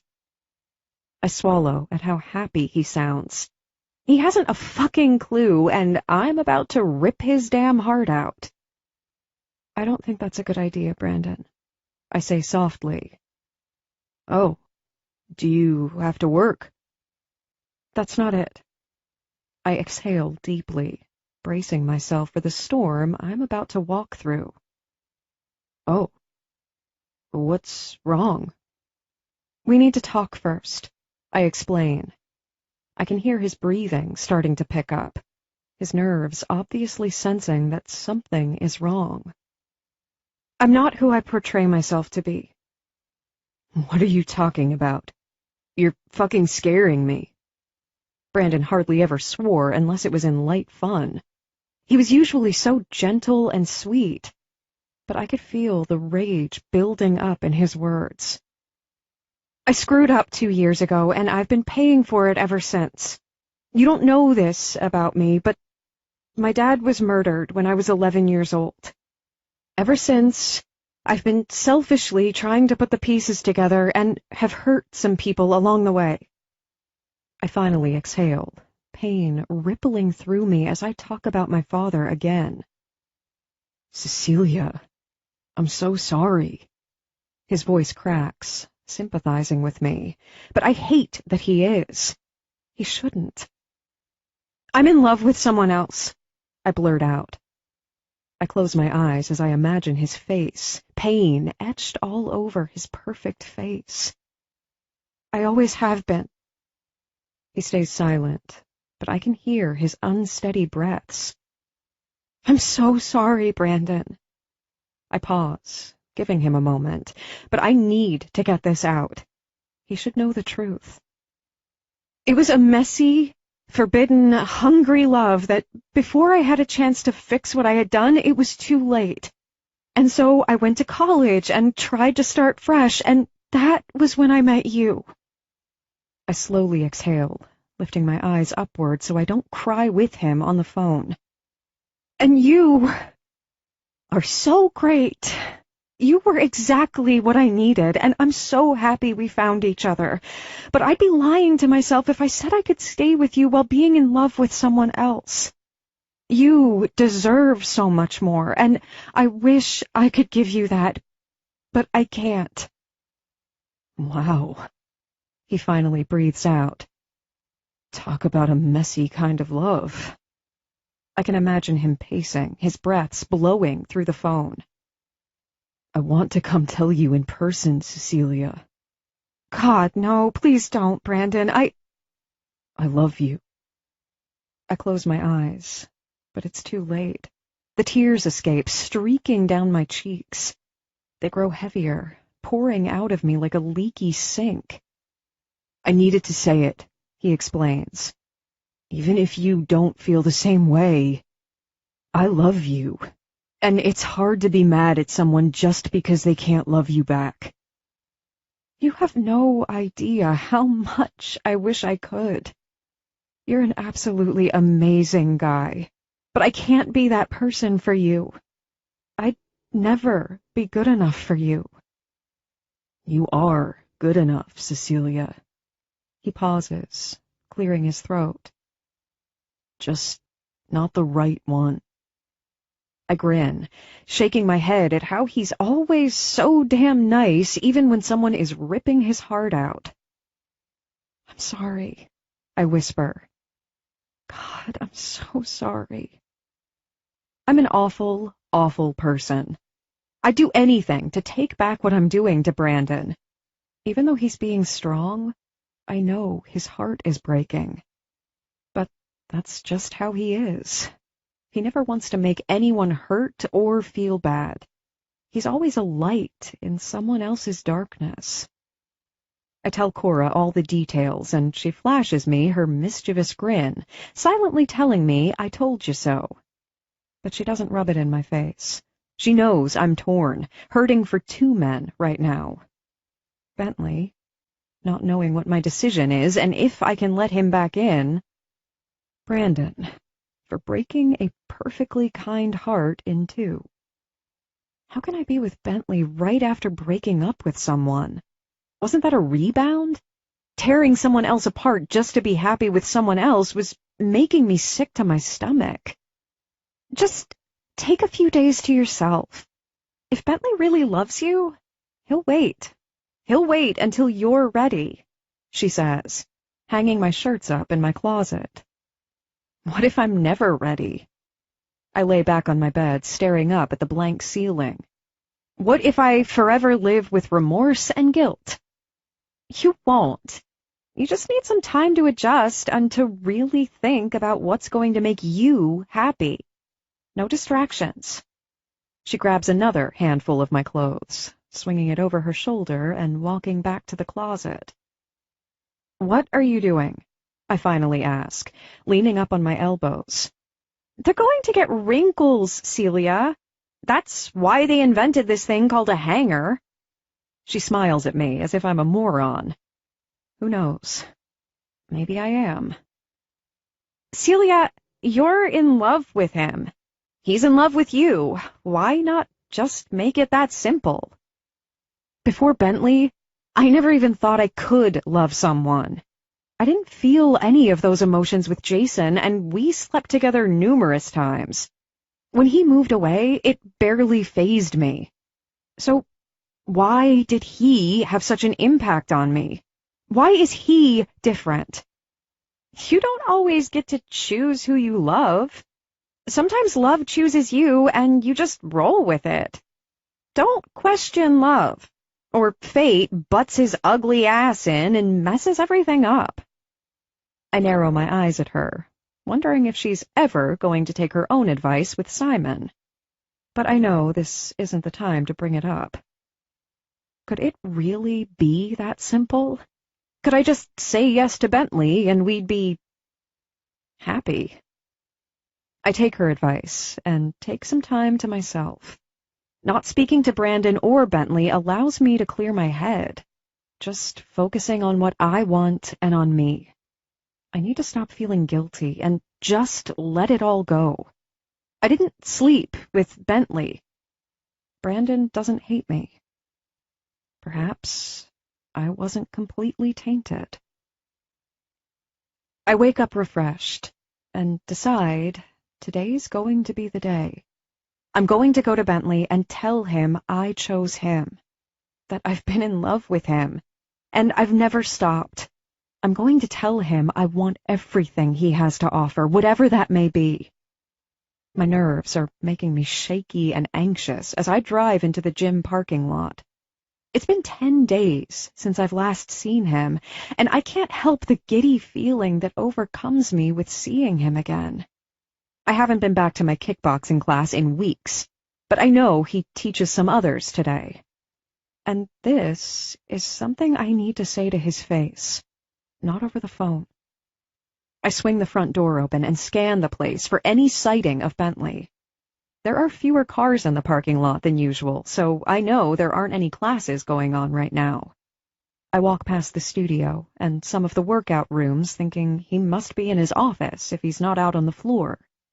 I haven't been back here before, but there are 3 different offices leading to the back. I hear a woman's laughter, one I've heard before, coming from the first office. The other gym instructor. I could recognize her laugh for miles, nasally and loud. She always found something so freaking funny as she was clawing her nails into Bentley's bicep. I jump at the sound of the door opening, but before I can quickly walk away without being noticed, it's Bentley's face that makes me freeze. His left arm is wrapped around her as he's looking down at her, smiling.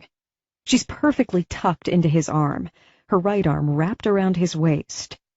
Oh, how fucking cute. His face finally tilts up, and when he notices me, his smile drops. Cece. I hear the shock in his voice, but it does nothing for the ache that's brewing in my chest. His eyes flash between us as a grin forms on her face. She releases Bentley's hold as she pushes her hand out in front of me. You're Cece? Hi, I'm Maya. I look at her hand like it's a dead rodent, refusing to touch it. I've heard so much about you. My eyebrows rise, wondering why the hell Bentley told his new fling of the month about me. I finally take her hand aggressively and shake it. Hi, Maya. Sorry I haven't heard anything about you, but it's clear it hasn't taken Bentley long to move on. I release her hand and look up at Bentley, my eyebrows narrow at him. It's been, 10 days? Cece, he begins, but I cut him off. 10 days, I yell, unable to control the fire that's building inside me. You couldn't even wait 10 days. Or was she before, during, and now after? I snap. They were always touchy-feely. I should have known. That's enough, he bites, his mouth forming into a firm line. I look and see a knowing grin on Maya's face. Bitch. Go ahead. Have him. He's good at ruining lives. I cannot even believe I considered this. I scowl at both of them, not even hiding the anger and hurt I'm feeling. I spin around to walk out the door. I feel Bentley directly behind me, but I continue stalking out. I feel him grip my elbow, grabbing me and turning me to face him. "Let me go!" His lips curl up into an angry scowl, his eyes hooded and a bit amused. "I'm not letting you go, Cece. Not now, not ever." "Sorry, but I'm not into the whole menage a trois thing. Plus, I don't share." I try to yank my arm out, but he grips it firmer, pulling me closer to his chest. He leans in close to my ear as he growls, "She'd be more interested in you than me. Maya is just a friend." "What?" I ask, confused. "I saw her hanging all over you. I saw her hanging all over after each class. I'm not blind." He pulls back, grabbing my hand in his as he walks us into an empty studio. He slams the door and presses me into it, his body weight firmly against mine. "You're either blind or ignorant." He presses both of his hands flat against the door right above my shoulders, towering over me. "And you're an asshole." I try to ignore the rush of feelings that are consuming me from having Bentley this close to me, but it's hard, considering I can feel his arousal against my hips. "Maya's gay," he says with amusement. "Even if I were interested, she'd be much more interested in you. I've known her for over a year, so yes, I've spoken some about you." He smirks at me as if he's just won the fucking Super Bowl. Smug bastard. He presses himself into me harder, telling me exactly what's on his mind. This whole time, I thought he was a man-whore, flaunting Maya around like some prized possession just to piss me off. "Are you done accusing me of being a dirty player now?" I look up at him, not really sure what I should be feeling right now. "I never called you a dirty player," I retort. It was well implied. His voice is no longer filled with anger. Rather, he sounds amused by the fact that I thought Maya was after him this whole time. He smiles wide, leaning in closer toward me. "I've missed you." He nuzzles his nose into my neck, my body staying frozen as Bentley consumes me. His scent, his touch, his body fully reminding me of everything I've been missing the past 2 years. "Did you come back for me?" His mouth lands below my earlobe, his lips making a path down my neck. "Otherwise, this may get awkward." I smile wide as I feel him smirk against my flushed skin. Goosebumps appear. Butterflies take over my stomach, and soon I'm holding the door just to keep my balance. "Yes," I whimper. "Of course I came back." My eyes close as his lips suck on my collarbone, heat rushing in between my thighs as I think about how fucking amazing his lips are. "I can't wait any longer," he protests, gripping the crotch of my jeans with his palm. "Do you have a full bladder?" My eyes pop open at his awkward question. "What?" "You heard me. Do you?" His lips make their way back up my neck, sucking on my earlobe. He presses his other palm against my stomach and forcefully applies pressure. "Oh my God!" I squeal in shock. The pressure against my stomach intensifies my arousal, growing down below. "I'll take that as a yes," he says, amused. "Come on." I whimper the moment his body is off mine. He grabs my hands and leads me to the other side of the studio, pulling me into a back stretching room. "What are we doing?" I ask, his hand gripping mine. Our fingers are intertwined, firmly holding each other as if our lives depend on it. My emotions are all over the place, but one thing I know for sure is that Bentley is the only one that makes me feel this way. The control he holds over my body, the intense ache I feel when I'm around him. the disappointing loss when we aren't together. I've never felt these things with anyone before.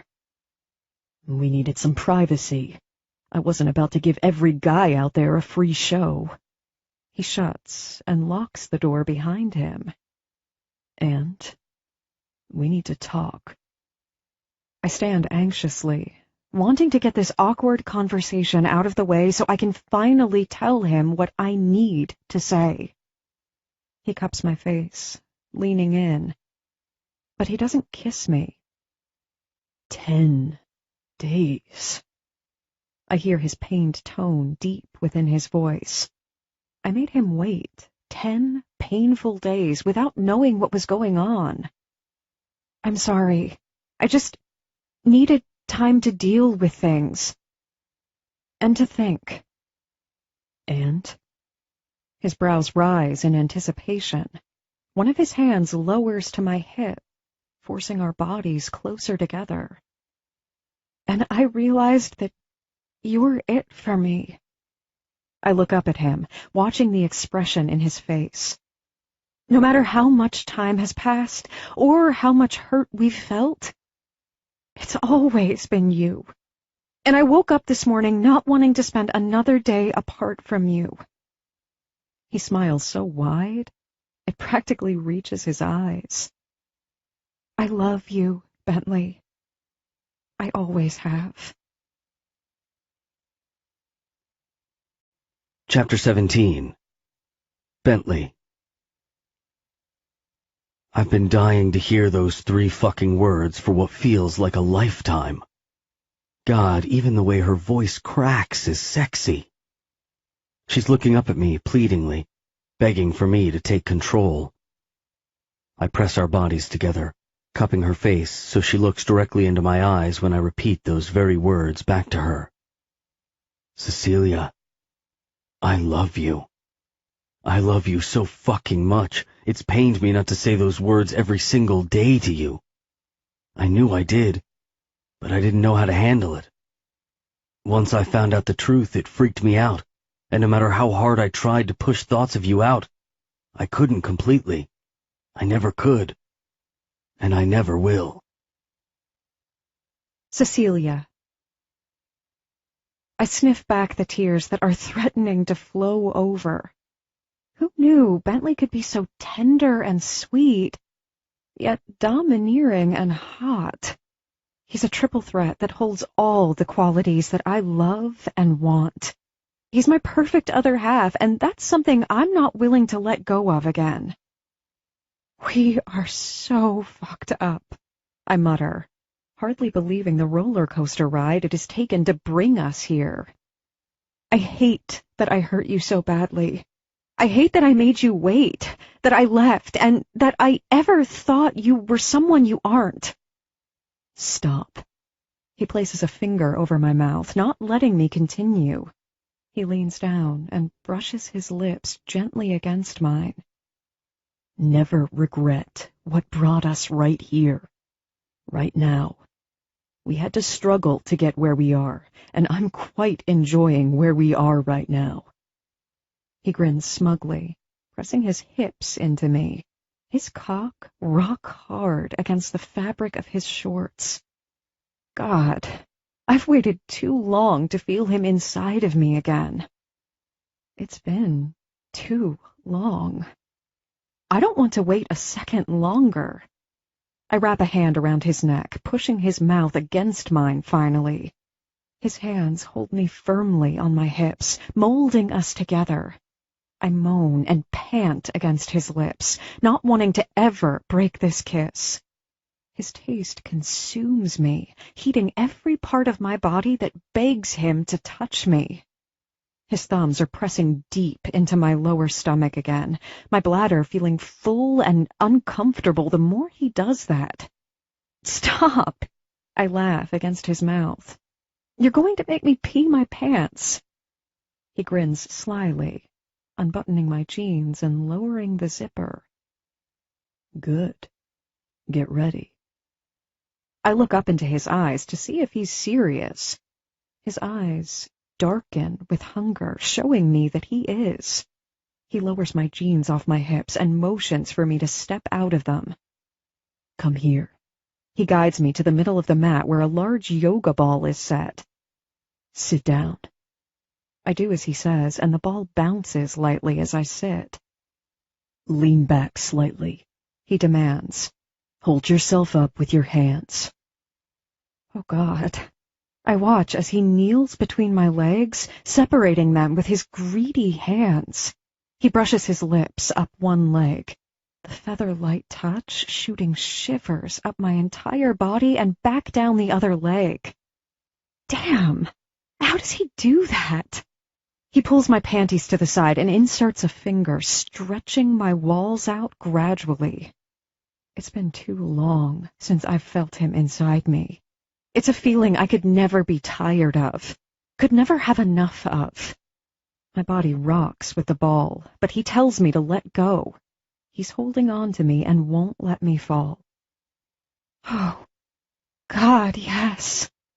My eyes close on their own accord as my pussy devours his perfectly skilled finger. He adds to the pressure by inserting another finger and speeding up the pace. I can barely control my movements because I have nothing to grip. My palms lay sweaty against the yoga ball, my body jerking at every thrust as his fingers drive into me. The ball moves quickly underneath me, making for an entirely new sensation that I've never felt before. And if that isn't enough to set me off, he lays a flat palm against my stomach, adding pressure as he curls his two fingers deeper inside me, searching for pleasure. Bentley! Oh, my God! The combined pressures are intensifying the climax that's about to erupt through me. Come on, sweetheart. I need to feel you tighten around me. He growls so effortlessly, pressing down harder on my lower abdomen. I swear he's going to put my body into an orgasmic coma the second he adds his tongue and licks up my juicy slit, twirling his tongue directly on my clit. The sensation is almost indescribable. The fullness that my stomach feels, mixed with the building orgasm, is almost too much to handle. Yes! Oh, God, yes! I purr, unable to hold in the screams and moans anymore. I hope the whole fucking gym hears for all I care. Bentley! My body rips in half as I scream and moan through my orgasm. His fingers continue driving my release, jerking harder and curling deeper inside until I've completely covered his fingers with my arousal. Oh, God, sweetheart. He licks up my pussy, sucking one last time before releasing me. That was fucking hot. He pulls his fingers inside of his mouth, slowly licking up my juices. The act itself is so erotic, I'm about to beg him to fuck me right here. Holy shit. I breathe out, panting and dropping my hands off the ball. My body lays limp, needing to recover from the hardest orgasm I've ever had. I don't think I've ever come that hard before. That was so intense. I breathe out. He grabs my hands, pulling me up so we can lock eyes. Well, I hope I haven't worn you out. We have about 2 years' worth of making up to do. He smirks, knowingly. Bentley. By the time I get her back to my house, I've run out of patience. I need her like the air I breathe, and I wasn't about to wait any longer. I slam Cece into my bedroom wall as one hand grips the back of her neck, holding her securely to me. I don't plan on letting her go this time. Our mouths collide, tongues dancing together as we find our rhythm again. The heat between us is palpable as we pull and tug clothes off one another. I can't stand having a barrier between us a second longer. I'm not going to be gentle, sweetheart. It's been too fucking long. I growl against her ear. picking her up and wrapping her legs around me. "Good. Don't be," she whimpers against me. I kiss up her chin and land on her lips. She's quivering underneath me, growing deeper with anticipation. "Did you think of me when you touched yourself?" Her body shudders underneath me as I tease my cock against her opening. God, I don't know how much longer I can wait. I feel her swallow, but she doesn't speak. "Sweetheart, answer me. I need to know." "Mm-hmm," she barely whimpers out, biting down on her lip. "Yes, every time." I push my cock inside her, but I don't move just yet. She's dripping wet, barely able to keep herself up. God, Cece, I'm begging to drive my cock so fucking deep inside you. "Yes, please," she begs, moving her hips around to angle our bodies together. Her head falls back as she bites her lip, unable to wait much longer. I grin down at her, grabbing her face in one of my hands. Show me how you touched yourself thinking about me." She rests a hand on my shoulder as the other hand slowly slides down her stomach, landing on her clit. She licks her lips as she circles her finger, moaning and aching for release. Her eyes close as her head falls back, her finger moving faster and faster as she works her way to orgasm. Watching her is one of the sexiest things I've seen. I push my cock all the way in and drive deep inside her as she continues to work her clit harder and faster. She gasps, digging her nails into my shoulder as I continue the pace. I pull out and drive into her again, stretching out her walls for me, taking her arousal and multiplying it by 100. "Bentley? Oh, God!" she pants, hanging on to me for support as her body stays pinned against the wall. "Yes, harder. Don't stop." I feel her hand work faster, her breaths uneven as her body's about to rip in two. I crush my mouth to hers as I drive my cock deep inside her, giving her exactly what she's begging for. I release my hand and grab her leg. I place it on my shoulder, getting a better angle to thrust inside her deeper and harder. I feel her pussy tightening around me as I continue driving into her forcefully, harder and harder as she screams out in pleasurable pain. "God, sweetheart," I moan, holding her leg straight up as the other one continues to clench tightly around my waist. "Your body is fucking perfection." "Oh, God, yes, yes, don't stop. Please don't stop," she chants over and over as I bring her over the edge, her nails clawing into my skin, drawing blood. I release her leg and carry her over to the bed and bend her over the mattress. "Lay out for me," I demand. "Let me see all of you." She bends perfectly over the bed, her back arched and her ass straight up in the air for me. I soothingly rub a hand down her back, causing her body to shiver underneath me. I bend my body over hers and lick slowly up her spine, causing goosebumps to form. I feel her quiver, her body aching for me to be back inside her. I kneel down in between her legs and push them apart, spreading her wider for me. I grab her ass cheeks with both hands and lick a trail from her clit all the way down. She moans against me, pushing her ass out more, giving me better access. I insert 2 fingers as I drive my tongue deeper inside her. Yes, sweetheart." I purr against her, her body shaking as she tries to hold herself up. God, I'm addicted to that flavor. She hums eagerly as I devour her, licking up her arousal again, wanting to keep her thoroughly pleasured. "Baby, let me," she pleads. "I want to taste you."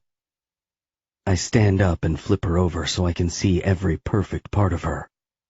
Her chest is rising rapidly as she licks her lips in anticipation. I crawl over her body, making sure to keep my weight on my knees. I bend over her face, and she eagerly takes me in her mouth. She wraps her hands around me and grips my ass, clawing it as she pushes me deeper into her perfect, round mouth. Fuck. Holy shit, Cece. I growl as she deep-throats all of me. I wasn't going to come in her mouth, so I needed to stop her soon. She makes the sexiest little sounds as she enjoys fucking my cock with her mouth. But I need her to stop. Stop. I want inside you. She reluctantly releases me, licking her lips seductively. I crawl down her body and gently place a kiss on her nose. She smiles back up at me, just as I grab both of her legs and urgently place them on top of my shoulders, bending her in half as I drive back inside her. God, sweetheart, you could destroy me with this. If I never get to feel this again, I don't know what I'd do. Life wouldn't be worth living. Don't say that, she whispers. I gradually slow the pace down, no longer eager to drive hard inside her. I can see the sincerity in her face, and the last thing I want to do is rush this. I want to devour every part of her for as long as I can. I missed this, I say softly, locking my eyes with her. I've missed you. I've missed you for over 2 years, Bentley. It's always been you. She looks at me knowingly, genuinely, as I read into what she's really saying. She hasn't slept with anyone since me, and knowing that makes being with her again that much more special. She's always been mine. She pushes me in deeper, hitting just the spot that causes her to erupt, screaming out her orgasm as it floods through her. Her back arches as her body shakes, her slick walls tightening around my cock and making me release with her. God, baby, it's like we've never been a day apart.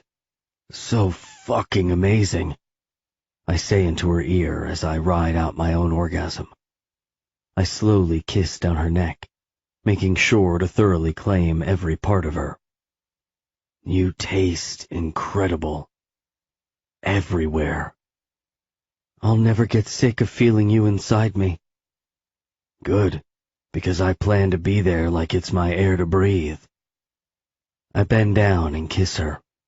Gentle, our tongues slicking over each other's, gliding into blissful heaven as our bodies rediscover each other. I release her legs so I can touch every part of her, feathering a finger up her arm and back down the other. I lightly kiss the trail my tongue makes, making sure to touch and taste every inch. I kneel down on the floor in between her legs as I grab her hands and pull her body up so our eyes connect. She smiles weakly up at me. I love you, Cece. I want to love you and love on you the rest of my life. Whatever it takes, I'll make it work. I'll drive to you every week while you finish school. I'll be there when you walk that stage at graduation. I'll hold your hair as you throw up on your 21st birthday. She chuckles lightly. Please let me. I want to be here for all of it.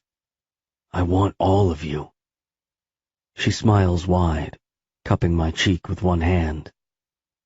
Yes. She leans in and gently brushes my lips with hers. I want all of that. All of you. Every day. No more obstacle courses. No more barriers. If we're going to do this, we have to be all in. I nod in agreement, placing my hand on top of hers. No more secrets, she promises. Chapter 18. Celia. Seeing Bentley naked again instantly sends arousal down my body, landing directly in between my thighs. I couldn't get him deeper or fast enough. I needed more. His tattoos are something that I've had embedded to memory since the first time I saw them in person. He's stunning, but the tattoos add so much more perfection. The way each detailed line curves into his body makes my heart flutter ever faster. I outline his tattoos with my finger as I lay next to him as he sleeps. He looks so peaceful, so content. I wish I could bottle that Bentley up forever. Good morning. Oh, God. His morning voice. Morning, I reply sweetly. I've missed your tattoos. I continue outlining them as he stirs, awake. I've been thinking about getting one. He shifts to his side, facing me. He traces a finger down my face, pulling a piece of hair behind my ear. Really? Mm-hmm. On my right shoulder. His finger slides down my chin and neck, landing directly over my scar. He traces the outline several times before leaning over and pressing a light kiss over it. That's a perfect spot. He smiles. What did you have in mind? I close my eyes briefly, thoughts of my dad consuming me. I'm going to have the words, "Let it be," written across my shoulder and a princess crown on my shoulder blade. It was his nickname for me, and I think it'll help bring me closure, no matter the outcome. I don't want to keep holding on to hope that the lockbox will give me answers. So I want to remind myself to let it be. That I can't let it be the reason I stop living my life. He soothingly rubs my face, his thumbs circling over my jaw. I love it. But don't give up so easily. The Cece I know is prepared to break into anything she has to get what she wants. He cracks a smile, amused. Well, perhaps I'm turning a new leaf. I want to move forward. I can't do that if I'm constantly hung up on the past. I want us to move forward together. And I can't do that if I'm hung up on the past. Something I can't control. He leans in and brushes his lips against mine again, putting his body weight on top of mine, so I'm forced to roll over on my back. He brushes his hands through my hair, lightly tugging as he moans in my mouth. Just promise me one thing, he says, breaking the kiss. What's that? Wait to get the tattoo until after you get to open it. That's almost a year away, I protest. You're not a very patient person, he smirks. I lower my hand in between us, gripping his erection with my fingers. No. I smile wide. No, I'm not. He slides into me with ease, already wet with anticipation.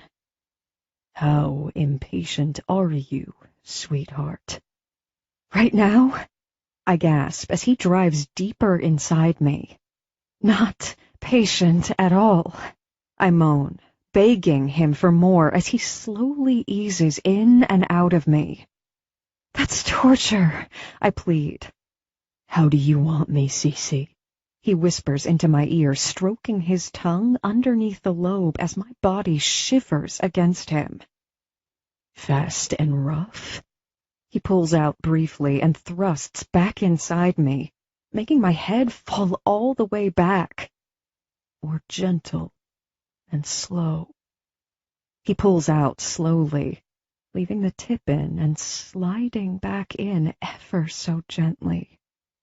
The desire to feel him builds up inside me, my need for him growing stronger and stronger. Both. Give me both. He grins against my neck, sucking lightly on my shoulder.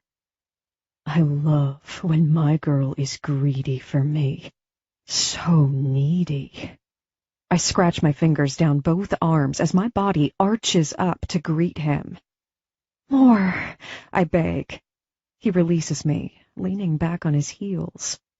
I groan weakly as I feel him leave my body.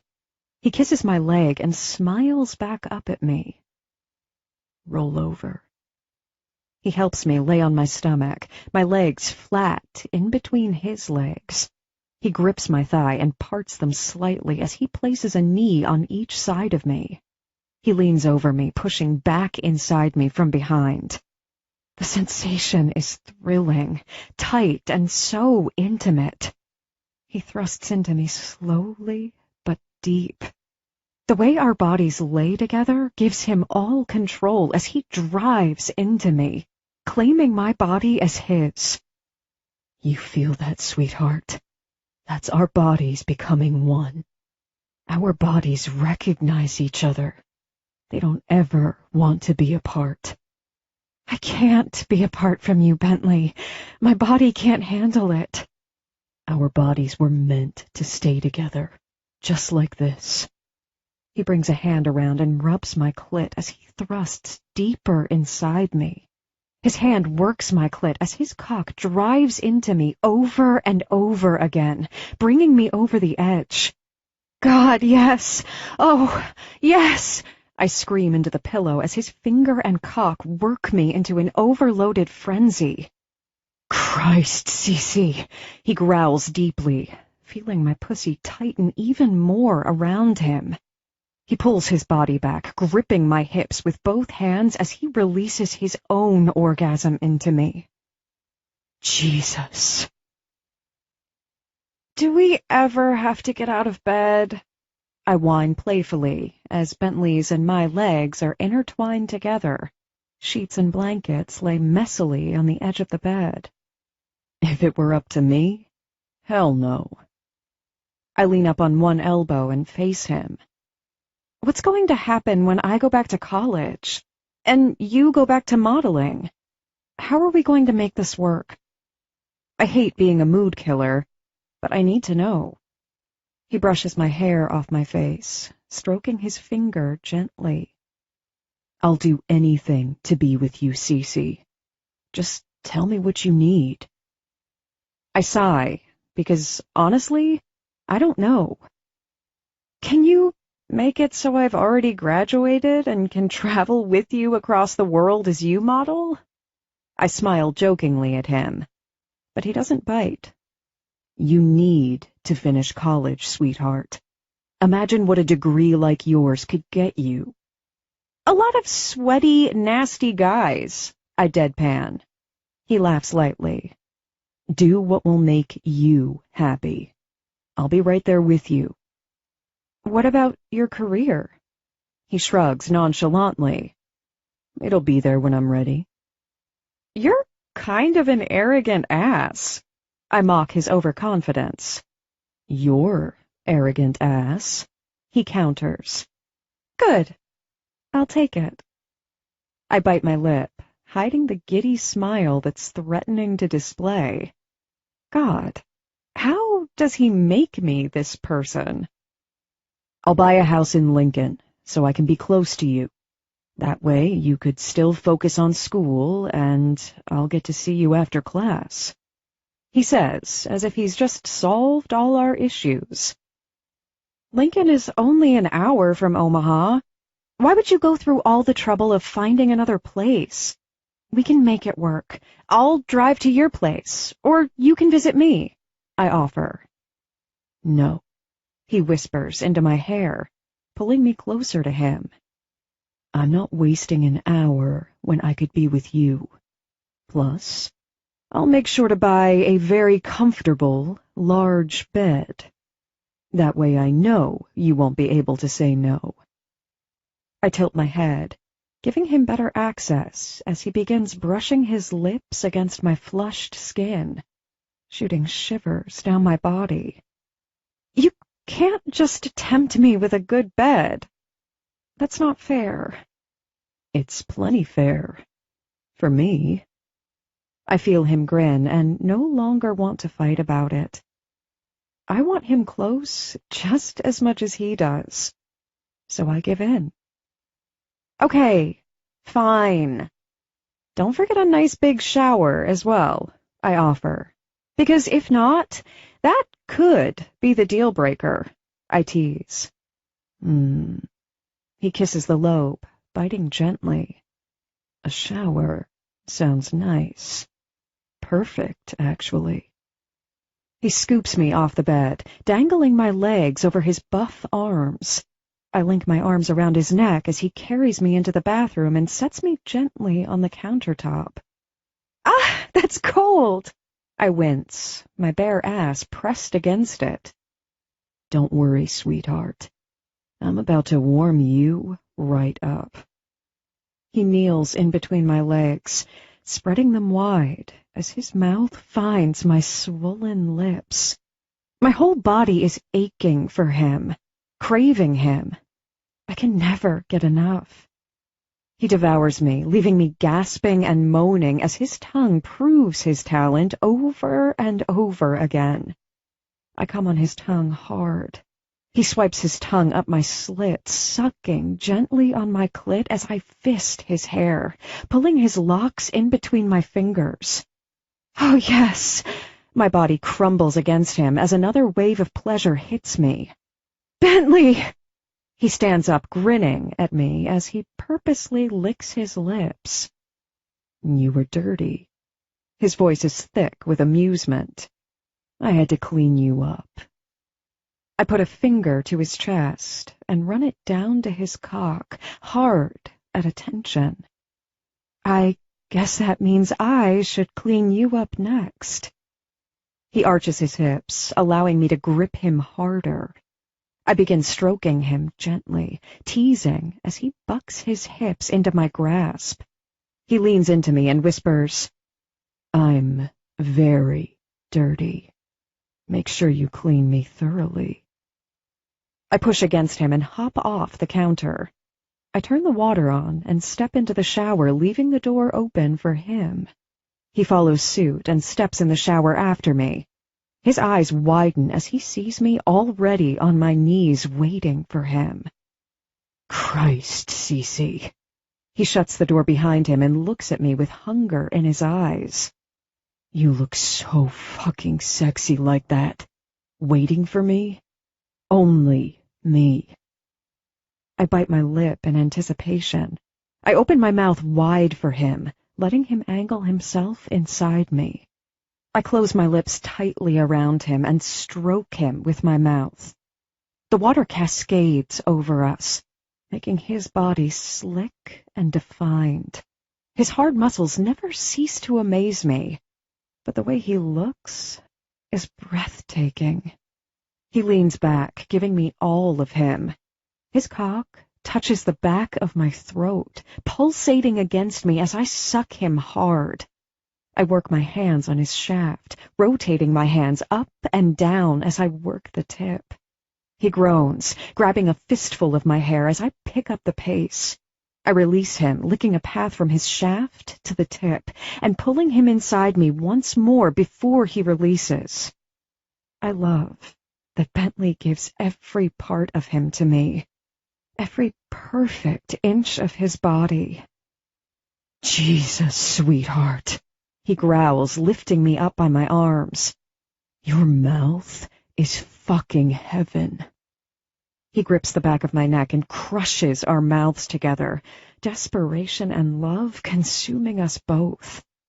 We take our time, washing each other's bodies, slowly exploring one another again. I can never get enough of the sight of him, the way he makes me feel, and the way he craves me just as much as I crave him. I didn't want it to end. This moment, or us. Bentley and I stay mostly in hiding through what remained of the summer.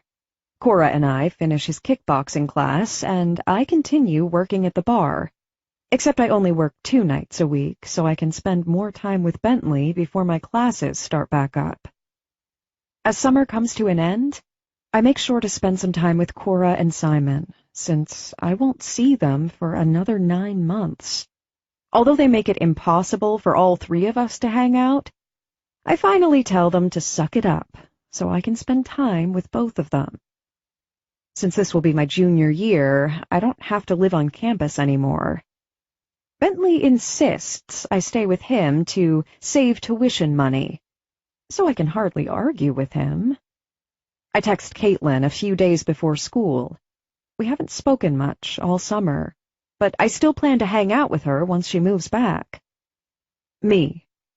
Any new creepers we get to discuss when we get back? Caitlin. Don't even get me started. I'm starting to think being the crazy cat lady is more suitable for me anyway. Me.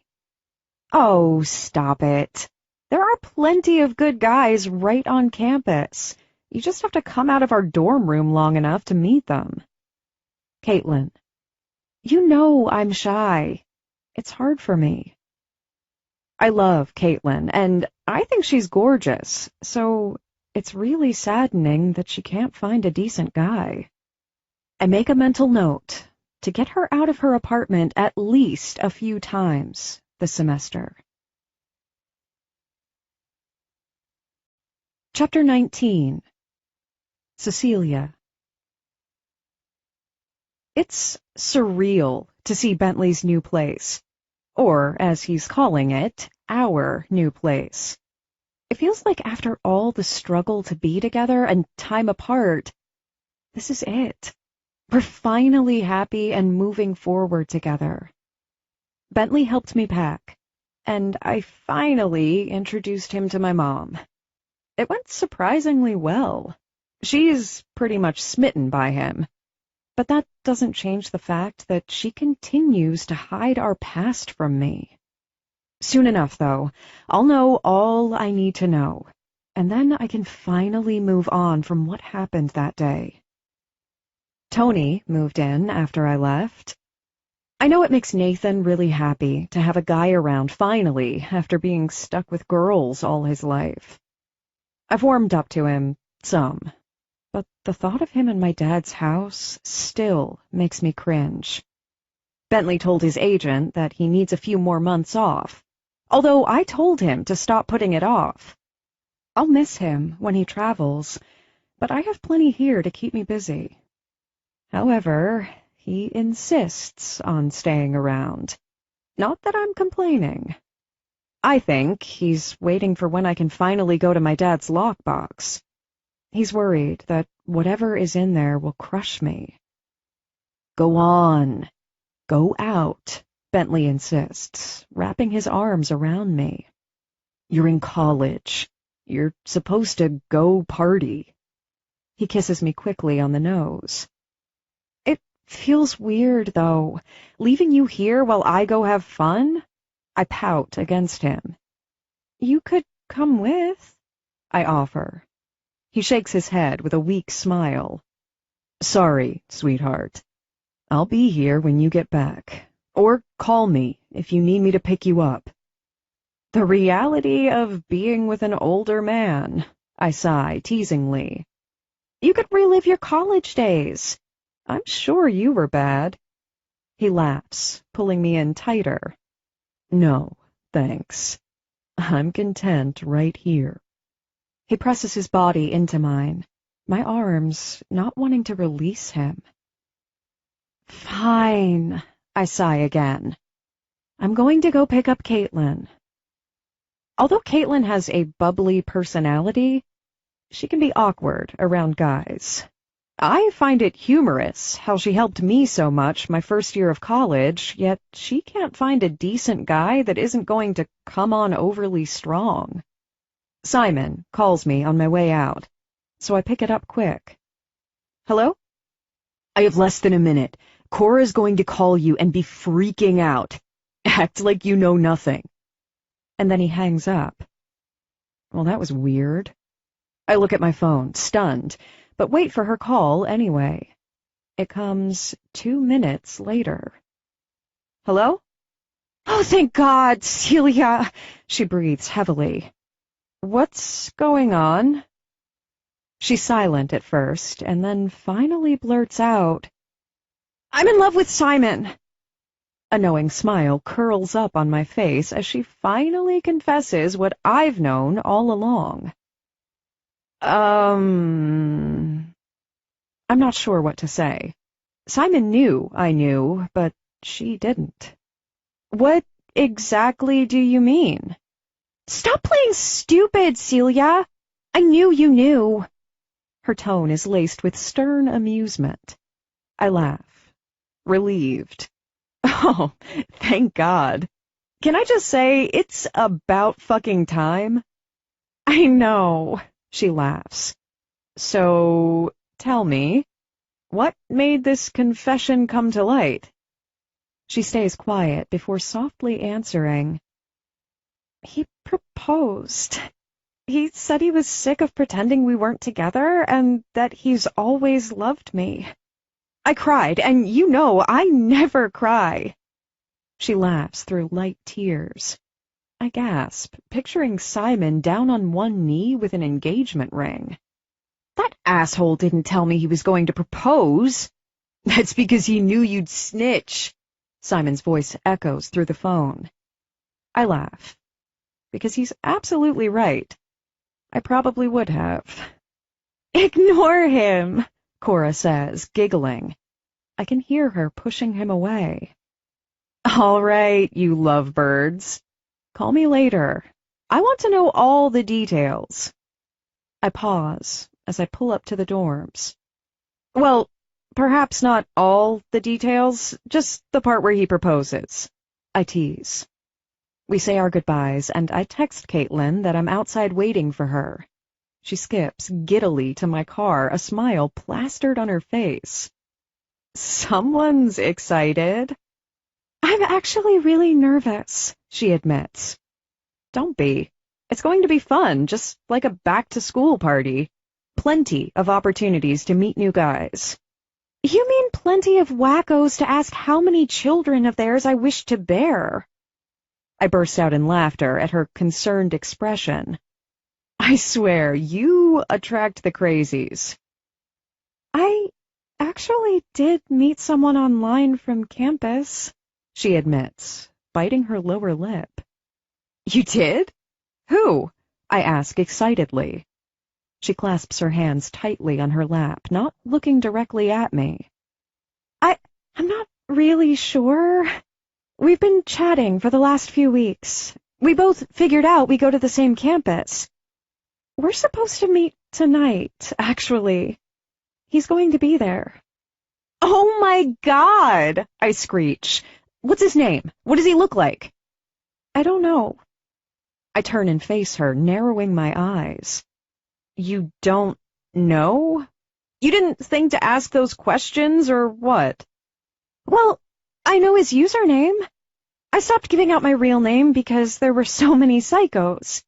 Once he told me he'd be coming tonight, I told him to wear a red shirt so that if I went, I could spot him. Caitlin, what if 10 different guys are wearing red tonight? That's also why I'm wearing red. She points to her own shirt, raising a brow. How's that going to help? Just trust me. I'll know when I see him, she replies confidently. A hopeless romantic? I like it. I grin. The party is in full force by the time we arrive. There's a ton of people we know, so we stay amongst them most of the night. Later on, I spot Brandon and decide I should apologize to him in person. I tap him on the shoulder, nervously, not wanting there to be any tension between us. We're bound to run into each other on campus this year. Hi, I say weakly as our eyes connect. Cecilia! Hi! He engulfs me in a hug I wasn't expecting. I wrap my arms around him as he squeezes me. How are you? He releases me, and I stare at him, stunned. He looks great, and I'm beyond ecstatic. He's not upset with me. But he's almost too excited. Hey, Brandon. It's great to see you. You look great, Cecilia. Thanks. You too. Awkward silence. So, look, you don't have to explain anything to me, Cecilia. It's okay, he says genuinely. I just feel like I owe you something. I feel horrible that I hurt you. Like I deserve for you to be really mad at me. Yell at me. Tell me what a slut I am. Anything. You're anything but a slut, Cecilia. And really, yes, I was upset, but the more I thought about it, I was really okay. I don't want someone to be with me if they don't want to be with me. I swallow, pained that I couldn't love him the way he loved me. Wow, Brandon, you're really too nice to me. I'm glad you're happy. He smiles wide. You look really happy, and you deserve it. So do you. I smile back. Yeah. He brushes his hands down his shirt, teasingly. Being dumped looks really good on me, don't you think? He's laughing, and the next thing, I'm laughing with him. It's such a relief to know we can continue the school year without any hard feelings. 1 second he's looking at me, the next his eyes flash to something behind me. His jaw tenses, his eyes freeze in place, and his body stiffens. I turn around to see what's behind me when I notice Brandon staring directly at Caitlin. I look back at him to notice he's wearing a red shirt. I gasp softly, putting the pieces together. I look again and see Caitlin's eyes linking with Brandon's. Holy shit. I can't help the stupid smile that appears over my face. What are the fucking odds? Caitlin nervously walks over, unsure of where she should look, at me or at Brandon. From their stunned faces, neither of them expected it to be them. Shit, Caitlin finally says. Yeah, Brandon says, brushing a tense hand through his hair. I really had no idea, Cecilia. If I had... Stop it, you guys. I smirk, looking back and forth between them. Their chemistry is palpable, obvious attraction between them. I can't think of two better people for each other. So don't stop on my account. I assure them both. My ex-boyfriend and my old roommate. Who would have thought? I smirk wide. They both relax, smiling back at each other. Brandon hung out in our dorm room countless times during our sophomore year. Before Brandon and I were dating, he'd wait for me in my room with Caitlin until I got out of class so we could go study and work on our project. Now that I think back, they always got along great back then, too. I excuse myself and reassure them both that I'm perfectly fine with whatever they decide to do.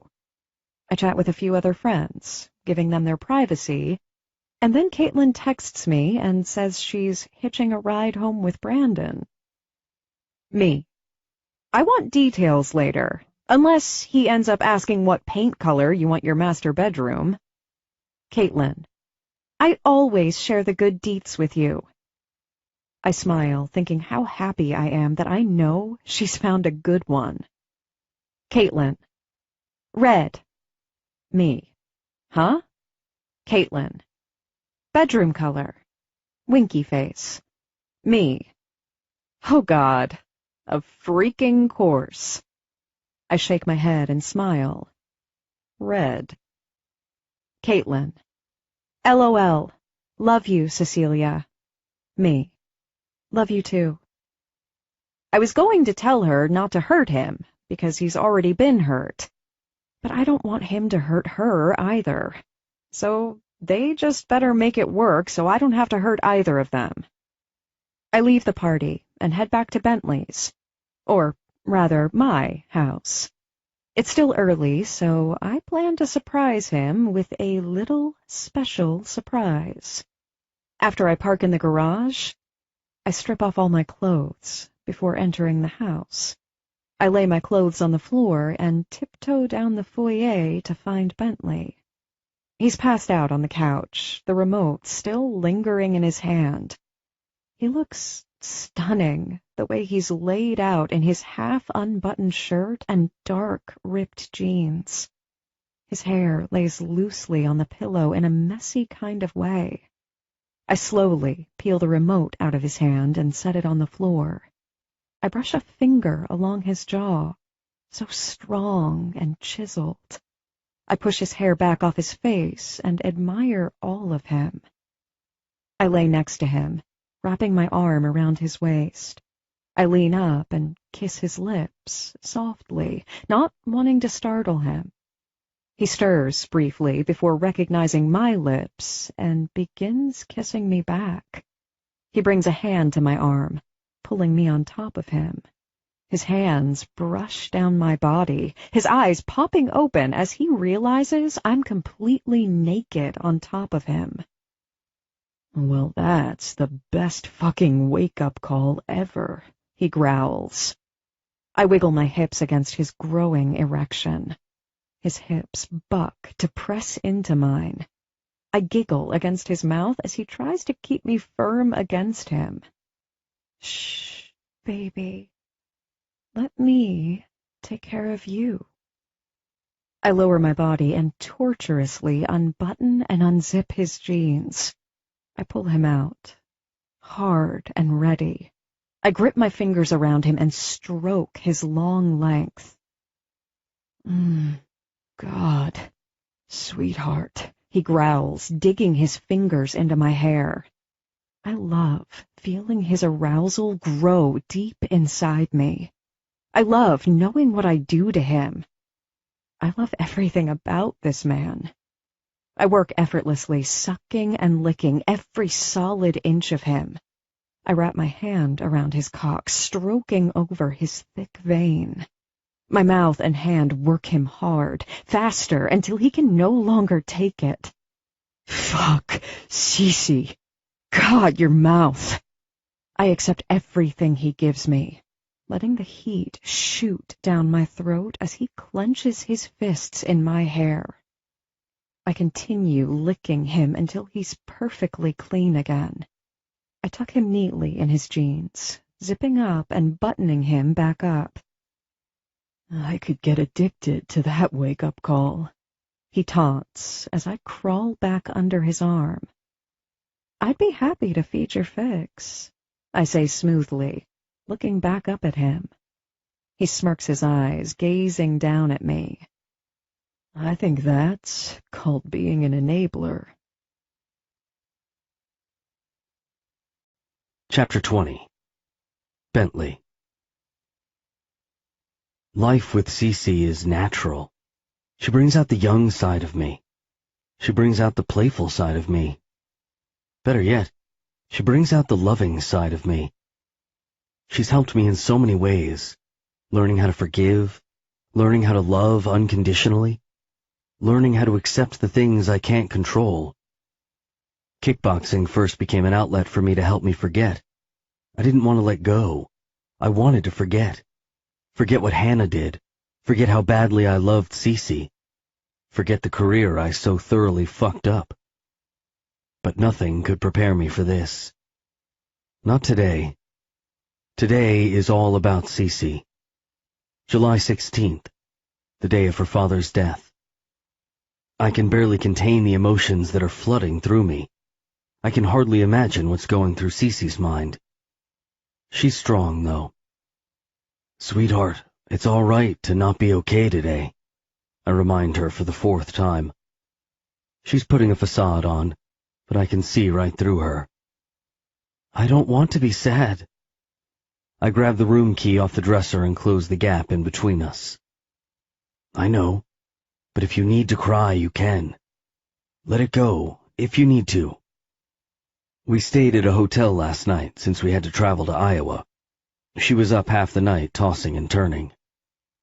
Thank you, she says, looking up at me with a straight face.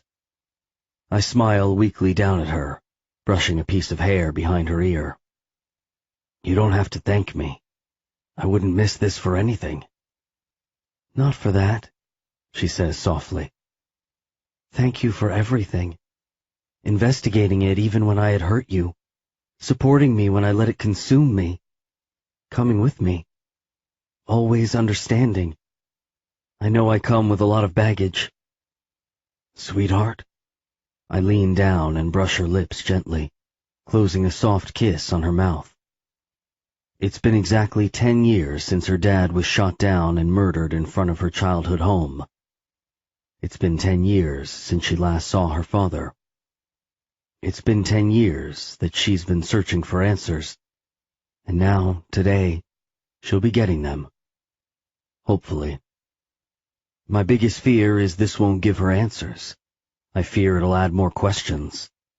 Worse, I fear it won't give her the closure she needs to move on. Spending the last year with Cece has been perfect. We've loved, we've fought, we've tested one another. We've grown closer.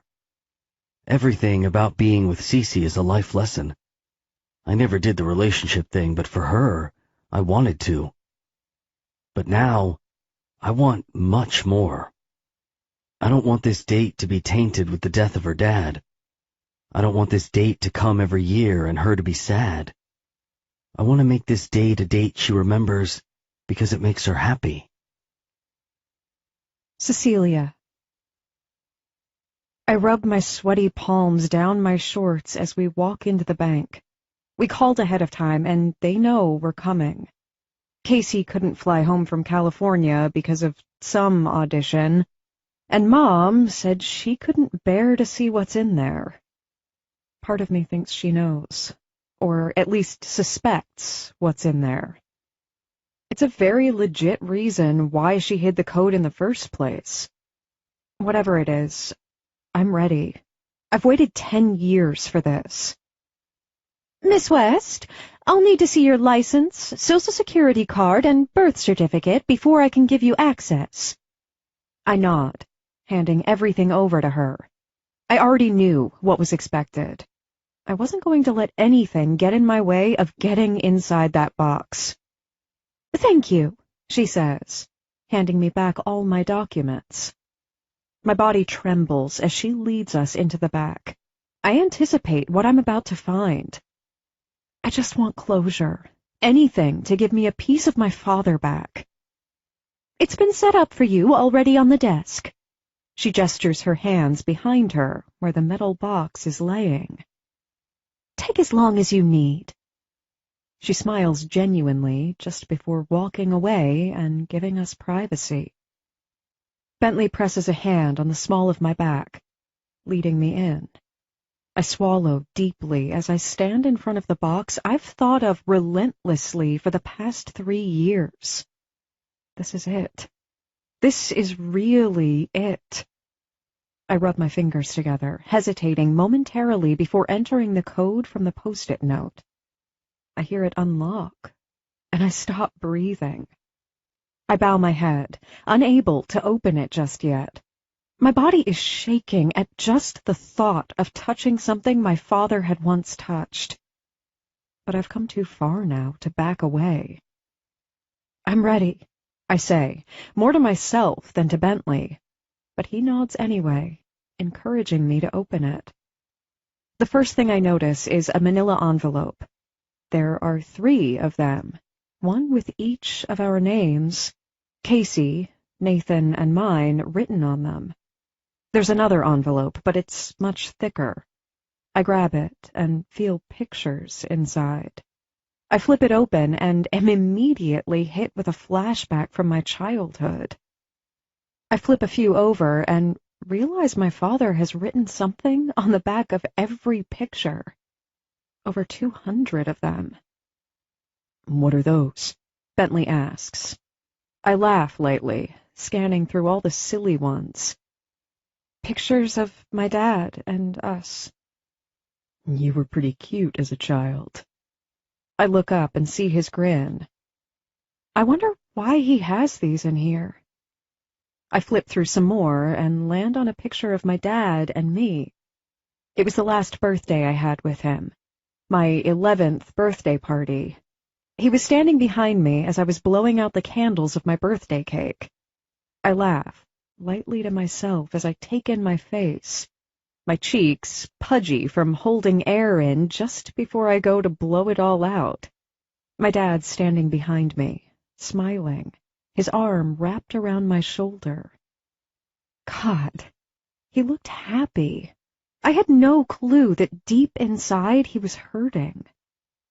I quickly wipe away the tear that falls down my cheek. I don't want to cry. At least not yet. I decide to open the envelope that's labeled with my name. My hands begin sweating again as I hold the couple of pieces of paper in my hand. I set the envelope down and slowly unfold the paper. To my princess, I hope you're reading this on good terms. I have my reasons for making you wait 10 years, baby girl. I don't know if your mother told you about the safe box or not, but I sure hope you get to it soon. First, I know you have a lot of questions. I know you were too young to understand. But please know that what I did was to protect you. You, Casey, Nathan, and your mom are my world, and I promised your mom I'd do anything to keep you all safe. I had to keep that promise, princess. I planned my own murder. Damn, that hurts to write down on paper. But it's only fair that after all this time, you know the truth. I did this to protect you, sweetheart. Please understand that. Please know I'm so upset I won't be around to watch you grow up, to watch you enter high school, go to prom, get your first car, your first job, your high school graduation, your college graduation, your wedding, and all the babies I know you'll have. This is my deepest regret. But I made a big mistake, and you didn't deserve to be in the middle of it. Only I could fix it. The only way was to be out of the picture for good. There are some bad men after me, and I know they'd come for you, Casey, and Nathan if I didn't disappear. Except they wouldn't stop until they got their money. Money I didn't have. I told your mom to use the life insurance money to pay them off for good. I also told her to burn the note. It was the only way, baby girl. Please, believe me when I say I tried everything to fix this and make this right. Please know I love you. I love you so much that I'd rather be dead than let anyone harm you. I love you, princess. And remember, don't let one mistake keep you from taking on the world. Love, Dad. My knees haven't stopped shaking since I read the first paragraph. They gave out completely when he confessed he had himself killed. Bentley caught me just in time, but he kneeled down with me as I sobbed through the rest of the letter. I'm not even sure how I finished reading it, but I couldn't stop. I kept waiting for some punchline or something else, but it ended, and it never came. How could he do this to me? How could he plan this and let his own family suffer? It didn't make sense. And my mother knew. Or she knew enough. I try to put the pieces together, but the sobs continue. My face is covered in my uncontrollable sobs. Bentley continues to hold me as I shake and cry on the floor with him, my fingers gripping the letter. Shh, sweetheart, he soothes, brushing his hand through my hair. Talk to me, Cece, he pleads. My chest rises rapidly as I try to get the words out, but every time I try, a sob releases instead. He rubs my back as he keeps me pressed against him, holding me tight. I'm not sure how long we sit there, but he doesn't release me until the tears have dried up. He runs the pads of his thumb under each eye, wiping away the tears so I can at least see clearly. He was in trouble, I blurt out, knowing he'll understand considering he already found out about his gambling addiction. He owed money and didn't have it, I continue, trying to remain strong so I can keep it together long enough to tell him. I look into his pleading eyes and say it aloud. He planned it. He had to die in order to protect us and pay off whomever he owed. He planned everything. I get the words out, but the tears are right behind them. I bury my head in his chest as he holds me tighter and my body continues to tremble. I don't understand, I yell into his shirt. How could he leave us? How could he leave me when I needed him the most? It feels good to scream. Although deep down, I understand why my dad did what he did. But it doesn't make it any easier. I'm relieved to know the truth, but now I wish my mom and Casey were here with me. Sweetheart, let's go. He tilts my head up, concern laced in his tone and face. I nod, agreeing that I need to get out of here. I grab everything out of the box and lock it back up. Bentley. Nothing could have prepared me for what would be in that lockbox. I had hoped closure, but now I'm not so sure she'll ever have that. Not having her mom here wasn't helpful because she knew much more than Cece and I ever did. But I also think it was good she did this on her own. She had so many questions. Now she finally has her answers, even if they are devastating. I wonder why he waited 10 years. Why not 5 or 15 or 20? She rambles as we drive back to the hotel. I squeeze her hand, knowing that I can't give her any of those answers. He had a reason, sweetheart. You just have to trust him. Trust him? She squeals, turning her head toward me. He left me. I don't argue with her, because I know it won't do any good.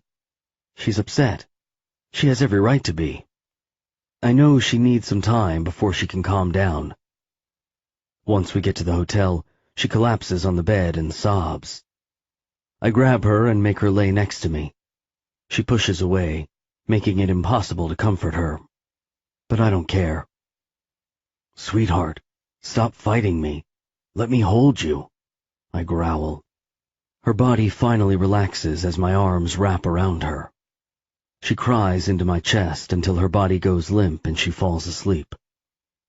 I run my fingers together, debating whether or not I should still propose to her today. I wasn't prepared, and now I'm starting to think I'm a major asshole for wanting to take this day away from her. She stirs awake, but she doesn't let go of the grip she has on my shirt. She wiggles in close to me and tilts her head up at me. I brush a finger over her cheek and smile down at her. Feeling better? Yeah, she nods. I dreamt about him. I haven't dreamt about him in a while, so I don't think it's a coincidence. I lean in and kiss her forehead, relieved she's feeling better. It scares me to think of what my dad must have been feeling that day, knowing that was the day. He was so happy that morning.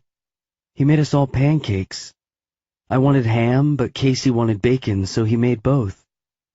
She laughs lightly. Nathan was too young to care, so he ate anything we gave him. She smiles at the memory. Mom slept in that day. Knowing what I know now, I guess she probably hadn't been sleeping too well. If they were fighting, she was probably stressing. Your dad loved you, I tell her. It's evident in the way he wanted to protect you. She sinks into me deeper and sighs. I know. That's what hurts the most, I think. Knowing the amount of love our family had and having it be ripped away from us seems so unfair. Addiction is an awful disease. It tears people apart. He was apparently involved with some pretty influential people. Do you think my mom knew? She asks, her eyelashes flickering up at me. That he planned it? I shrug. I'm sure once she read the note it was easy to speculate, knowing the money troubles he got himself involved in. She had to know who to give the money to. She nods, agreeing. She wanted to protect you too, Cece. That's why she didn't want to tell you too much. Keep the memories you had, and let them be the ones you remember of your dad. She nods again, tears streaming down her flushed cheeks. I can tell her emotions are all over the place. And so today, I'm just going to hold her. Chapter 21. Cecilia. Is it going to hurt? I ask as the tattoo artist turns the gun on. Bentley grins at me, pointing to his ears to signal that I've yelled that a bit too loudly. I'm lying sidewise with my headphones on, listening to music to distract myself of any pain that's about to come my way. Bentley holds my hand and mouths, "Close your eyes," just before I feel the first sting on my right shoulder. I inhale and exhale slowly as I concentrate on the music. I squeeze Bentley's hand every time I feel a tinge of pain, which is basically the entire time. It ends up not being as bad as I thought, but I'm relieved when it's finally over. I open my eyes and watch as Bentley takes my headphones off. "You did it." He smiles wide. He helps me sit up and hands me a mirror. "Well, take a look." He took me to the same tattoo artist he's gone to, so I fully trust him. But I've wanted this tattoo for the past year. Don't let one mistake keep you from taking on the world. It's perfect. What's even more perfect is that he was able to sketch it from my dad's own handwriting. The final words from my dad are now inked over my right shoulder just above the scar that will forever connect me to his death. "I love it," I say, holding back the tears. "It's perfect."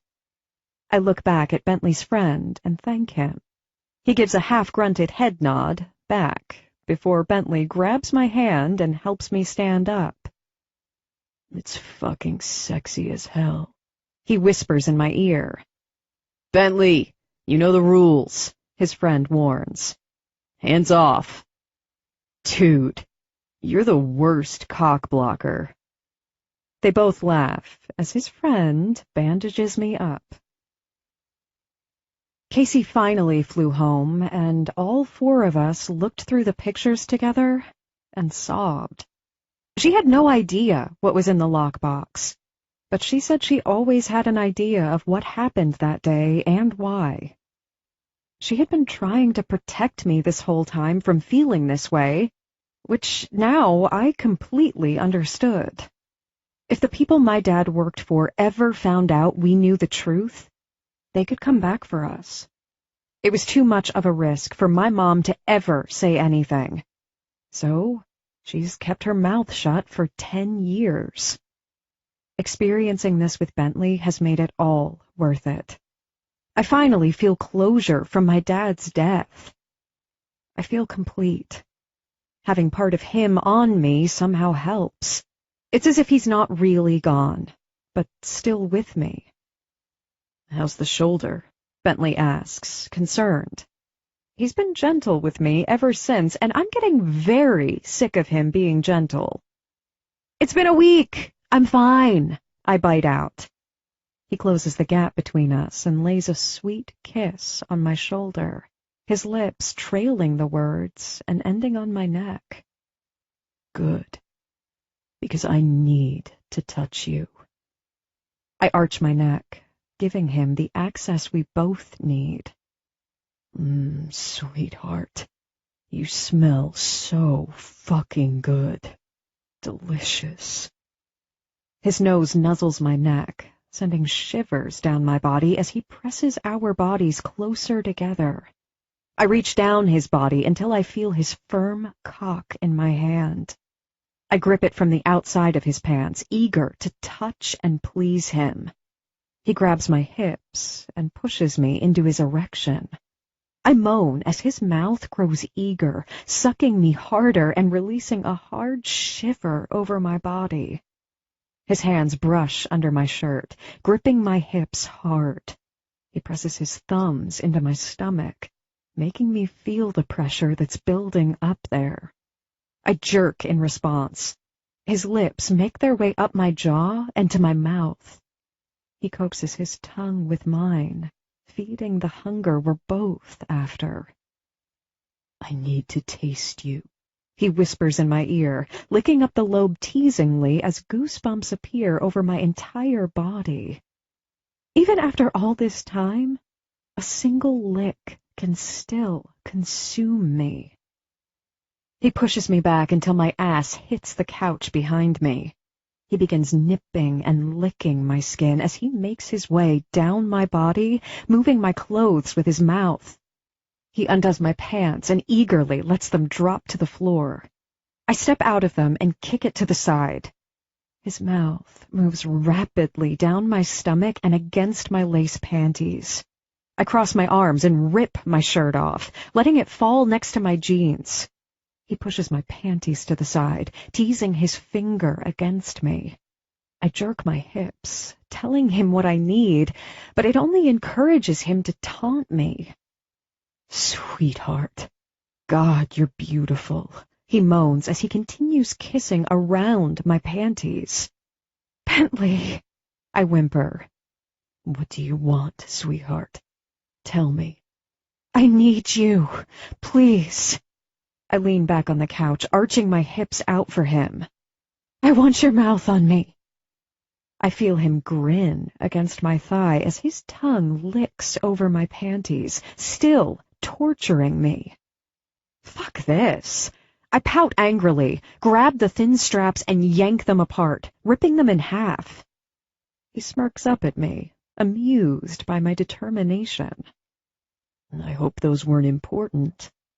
No, from an ex-boyfriend, I taunt, remembering how upset he got the first time I told him that. His jaw tenses, knowingly, but before I can tell him to relax, his mouth is on me forcefully. Oh, God! I shriek, gripping the couch tighter as he holds my thighs apart. I hear him devouring me.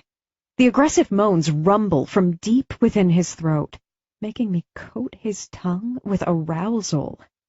Bentley! Oh, my God! More! I close my eyes, unable to take the sensation any longer.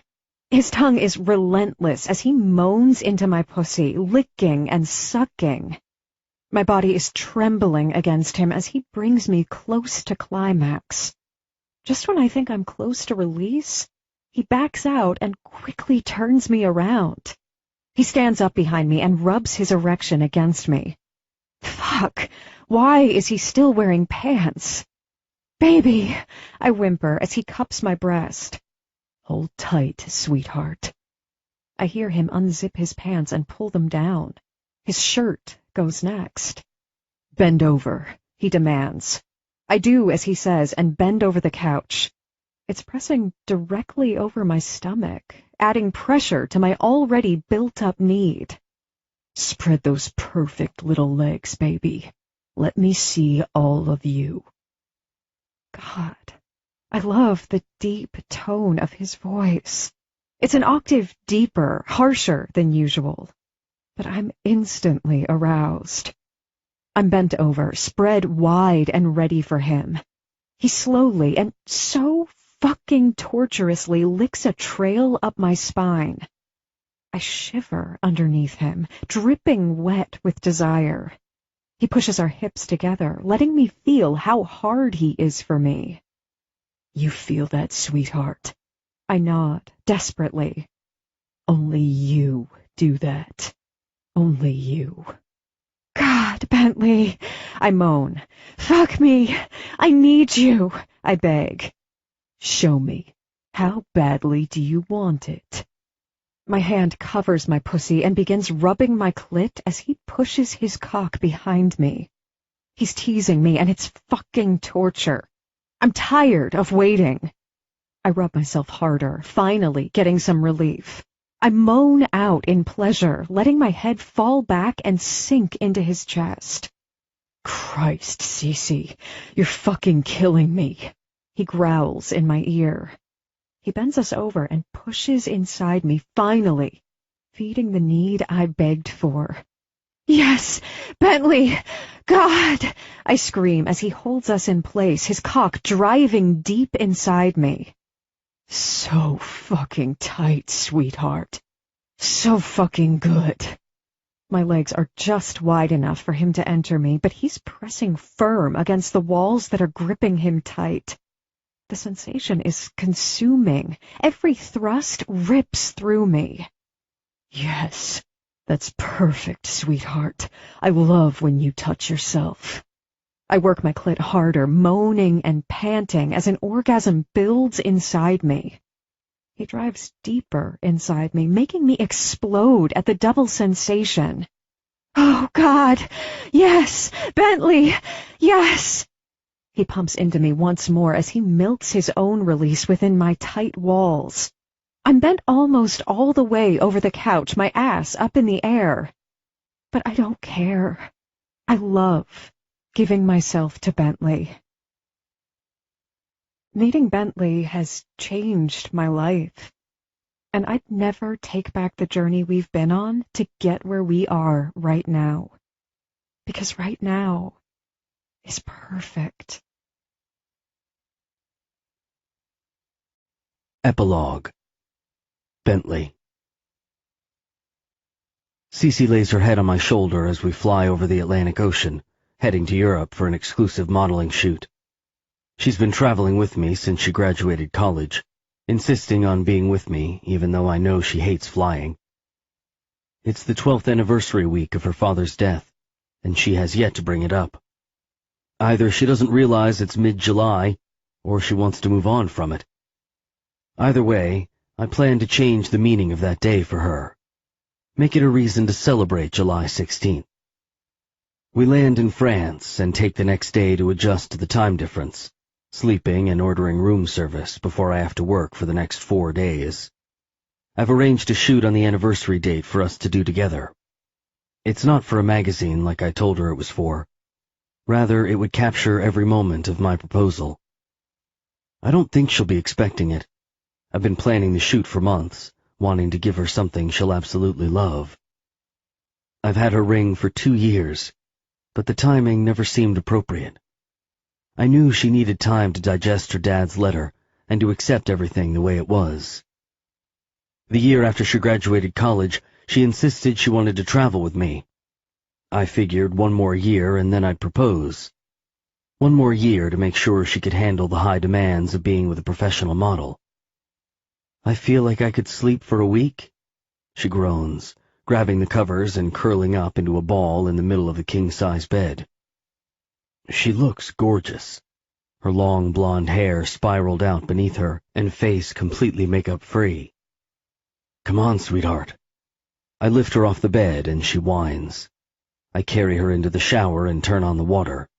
She screams as the cold water hits her first before it transitions to warm water. Don't make me fuck you against this very luxurious shower, or we may never make the shoot in time. She eyes me, challenging my words. She rubs her breasts together, the water hitting over them just perfectly. My cock twitches as I watch her, her taut nipples hard at attention, taunting me to suck them. Fuck me. My jaw ticks as she lowers one hand and begins rubbing her clit. She lets out a moan as she pleasures herself, torturing me, knowing very well that I'm fully dressed. Instead, I decide to play along with her little game. Put your finger inside, I demand. Feel how wet you are for me, sweetheart. She fingers herself slowly, but deep. God, you're going to fucking kill me, I groan harshly. Bentley, I wish it was your cock buried deep inside of me. She licks her lips as her hips buck from the sensation. My head falls back in a deep howl. Jesus, how does she do this to me every time? No matter what, I always want her, always crave her. We'll be so damn late, but right now I can hardly think about that. I wanted today to be perfect, to surprise her with the proposal of a lifetime. But Cece doesn't need that. She just wants me, and I just want her. Fuck the shoot, I growl, throwing my shirt off and undoing my pants. I'm naked in under 30 seconds, joining her in the shower. I lower my body, grab her finger out of her and pull it into my mouth. So fucking delicious, sweetheart. I lick a trail up her slit, landing on her clit and suck hard. You taste like heaven. She pants against the pressure, her body aching with need, begging for release. Her hands are in my hair, guiding my mouth as I torturously devour her. Her scent, her taste. It's all too consuming, and I need to be inside her. I stand up and grab her neck as she leans into me. She grabs my cock with one hand, stroking it as my hips buck toward her entrance. So full and heavy for me, she purrs against my lips. Her other hand cups my balls, massaging and stroking so roughly. Fuck, baby, I growl, pushing her against the ceramic wall. She slows her movements down as my body tenses, desperate to explode inside her. Turn around. Let me see that sweet, perfect ass. She spins around and grabs the wall, opening her legs wide for me. I slide inside her effortlessly, her body on fire as I thrust against her. I guide her body as I grip her hips, pounding into her, roughly and uncontrollably. Yes, more, just like that, she pleads. I wrap a hand around her waist and begin rubbing her clit. It's not long before I feel her pussy tighten around my cock, her body letting go around me. I continue my fast pace, grinding against her, needing to feel her come on me once more. Do you have one more for me, sweetheart? Let me feel you again, I hiss. She arches her ass out, letting me slide in deeper. I lay my palm flat on her back as I drive deeper and harder into her. Her hand works her clit as I grab a handful of her hair and pull. Yes! Holy shit! She pants, my cock still hard and deep inside her. Oh, God! Her body shakes in a frenzy as I take another orgasm from her.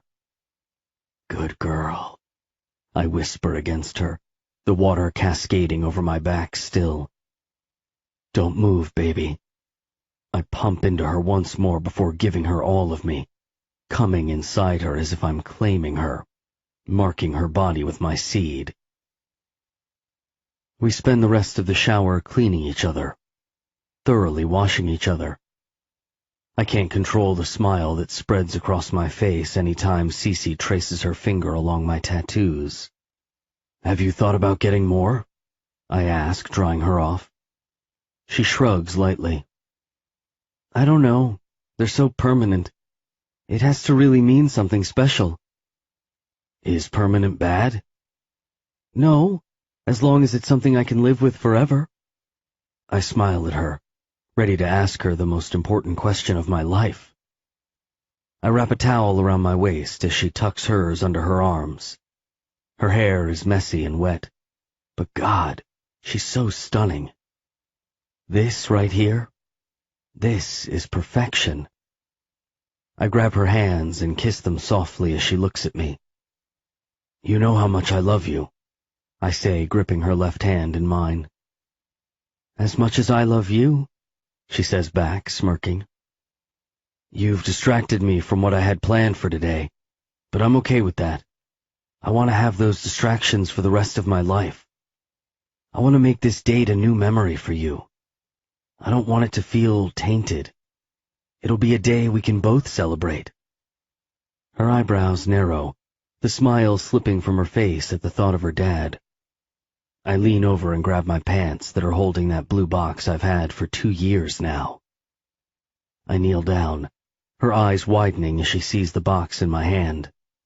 She stills, and all the air leaves her lungs as I continue. Cecilia West, sweetheart, I love you. I smile, gripping her hand in mine tighter. I've loved you long before I even knew I did, but my heart knew. My body knew. I've been waiting 2 years to ask you this question. Her breath hitches, and I hear her swallow deeply. Cece, sweetheart, I continue. Will you spend a lifetime of love, adventures, and sometimes crazy with me? There's no one else I can imagine spending my life with. I want that with you. Forever. I open the box in front of her, showing off the ring I've had personally crafted just for her. Will you marry me? The end of Volume 3. P.S. She said yes. This has been an Audible Studios production of The Intern, Volume 3, written by Brooke Cumberland, performed by Maxine Mitchell and Joe Arden. Executive producer, Susie Bright. Producer, Mike Charzik. Copyright 2014 by Brooke Cumberland. Production copyright 2014 by Audible Inc. Audible Studios is a division of Audible Inc.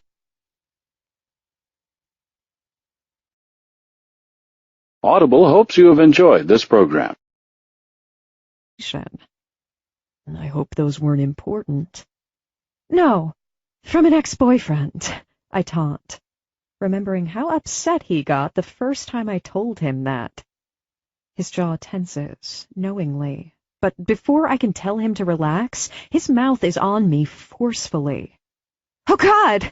I shriek, gripping the couch tighter as he holds my thighs apart. I hear him devouring me. The aggressive moans rumble from deep within his throat, making me coat his tongue with arousal. "Bentley!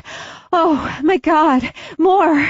I close my eyes, unable to take the sensation any longer.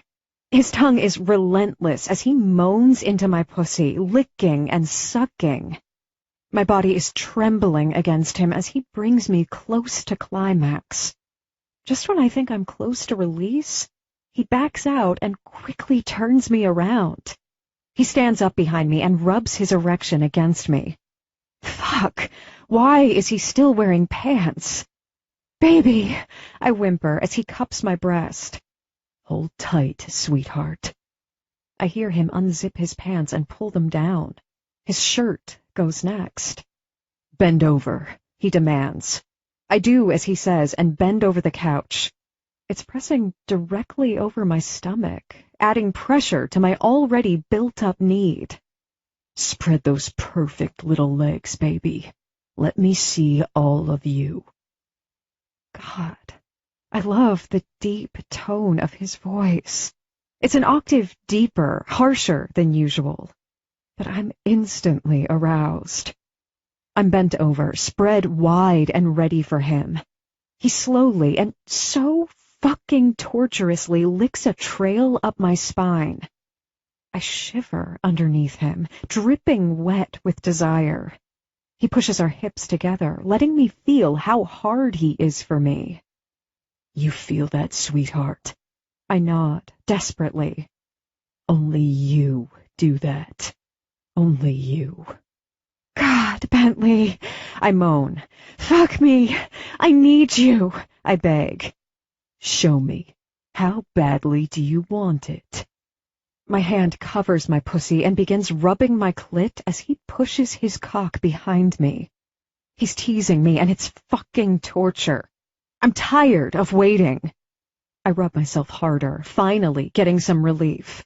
I moan out in pleasure, letting my head fall back and sink into his chest. "Christ, Cece, you're fucking killing me," he growls in my ear. He bends us over and pushes inside me, finally, feeding the need I begged for. "Yes, Bentley! God!" I scream as he holds us in place, his cock driving deep inside me. "So fucking tight, sweetheart. So fucking good."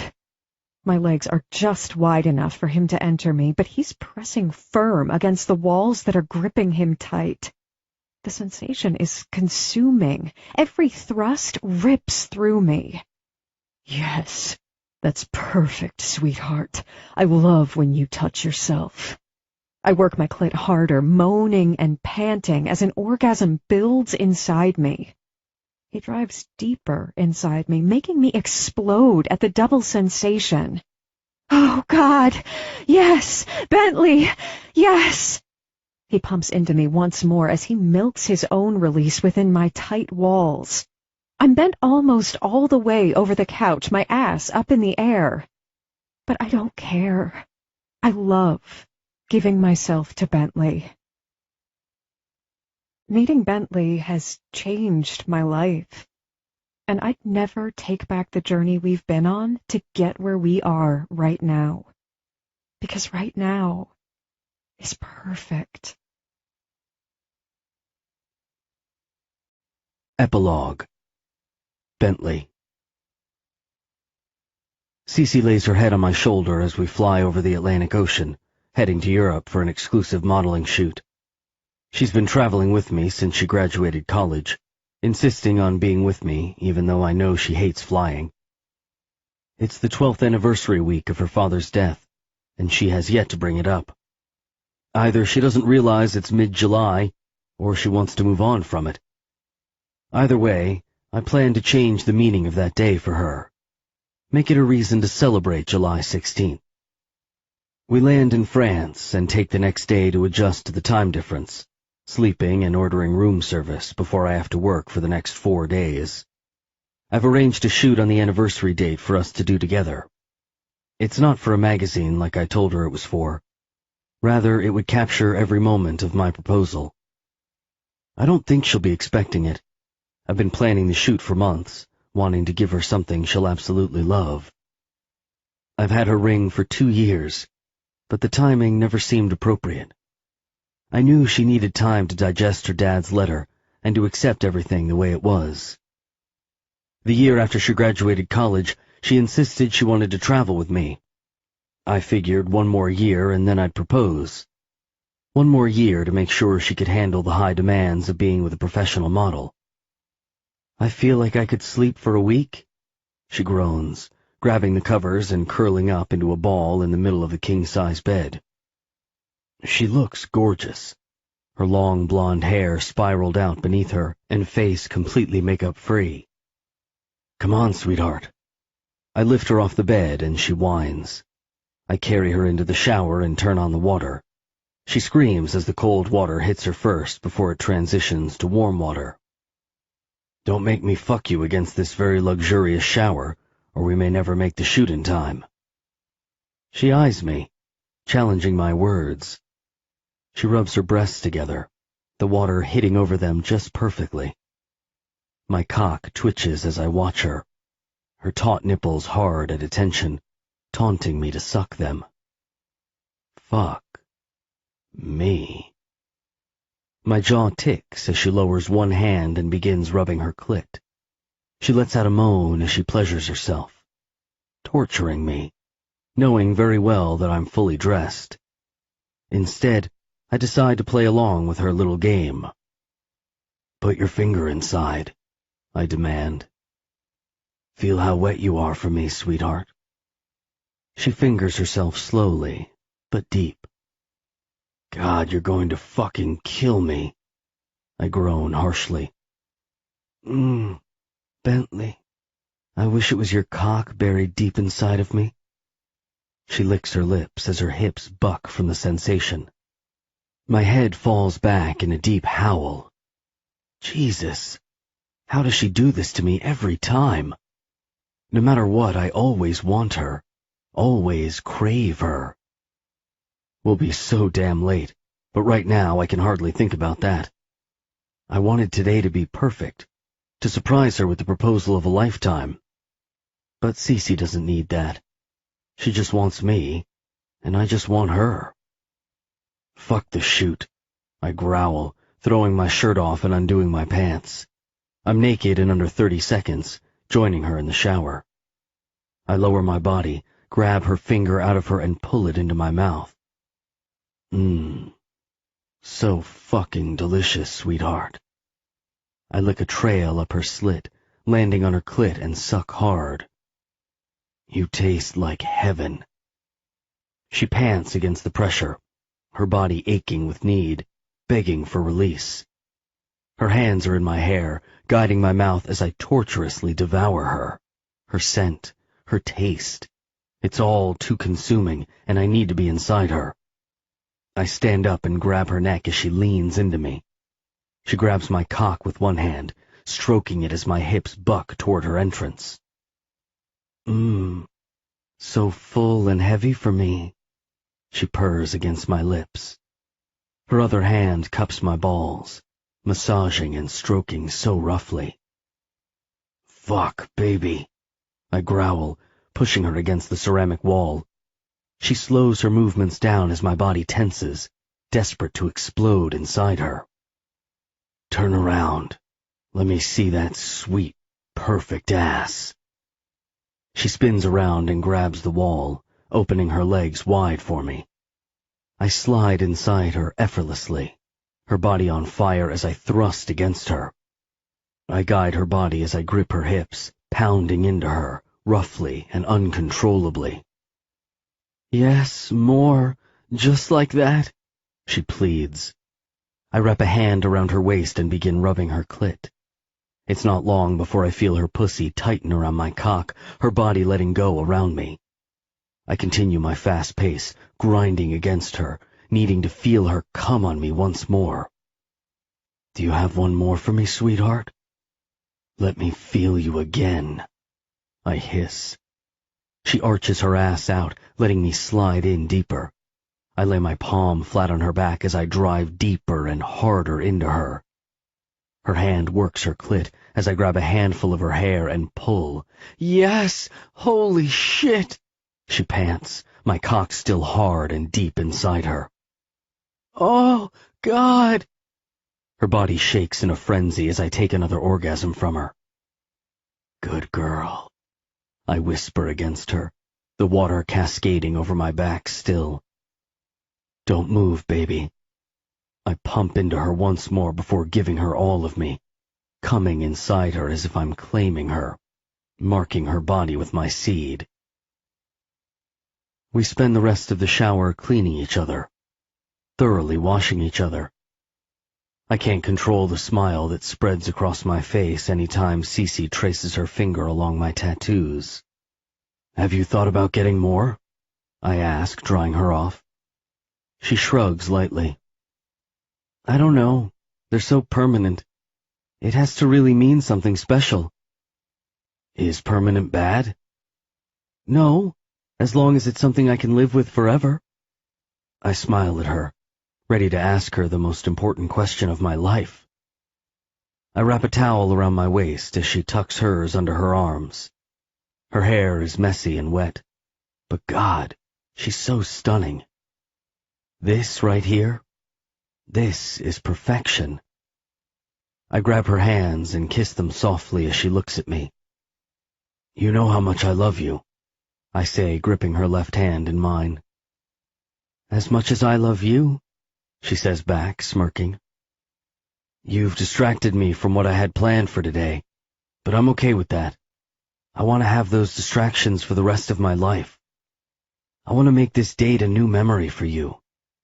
I don't want it to feel tainted. It'll be a day we can both celebrate. Her eyebrows narrow, the smile slipping from her face at the thought of her dad.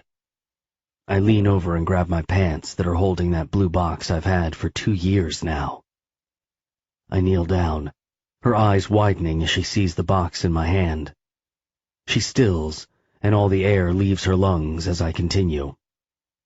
Cecilia West, sweetheart, I love you.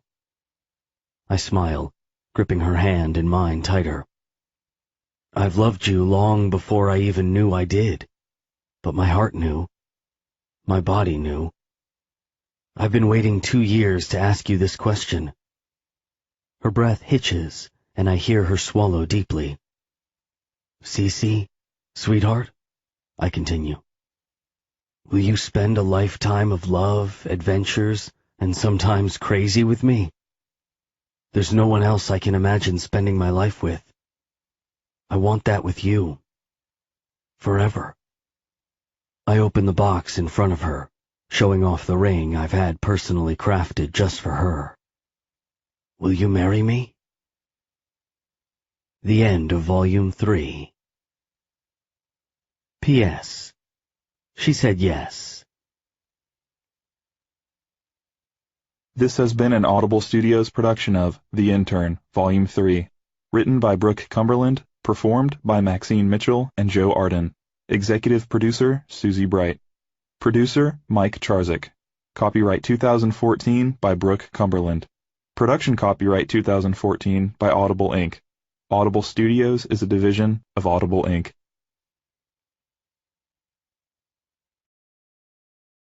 Audible hopes you have enjoyed this program. Holding that blue box I've had for 2 years now. I kneel down, her eyes widening as she sees the box in my hand. She stills, and all the air leaves her lungs as I continue. Cecilia West, sweetheart, I love you. I smile, gripping her hand in mine tighter.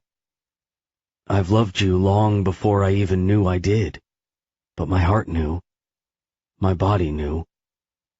I've been waiting 2 years to ask you this question. Her breath hitches, and I hear her swallow deeply. Cece, sweetheart, I continue. Will you spend a lifetime of love, adventures, and sometimes crazy with me? There's no one else I can imagine spending my life with. I want that with you. Forever. I open the box in front of her, showing off the ring I've had personally crafted just for her. Will you marry me? The end of Volume 3. P.S. She said yes.